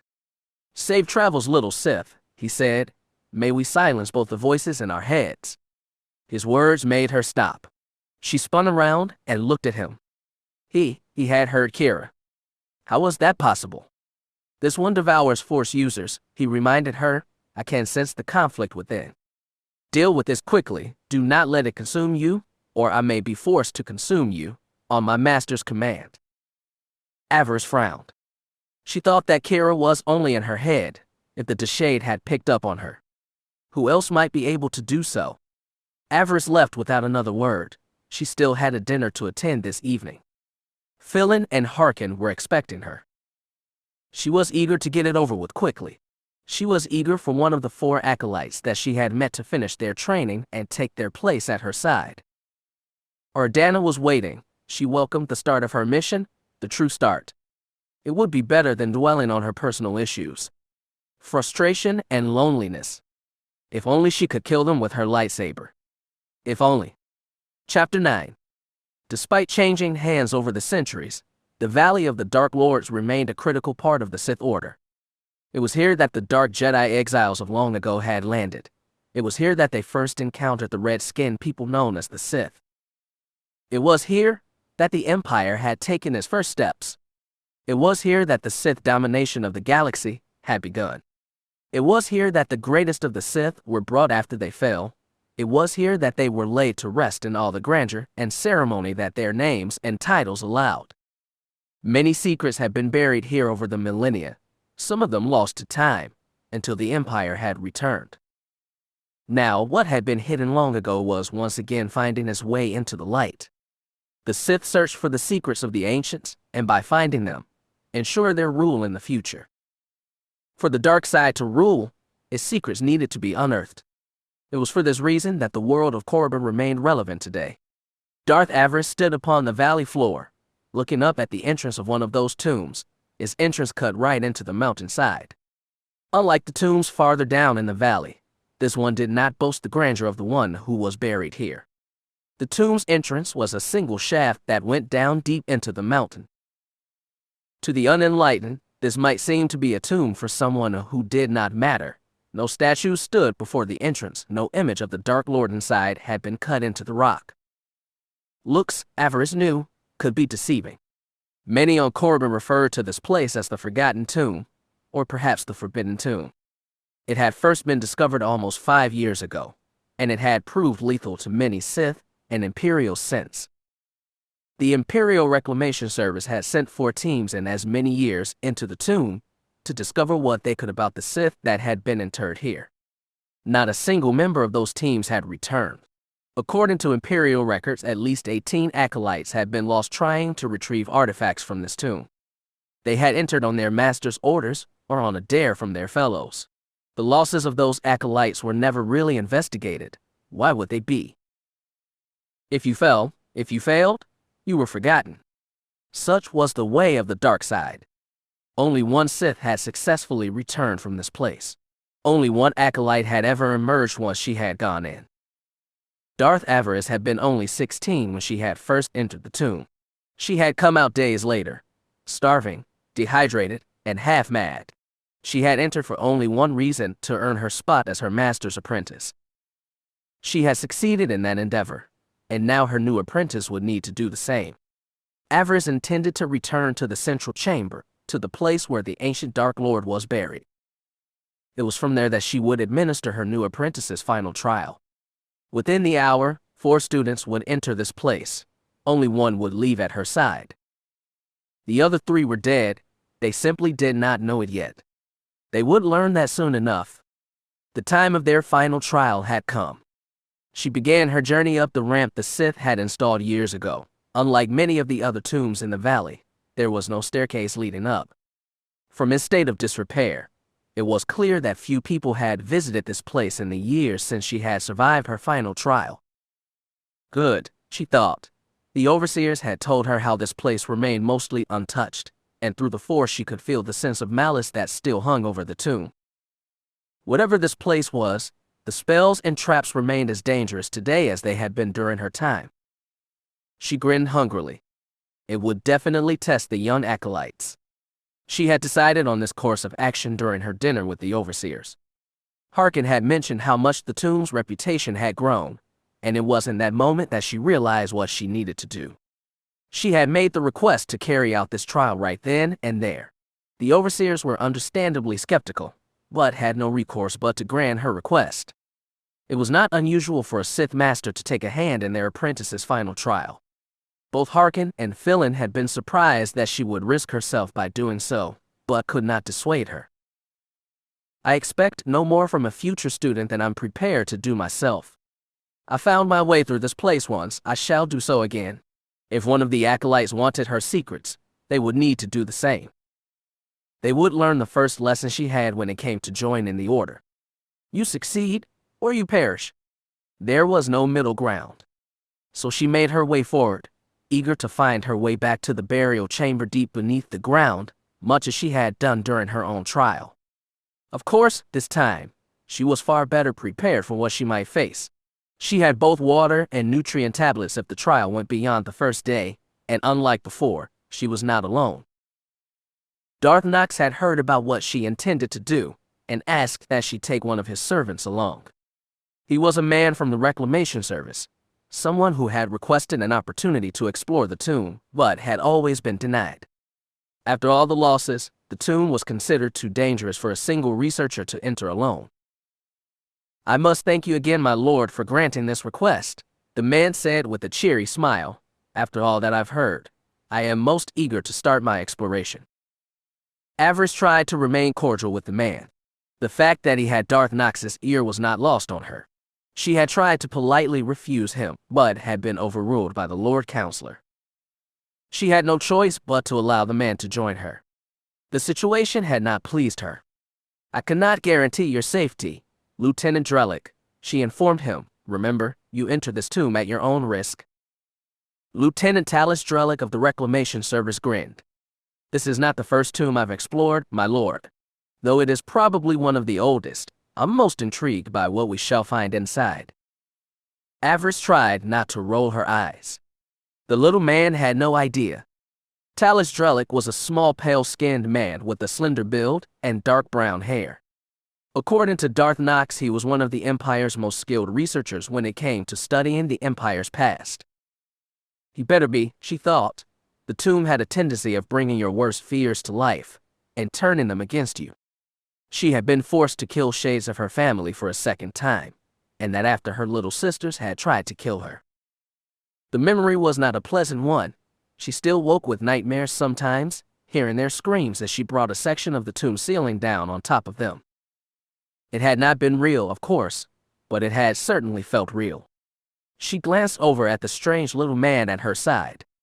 She wondered what horrors the tomb would confront him with. Drellick had bombarded her with questions as they had made their way here in her speeder. Belize had driven and would wait outside for their return. The lieutenant was most curious about the illusions that she had seen. She had not gone into the full details, of course, merely told him that she had been forced to face those she had loved, and that they had tried to kill her. A most interesting tale, my lord, Drellick had said. I wonder what the tomb would confront me with. Sadly, I do not have a chance to experience it firsthand. She gave the man a curious look. I'm not sure you can avoid it, Lieutenant, she warned him. I could not stop it, that is for certain. He gave her a sly smile. But you did not have access to the resources that I have, my lord. He reached into the pack he had brought along and pulled out both a medallion and a strange-looking metal headband. What are those, Lieutenant? Trinkets that the Reclamation Service has discovered, my lord. They are an extra layer of defense for those of us not blessed with the power of the Force. He put on both the headband and the amulet. She fought the urge to laugh at the strange little Imperial. There were always merchants hanging around outside the academy that claimed that they were selling trinkets that could protect you from the dark powers that still existed in the tombs. These merchants preyed on the greener acolytes, making them think that the junk they were selling would give the student an edge. Avaryss had never bothered herself, but the practice continued. The gullible were always looking for an advantage in all the wrong places. As they entered the tomb together, Drellick shifted the metal headband so it would sit more evenly on his brow. Avaryss led them down the long descending ramp, which led into the first section of the tomb proper. As before, she had almost tripped and slid all the way down, but as before, she had caught herself. As the two of them reached the first chamber, Avaryss took in a deep breath and nodded. The air down here felt so familiar, like a long-lost friend that embraced you after years apart. She grinned. It felt like the tomb was welcoming her back, or maybe trying to lull her into a false sense of security. She had escaped once. Maybe the spirit that existed here wanted to make sure that she did not escape again. She was determined to remain mindful. "Hear me, spirit," she called out to the shadows. "I have returned to honor your great power, not to steal from you, but to test those that think they are worthy of serving me. 4 shall come, and 3 shall remain behind, their bones and lives enriching your domain. They are my offering, my sacrifice for being allowed to stand in your presence once again. I ask only that you allow us to pass unmolested. We are not here to steal from you, only to bask in your great power." Avaryss expected Drellick to laugh at her for making such a statement. Most Imperials did when it came to the spiritual side of the Force. They did not understand how much of a hold the past still held on the present. Drellick said nothing. He merely looked around curiously. "Will the spirit appear?" he asked. "Did you see it during your last visit?" Avaryss chuckled. "The spirit did not appear to me, no, but I felt a sense of being watched. It may have been my imagination, but why take chances? Power should be respected, Lieutenant. We ignore the past at our own peril." "Wise words, my lord. Very wise words indeed." Drellick pulled out a holocam and began taking pictures, recordings of the room. "Amazing," he murmured, "intriguing, wondrous. You found something?" He nodded, grinning happily. He pointed his glow light at a stone symbol cut into the wall. "I recognize that sigil, my lord. Although it is slightly changed from the one I remember, perhaps the current one came about because of some alliance or lost later on. No matter. Still, despite the variation, it is familiar to me." "Whose sigil is it? What house is it from?" "I believe it is a variation of the symbol of House Kresh." "Kresh," Avaryss said, "as in Ludo Kresh." "The same, my lord. Perhaps the lord that was laid to rest here was one of his ancestors, perhaps the first lord of his family line." Drellick almost giggled with childlike delight. "I wonder what type of a man he was." Avaryss snorted with amusement. "The tomb that we are standing in does not belong to a man, Lieutenant. It belonged to a woman." He turned to her. "A woman, you say? Are you certain?" Avaryss frowned. She had not meant to volunteer any information about this place. She had not planned on telling Drellick about the scrolls she had discovered and been allowed to take out of here. Those secrets were hers, and she guarded them greedily. Besides, Drellick was Nox's man. Did she truly wish to share her secrets with the fellow Darth? "I cannot give you the full details of what I discovered," she told the man, "but what I can tell you is that the one that was buried here was likely one of the Jedi exiles that first landed on Korriban. She was also one of the first to choose to mate with the Sith High Priest.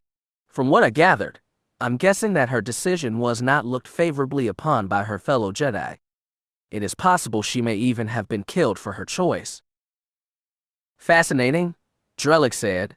"If what you discovered is true, then this is most definitely an important find. We know so little about the Dark Jedi that first came to Korriban. It was so long ago, and the names of those brave souls are now all but lost to time." The lieutenant's smile faltered slightly. "You claim that this woman was not looked upon favorably by her fellows. That is a shame. Especially considering the fact that within a generation or two, the Jedi interbreeding with the native Sith became a common practice. It is most unfair that this young woman suffered so for being ahead of her time." The researcher shook his head. "Whoever you were, my lord, have no fear," he called out. "If you will allow it, I will make sure that your name is whispered again with the respect and reverence it deserves. The respect that escaped you in life will be yours again. I promise you." Avaryss smiled. Perhaps there was something to the little man after all. He did not view these tombs as treasure troves to simply be plundered. Maybe she would seek to draw Drellick away from Nox.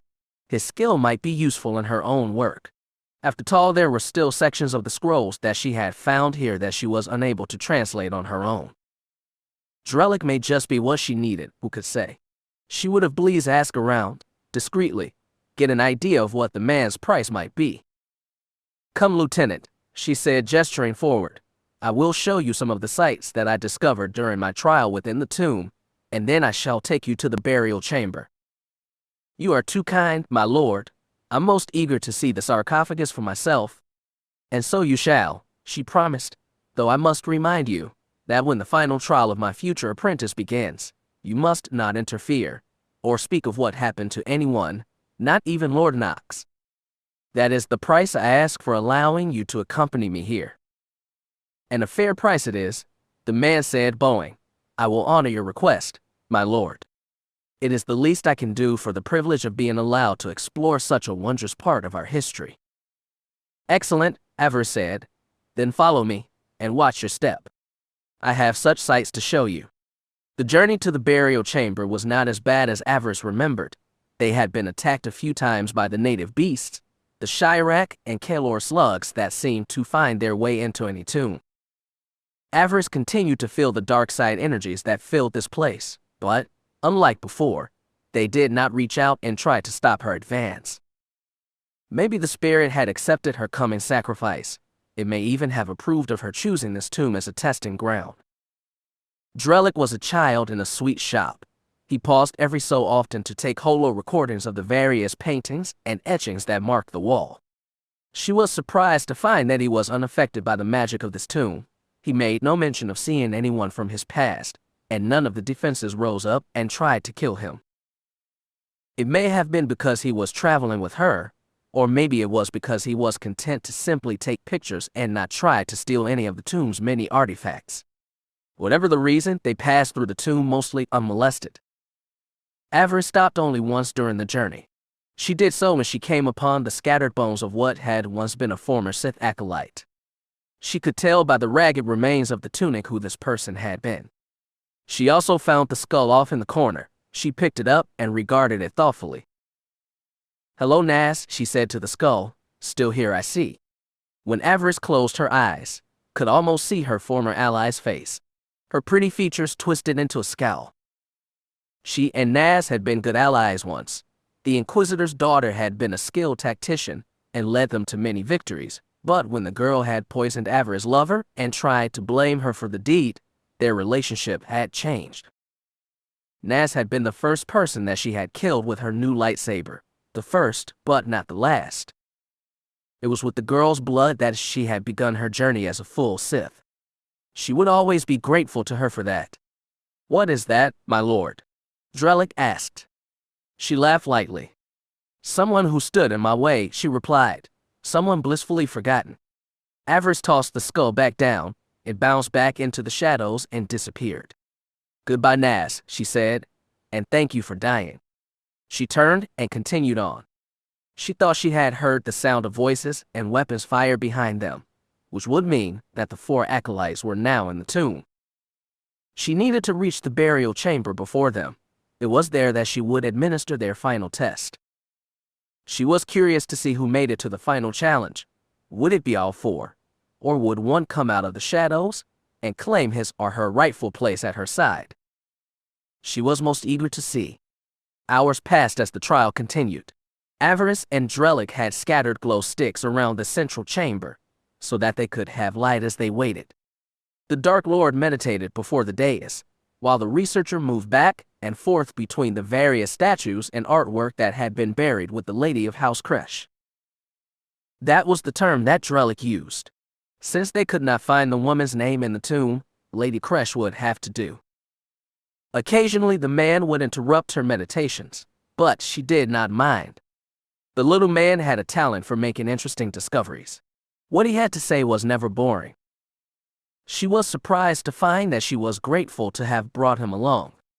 He made the wait here interesting. Drellick would pause in his work every so often to drink some water or eat a nutrient bar. He offered one to Avaryss, who declined. The Force would sustain her for several days. As long as she had water, food was a minor issue. She spent much of her time meditating, communing with the Force, and in doing so, keeping track of the 4 acolytes now struggling to survive. The Force could not reveal to her exactly what was going on, but it did give her a good idea. Things were proceeding slowly. 2 of the acolytes were currently engaged in a chase through the tomb. Whether this was because of tomb's defenses or a personal rivalry, she could not say.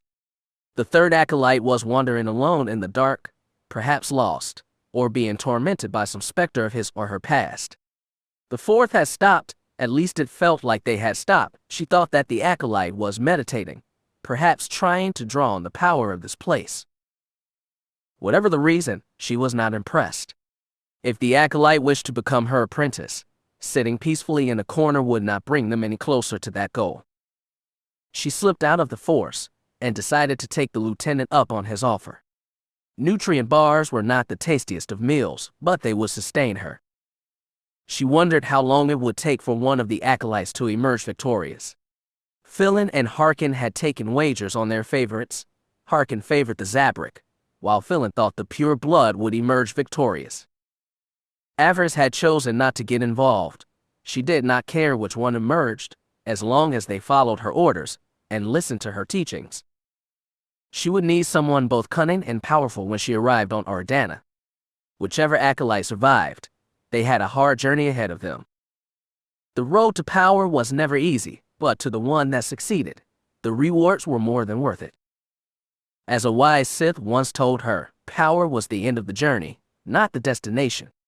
Power was its own reward. And what about Finn? Kira asked. I take it that means he is all mine then. Avaryss growled like an angry beast. Silence, she hissed. Your opinion is not wanted. The hours continued to drag on. Avaryss continued to wait. One of the 2 that had been chasing each other around the tomb died first. She felt the shift when the acolyte died, ending their chance at becoming her apprentice. The one who had not been moving winked out next. She was not sure how that one died, only that their presence disappeared. She felt the 2 survivors drawing closer. Avaryss reached out with the Force, trying to draw them together, to bring them to her side for the final fight.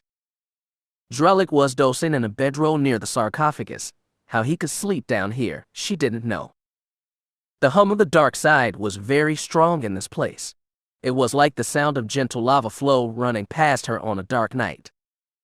She rose from her meditation, feeling both relaxed and refreshed. She prepared herself for what was coming next, her hand resting on the weapon on her belt, or rather one of the 2 weapons that were on her belt. She smiled.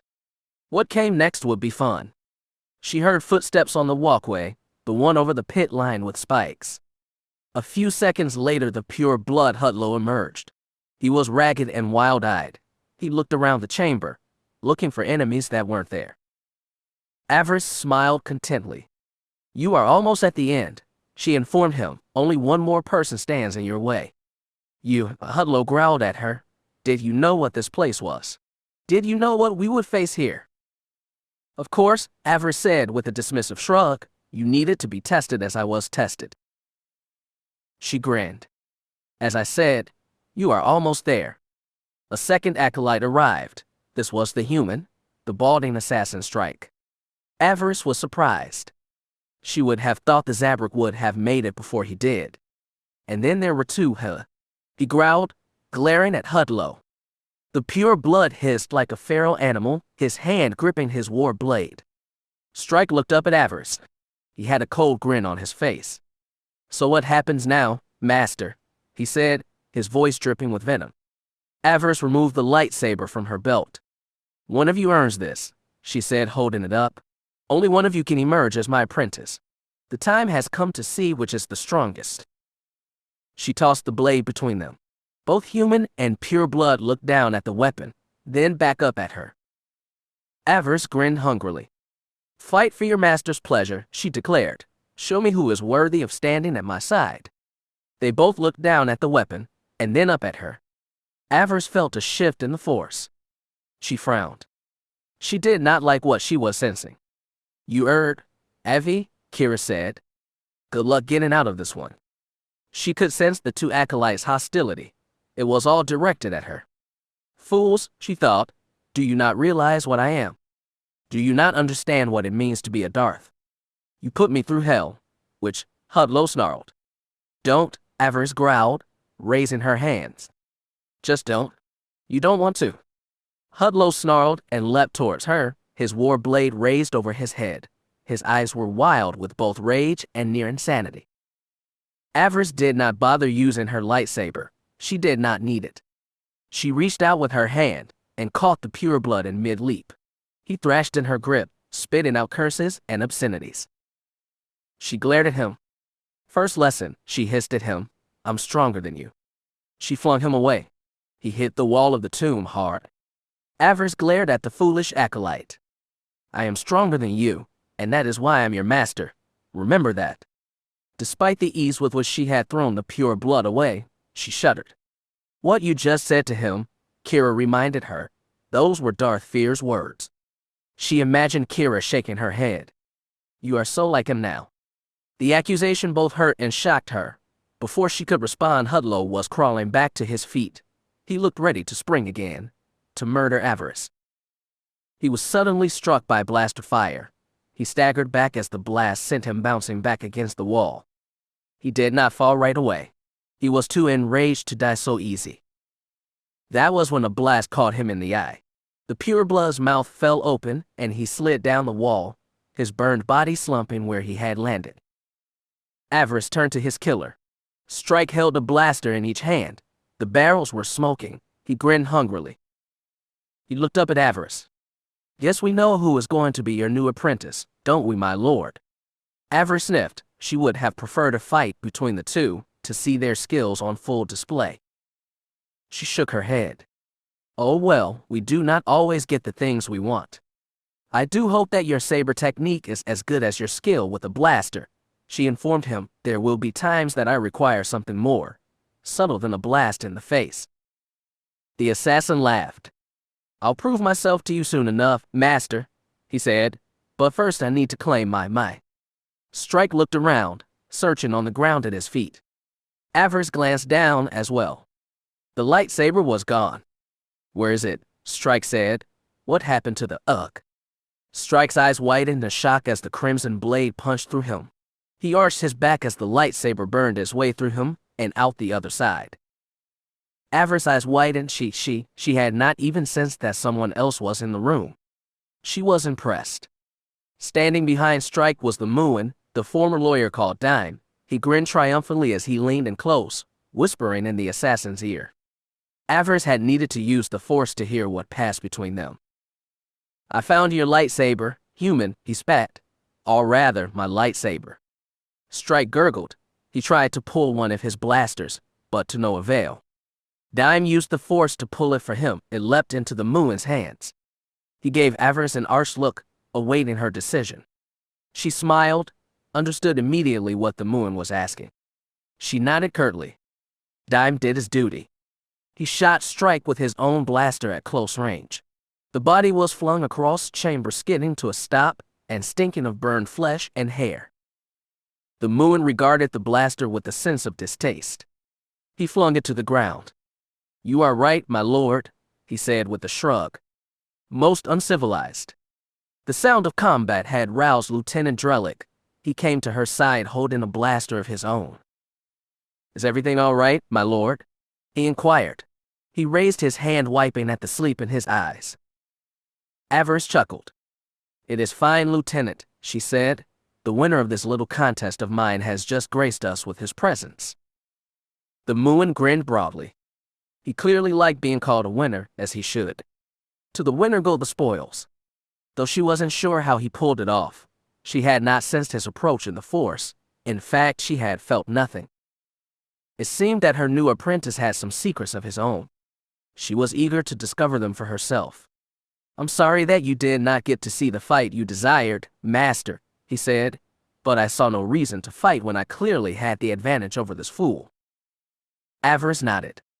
Strength was not everything for a Sith. Cunning, deception, and ruthlessness were important too. Dime had shown that he possessed all three. It would have been nice to see the survivors fight it out for her pleasure, but she was fine with this outcome. She was nothing if not flexible. She was most pleased. "Are you ready to take your place at my side?" she asked him. "Are you ready to study the mysteries of the dark side?" "Teach me, master," he said excitedly. "Teach me, I want to learn." Avaryss grinned triumphantly. "Then kneel at my feet," she ordered. "Speak the words, and pledge yourself to me and my teachings. Become an extension of my will." The Mu'min nodded and walked up to her. He knelt at her feet, bowing his head respectfully. "I am yours, my lord," he vowed. "What is thy bidding, my master?" Avaryss almost laughed. "And now I come full circle," she thought. "Now it begins." Chapter 10. Avaryss returned from Corbin to find her job on Ordana had become much more complicated. She had barely stepped off the ramp from her shuttle when she was met by Colonel Glask. The loyalty officer had brought her new orders from Darth Fear, orders reflecting his recent actions in the ID system. She was not pleased to hear what had happened while she had been seeking a new apprentice. The fool, she thought, shaking her head. The complete and utter fool. Darth Fear had already responded to the Ordana rebels' demands. He had charged her with dealing with this crisis, and then, without even consulting her, made his own moves to try and deal with it. He had of course rejected everything the rebels had asked for, but that was not all. When word reached the people, several large protests broke out in Warro and Dana City. Fear responded by sending in troops. Fortunately, there had been little bloodshed. Most Ordana citizens still saw themselves as loyal Imperials. The soldiers managed to round up the ringleaders of the protests, taking them into custody. The bloodshed had been kept to a minimum, which was good. The crowds dispersed after that. If that had been the only thing that had happened, they would have been lucky. Sadly, Fear was not done. He had publicly executed the people behind the protests. He accused them of having a hand in the recent bombings, and set out to make an example of them. The move left the people of the planet in shock. For the moment, things were quiet. Avaryss doubted they would remain that way for long. Fear's display of power would not have the effect he hoped. She knew her people well enough to know that. All Fear did was guarantee that the ranks of the rebellion would swell. Her people were not cowards. Many had served the Empire loyalty in both the army and navy. Once the shock wore off, there would be anger. How much anger depended on who exactly it was that had been killed. They would see this as a betrayal by their Dark Lord. Once upon a time, Moff Gallic would have diffused the situation by promising to take the matter up with the Emperor, but with his death that was no longer possible. Speaking with the Emperor would not salve this wound. The people of Ordana would be angry, and in their anger many would flock to the rebellion. The threat posed would escalate. The people would demand a response, and she shook her head. When the people did respond, it would not be pretty. No, it would not be pretty at all. "What did you expect?" Kira asked. "Being on the council has gone to the old man's head. He has made a mess, and now he will expect you to clean it up. Lucky you." She should not have been surprised. When the council had trusted Darth Fear with the pacification of the former holdings of the late Darth Tarek, her master had shown no mercy. There had been both mass arrests and mass executions.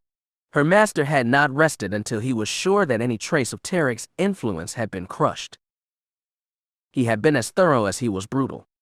Now, with Ordana, he was doing it again. Only this time, he was not punishing some rogue Sith's holdings. He was targeting one of the main arteries of the Imperial war effort, a world that had been loyal to the Empire since the very beginning. Was it any wonder that they were in revolt? The move had been foolish in her eyes, foolish and ill-timed. "Oh, master," she thought. "What have you gotten me into now?" Fear, of course, was now demanding that she head for the ID system with all possible speed. He had sent word ahead to both Moff Gallic and Darth Sadi. They would make sure that things were all in readiness for her arrival. Glask, ever loyal to her master, presented her with a data pad full of instructions from Darth Fear, a full list of how she should best proceed when she arrived on the planet, what steps she should take first to ensure that the people remain compliant, Avaryss took it, but already intended to ignore whatever advice it contained. Her master would not be happy with that, but at that point, she did not really care.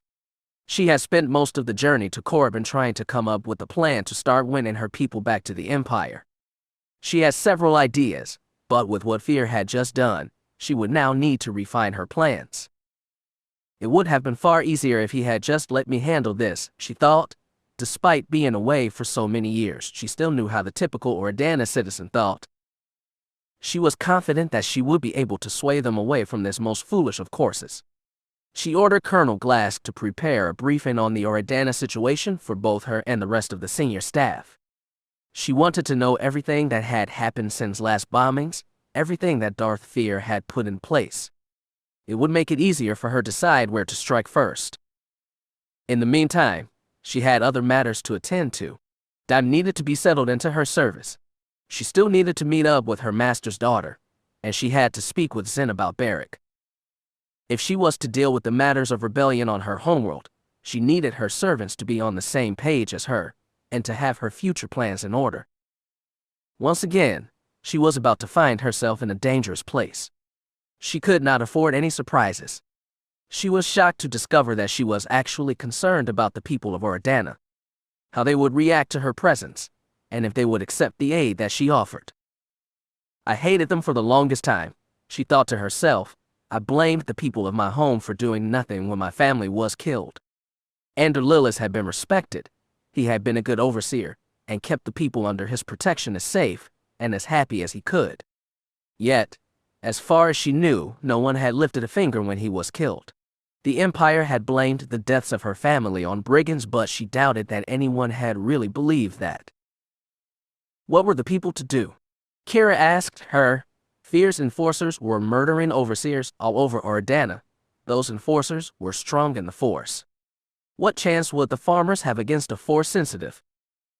What chance would they have against you? Avaryss frowned. She did not like to think like that. I'm nothing like the man who murdered my family. I'm better than he was, stronger too. Distantly she could hear Kira laugh. Keep telling yourself that, Avi. Just keep telling yourself that. Avaryss could not completely kill the snarl that came to her lips. They were weak. The weak deserved their fate. It is their destiny to be ruled by the strong. Why should I care for a pack of weak-willed farmers? Because they're your people, Kira reminded her. They are your father's people, and citizens of the Empire. As citizens, they are your subjects. Should you not do everything in your power to ensure they are as productive and useful to you as you can? I'm not their servant, Avaryss thought. True, but you have never been one to abuse your servants. As a lord, they serve you. Are you really interested in seeing them suffer? She had no real answer for that. In fact, this whole argument was leaving her confused. Stopping the rebellion was paramount for the war effort, but, at the same time, once she had dreamed of returning to Ordana and making it a paradise for its citizens. She wanted to make the world into a symbol of her power. She wanted every citizen to be able to look up to her and fall to their knees in humble gratitude. That will never happen if Fear had his way. You don't have to do this alone, Kira reminded her. If you let me out, I could help you. Together we can win the hearts and minds of the people, make Ordana exactly as we want it. Avaryss frowned. The day she let go and let Kira have her way was the day she was truly lost. If she gave in to that part of herself, she feared that she would never find her way back. Kira was no doe-eyed innocent. The choices she had made on Fury 9 had proved that. No, Avaryss thought, I will not be letting you out, not ever. Kira's voice in her head fell silent. She tried to feel good about that, but she has not given up, Avaryss realized. She is just waiting. The Dark Lord sighed. She is waiting. Settling Dime into his quarters proved the easiest challenge she had to deal with that day. The Muin was eager to begin not only his training, but to prove himself to her on the mission that they had before them. Whatever it is you need, Master, I can do, he promised. Combat, manipulation, finance. He gave her a wide-toothy grin. You will find me a most versatile apprentice. The two had spoken on the shuttle right up to her destroyer. His journey to the Sith had not been the typical one. but the result was the same. Dime wanted power, and saw the Sith Order as the quickest way to get it. In that, he was predictable. Dime had been born into a wealthy family. Like most Muun children, the course of his life had been decided early on. His family has served Republic interests for decades as financiers and lawyers for the wealthy and privileged of the Republic. Dime had come to despise what they wanted of him. He had shown an affinity for the Force at an early age. His family recognized it and chose to ignore it. During the time of expansion, before the Sith return, the Muons had had a lot of contact with the Jedi as they labored to expand the galactic economy to the Republic's new colonies. They had known what having a child with Force sensitivity meant, and still had chosen to hide it. Muon children were often viewed as assets by their family. They had been born to fulfill a specific purpose. Giving a child to the Jedi was seen as foolish and wasteful. The Jedi stressed the need to break familial bonds that would not serve to the profit-oriented Muons. Dime's parents had done what they could to hide his abilities from the Jedi. They did not wish to see their son stolen, not when he was far more useful to the family as a whole. They had tried to convince him to forget what he could do with the Force, to ignore his instincts and focus on settling into the mold that they had prepared for him. Dime, however, could not ignore what he was sensing, what he was feeling. He had tried to make the best use of his abilities and learned quickly how powerful he truly was. He discovered a talent for mental manipulation early on. At first, he had only used it on the family's servants, taking advantage of their weak minds to practice and expand his power. As he had grown older, he had turned those abilities on his family's business clients and partners. He used his gifts to gain greater wealth and prestige for his family. If his parents suspected what he was doing, they did not show it. They only saw his gains and thought about what he could acquire for them in the future. It was all that mattered to them, what he could acquire for the family. His resentment for them continued to grow. The Cold War between the Republic and Sith offered many opportunities for an ambitious Muon. He had quickly learned just how much profit was just waiting to be made by maintaining the Treaty of Coruscant. By this point, he had already finished his schooling and was fully prepared to practice law in his home world, but he felt no excitement in achieving that goal. His mind abilities made his victories too easy, and he grew even more resentful and bored.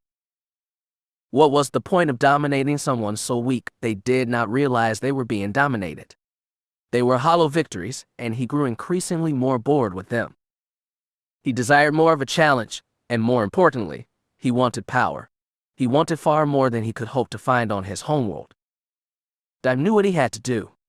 Finally, he had chosen to leave his parents and his homeworld behind. The more he found out about the Sith, the more fascinated he was by them. They did not have to hide their powers. They respected strength and valued someone with a strong connection to the Force. He had used his mind powers to gain passage into the Empire, and from there recreated himself into a financier and began preying on the wealthy merchants that served the Empire. It had taken time, but finally he gained the attention of the Sith Order.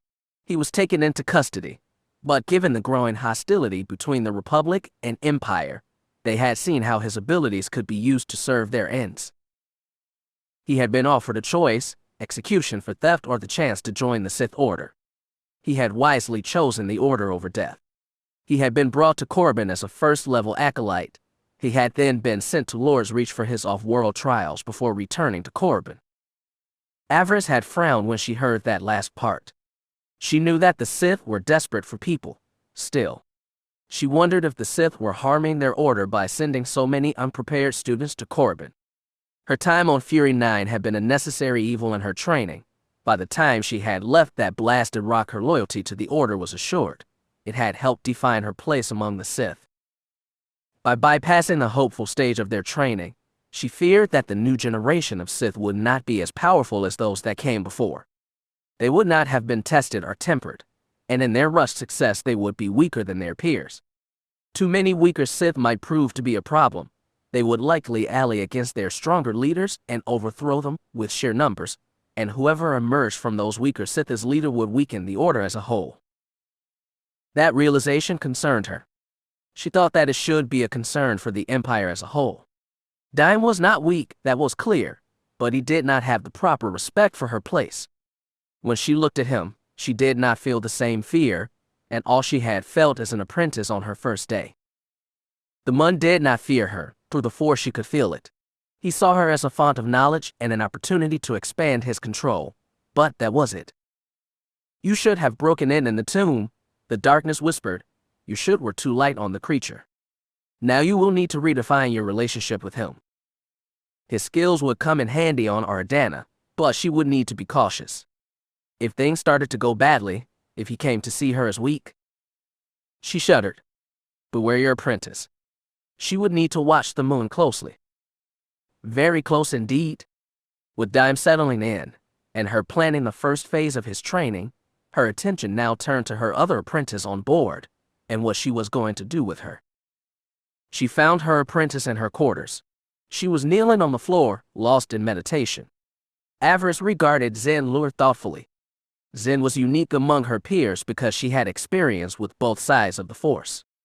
Her Jedi training had shown her the limits of what the light had to offer, and since coming over to the dark side, she had done everything in her power to surpass those limits. She indulged freely with her emotions. Anger, jealousy, fury, lust. They were just a few of the emotions that the former Jedi Padawan chose to indulge on her journey down the dark path. Avaryss frowned. Lust seemed to be her favorite. Zen knew that she was beautiful by human standards and enjoyed toying with the emotions of others. The way she talked, the way she dressed, the way she moved, all suggested the possibility of sex, and she reveled in the power that it gave her. Even now, she sought to inspire the desire of others. Her robes clung to her curvy form like a second skin. She wore no armor, and her top was cut low in front and left most of her midriff exposed. A man would not need much imagination to guess what Zen looked like naked. This was the point. She reveled in turning men into drooling idiots, and there was always more waiting to amuse her, and that was the problem. She was not the type of girl to be tied down with anyone for long, at least that is what Avaryss had observed, which is why the Dark Lord was so disturbed with her relationship with Beric. She had no desire to see her brother suffer because the girl grew bored with his company. Zen sensed her approach. She did not rise from her meditation, but she did tilt her head slightly. "Are you here to punish me, master?" she inquired. Avaryss sneered at her comment. She even made the sound of being punished suggestive. Zen was truly on the way to mastering her craft. "Have you done something that you deserve to be punished for, apprentice?" Zen laughed lightly and rose, her golden eyes now focused on her master. "According to the Jedi Code, I've done many things that I should be punished for." Zen grinned triumphantly. "It is a good thing that I'm no longer a Jedi." Any amusement quickly faded from the girl's eyes. She pinned her master with an accusing gaze. "Why do you seek to replace me, master? Have I not always served you well? Taking on a new apprentice was not my choice." Avaryss informed the girl. It was at Counselor Fear's suggestion, and it was not a bad one. A Corbin-trained apprentice is a symbol of both refinement and prestige. Zen's Sith eyes narrowed. "You did not answer my question." "Nor should I," Avaryss said coldly. "Do not forget your place, Zen. You have sworn to serve me, and I shall do as I see fit." "I mean no disrespect, my lord," she said, bowing submissively. "I merely seek to understand if I have disappointed you in some way." Zen frowned. "You are not pleased with me? And Beric, are you? You believe what we are doing is a mistake." Avaryss gave her a stern look. "So no beating around the bush," she thought. "Good. We might as well get to the heart of the matter right away. Why Beric, apprentice?" she asked. "You could have any man in the Empire. What makes him so special?" Zen gave her a sly smile. "He has talents that I find enjoyable. I could describe them for you if you like." "No," Avaryss said flatly. "That will not be necessary." She did not need to hear about her brother's technique. There were some things that she preferred not to know. "Of course, it isn't all physical," Zen said wistfully. "Do you remember what happened after I led you to my former comrades, after we destroyed the Jedi filth to the last man? Do you remember what happened after? What I did when the deed was done?" Avaryss nodded. She remembered quite well. That night had been her first true victory, her first real step towards lordship. She would remember it for the rest of her life. You stripped off your Jedi robes, declaring that you were done with their hypocrisy. You stood before the fire, and the men under our command, and declared your loyalty to the Sith. I did indeed, Zen said. I stood with almost nothing on, reborn, and declared my desire to serve you, and do you remember what happened next? Beric offered you his poncho, as I recall. You accepted it with a smile and a nod. That is one way of looking at it, I suppose, Zen said, but it was more than that, far more than that to me. She smiled shyly. At that moment, my emotions were raw. I had just helped murder everyone I once had called friend. The dark side was singing in my blood. Everything was color and screams. I felt like I was drowning. Fury, guilt, lust, I was feeling it all in that moment. I could sense everything. I could feel the emotions of the troopers who accompanied us. They both feared and desired me in that moment. Their emotions were almost overwhelming, and then. Zen's smile turned into a full-blown grin. Then came Beric, your brother. Avaryss' eyes narrowed. You know. Her apprentice nodded. She blushed slightly. You would be surprised what a man will tell you during pillow talk. Avaryss restrained herself from hissing in disgust. Damn you, Beric. He was not helping his case for her sparing Zen and letting him deal with the matter. By sharing such a secret with Zen, he had put his sister in jeopardy. What if the girl decided to use it against her? Did her brother realize what he had done? When Rick wrapped his poncho around me, I felt something. The screams in the force became a gentle hum. The raging colors dimmed. Everything was a soft violet color, like twilight in the summer, or that one moment before the dawn. Her apprentice sighed. Your brother looked upon me, and it was not simply a matter of lust. He saw me as someone he wished to get to know. I was not simply a distraction, a night's entertainment, not to him. He kept his eyes low, not wishing to stare lustfully at me. He even blushed a bit. I was not sure what to make of it, what I was feeling. It made no sense. Her confession surprised Avaryss. He is more to you than the man you have been with since. Zen snorted at that. Those men were diversions, nothing more, pretty, but useless, grunts. Rick is something far more. Something more? Avaryss thought. Interesting. Do you love him? She asked her apprentice. Zen frowned. I'm fond of him, she confessed. As far as love goes, I'm not sure it even exists. The masters back at the temple used to preach constantly of how love was essential to a Jedi's life, and yet, they did everything in their power to deny us. Love was an abstract concept to them. Zen shook her head. As I said, I'm not sure it even exists. Avaryss almost shook her head. Poor Zen, she thought. The Jedi had done their best to emotionally cripple the poor girl. Sidar Ben, her former master, had tried to break her of all emotion. The more fool he was. Avaryss was surprised that Kira did not offer her opinion on the matter. Fortunately, that voice had finally fallen blissfully silent. She hoped that it would remain that way. She still wanted to punish Zen for going after Beric, but at the same time, she was curious where this might go. Avaryss still feared the thought that Zen might try to use Beric against her, but at the same time, she saw another opportunity. Zen's connection to Beric might work to her advantage.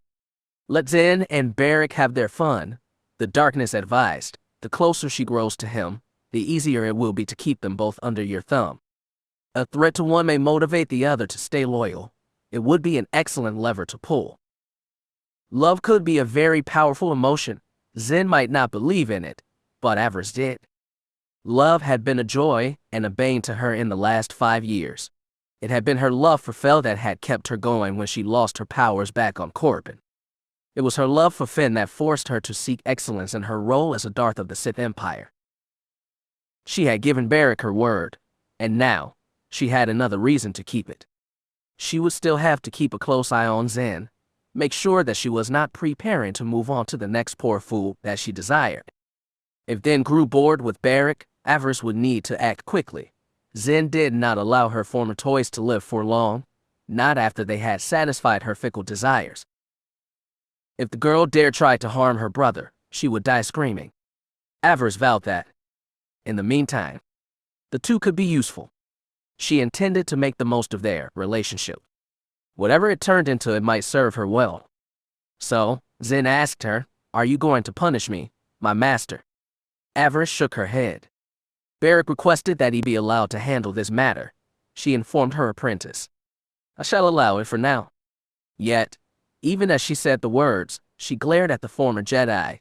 The cold look in her eyes made sure that the girl understood what might happen if she chose to satisfy her thirst for violence by hurting her brother. "Do not mistake this decision for weakness, apprentice. As you now know, Beric is of my bloodline. That blood is important to the future of House Avaryss. I would be most disappointed if he was harmed, and would be obligated to make sure that the Sith that harmed him suffer greatly for that mistake." She let the dark side bloom outward. Her power, the rage she held in check, washed over the former Jedi. Zen visibly cringed. "Good," Avaryss thought. "Let her imagine exactly what I could do to her if she goes against me in this. Beric is mine. He is part of the future of my house. She will suffer greatly should she try to harm him." "I will not harm Rick," Zen promised. "He is not like the others." "See that you don't," Avaryss said, turning away. "For your sake." She felt a brief flash of anger from her apprentice. Apparently Zen did not like being threatened. Avaryss raised her hand. She felt the force reach out, the sweet pressure of his power in her ears. She heard Zen gasp as she started to strangle, the force choke that her master held her in, squeezing that pretty throat of hers shut. She felt the girl struggle, tried to call on the force to free herself. She felt her start to panic when she realized that she could not. Avaryss had grown too strong for that. Zen might have been good with a lightsaber, but she could not match her young master yet in the more subtle force abilities. Avaryss savored that moment, like a feelings playing with a rodent. To Zen's credit, she did not beg or cry out. She simply struggled. It was hopeless, but that was fine. Avaryss released her. She gasped and looked on her master with surprise, shocked at how easily Avaryss had seized her, how easily she could have killed her. "Your master is your master because she is stronger than you, girl," Avaryss thought. "Remember that?" She turned and smiled at her apprentice. "Consider this a lesson," she purred. "You are not ready to challenge my power yet." Zen, still trying to regain her breath, dropped to one knee. "Yes, my lord," she wheezed. "I understand." "Good," Avaryss said, leaving her quarters, letting the door hiss shut behind her. Lesson learned. Her apprentices dealt with, Avaryss now turned her attention to the one last part of business she wanted to deal with before they arrived on Ordana, with Beric and Bleez at her side. She made her way down to the ship's detention block, to the cell that held the prisoner that very few on the ship knew about. Beric had just learned who that prisoner was a few moments ago. He did not look happy. "When you said you had an edge over Lord Fear, I assumed that you had found some new ability or force technique," he said morosely. "I didn't think you would actually think it wise to kidnap your master's daughter." Avaryss shrugged. "Technically there has been no kidnapping," she informed him. "Had I not acquired Sin Fear, she would have likely died during the Republic attack. The neighborhood that she called home was completely destroyed." She gave her brother a sly smile. "It will take weeks for the cleanup crew to sort through the rubble, and even then finding all the bodies will be difficult. As far as anyone knows, this girl is dead. She should be thanking us for saving her." Her brother's eyes narrowed. He remained unconvinced. "No one knows she is here," Bleez assured him. "My troops carried out their orders to the letter. Anyone who knew about us taking Sin Fear is dead now." The War Master radiated a sense of pride. "My troops come through again." Beric shook his head and looked at his little sister. "And what happens when your master learns about this? What do you think he is going to do when he realizes what you've done?" It was a good question, Avaryss thought. She saw several possible outcomes. 1. Her master went completely thermal and demanded his daughter's release. She did not think that likely, though, because then he would have to explain how and why she had been such a vulnerable spot to begin with. The existence of his mundane child would likely hurt his position on the Dark Council. 2. He could openly declare Avaryss' arrival and seek to remove her from her place of power. Once again, the council would likely step in. Avaryss' mission to bring the rebels on Ordana to heel would be considered more important than her master's vendetta. The council would likely demand Avaryss' assurance that the girl would not be harmed, but that would be fine. The girl would remain a hostage, and despite fears distancing himself from the girl, Avaryss still believed that he loved her. He would not risk her safety. It would keep matters stable between them for the time being. 3. He could try something more subtle. He could try to assassinate her using the rebellion as a scapegoat. This was a more likely scenario than the other two. Fear had many active agents working in the 80 system. It would not be difficult for one of them to take a shot at her. The third possibility seemed more likely than the others, but it had its risks as well. If Avaryss left Bleez with strict orders to kill the girl if anything happened to her, then it was possible that her master might reconsider having her removed. Regardless, it was safe to say that she and Darth Fear were now definitely rivals. He had done his best to try and discredit her over the last few months. Now, when news of her holding his daughter got out, things would likely turn far more vicious between them. Before that happened, she needed to have the girl on board with what happened next. Fear was a valuable asset in the game to come. She was sure of it. Now, she simply had to see where the girl's loyalties lay. Tay-3 came to the cell and stopped. Bleez triggered the door and waited outside as Avaryss and Barrick entered. The prisoner was sitting on the cell's bed. She looked up at them with an angry glare. Avaryss smiled. If she had had any doubt who the girl was, it faded. Though her features were similar to Lady Sinestra, there was no doubt that this young woman was her master's daughter. Both her lips and nose were evidence of her bloodline.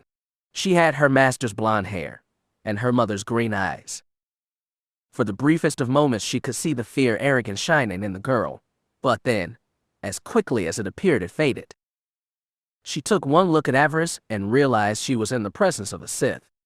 Sin recognized a Dark Lord when she saw one, and knew the danger of provoking one. So she is not stupid, Avaryss thought. That is good. The girl immediately dropped to her knees. She bowed her head in submission. Why am I here, my lord? She asked meekly. I don't understand. Avaryss smirked. You are here, Sin Fear, because of your Lord Father. The Dark Lord chuckled. We have much to speak about. The girl raised her head slightly and blinked. She tried to hide any recognition of what Avaryss had said, but she was not really good at it. Despite her upbringing, she was clearly not comfortable with lying. It was another reason why her family would have removed her. You must be misinformed, my lord, she said innocently. My last name is Fenera. I have no relations within the Sith. I'm a humble filing clerk in the Imperial Supply Office. The girl dared meet her gaze. I'm an orphan. I have no family. Avaryss reached out with the Force. Part of her wondered if her master had used the Force to alter her mind, to get her to believe in that story. Avaryss was surprised when the girl pushed her out of her mind with sheer will. Avaryss imagined a blast door slamming shut, cutting her off from the girl's mind. It came down so loud and so hard that she found herself taking a step back from the young woman. She hiccuped at the sheer power of the girl's will. Avaryss grinned. So she does know who she is, Avaryss realized. She has just been forced to live this life for so long she is not willing to give it up, yet. That was okay, the Dark Lord thought.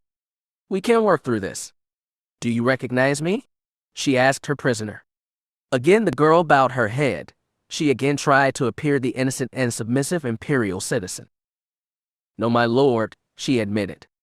That did surprise Avaryss. Her holo had been widely distributed over the last year.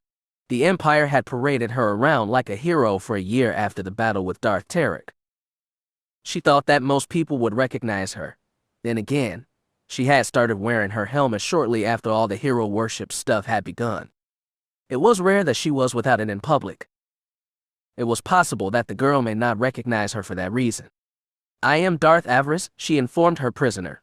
I'm the first apprentice to the Lord Counselor Darth Fear. She grinned down at the girl. Do you still not know me? Hearing her name had the desired result. Sin Fear looked up at her, and this time, There was no submission in her eyes. Avaryss felt anger, and jealousy. The girl's fingers curled into fists. "So you're the new me," she said coldly, "the one that my father replaced me with." Avaryss shrugged. "Your Lord Father needed an apprentice," she said. "It had to be someone. Why not me?" If the girl agreed or not, she did not say. She simply glared hatefully at the young woman who had taken her place. The young woman she should have been if the Force and destiny had been kinder. "What is the meaning of this?" the girl snarled. "Why have you taken me? Did my father put you up to this? Does he hate me that much?" Whoa, Avaryss thought. She expected hostility on the girl's part, even anger, but this was several levels above what she expected. Hate. Pure white-hot hate. The girl despised her father. How interesting. Now, she knew what to expect from the girl. Now, she had stepped back and decide what to do next. Avaryss looked around the cell. She wrinkled her nose in distaste. "This is not the proper place for a discussion," Avaryss informed her, "and I'm afraid that the business of the Empire calls. We will need to continue this discussion later." The girl did not respond. She was too angry to respond. Avaryss turned to Beric. "See this young woman into proper quarters, and see that she has some clean clothes as well." Sinfir's garments were dirty and tattered, the result of her quick removal during the battle on Dromund Kaas. The Dark Lord grinned. "I don't suppose you would reject my hospitality. I can offer food and a chance to clean yourself up, in exchange for a bit of your time and patience." Sinfir sniffed. In that moment she looked more like her mother than Bill ever did. "So that how it is then," she said. "You take the measure of me, and now retreat." The girl shook her head. "You think like my dad. I can see you two are a lot alike." That comment sent a surge of anger through Avaryss. She almost lashed out at the girl. Almost. She took a deep breath and counted to 10. She managed to regain her composure. "We will speak again once you are settled in," Avaryss promised. "Captain Lilas, see that this matter is done." "Yes, my lord," her brother said, bowing his head slightly. Avaryss left her then, with her war master in tow. Her heart was pounding in her chest. "You think like him? You two are a lot alike." The word still burned in her breast. Had that been an attempt to insult her? It was possible. The girl had been raised by the fears. She would have known how to push someone's buttons. It was a risky move, but what did the girl have to lose? Avaryss snarled under her breath. Whether Sinfir liked it or not, she would serve Avaryss' needs, just as Dime and Zen would. They were her tools now, assets to be used up and discarded. She would likely need those assets soon. They would reach Oridana in approximately 8 hours. The real mission was about to begin.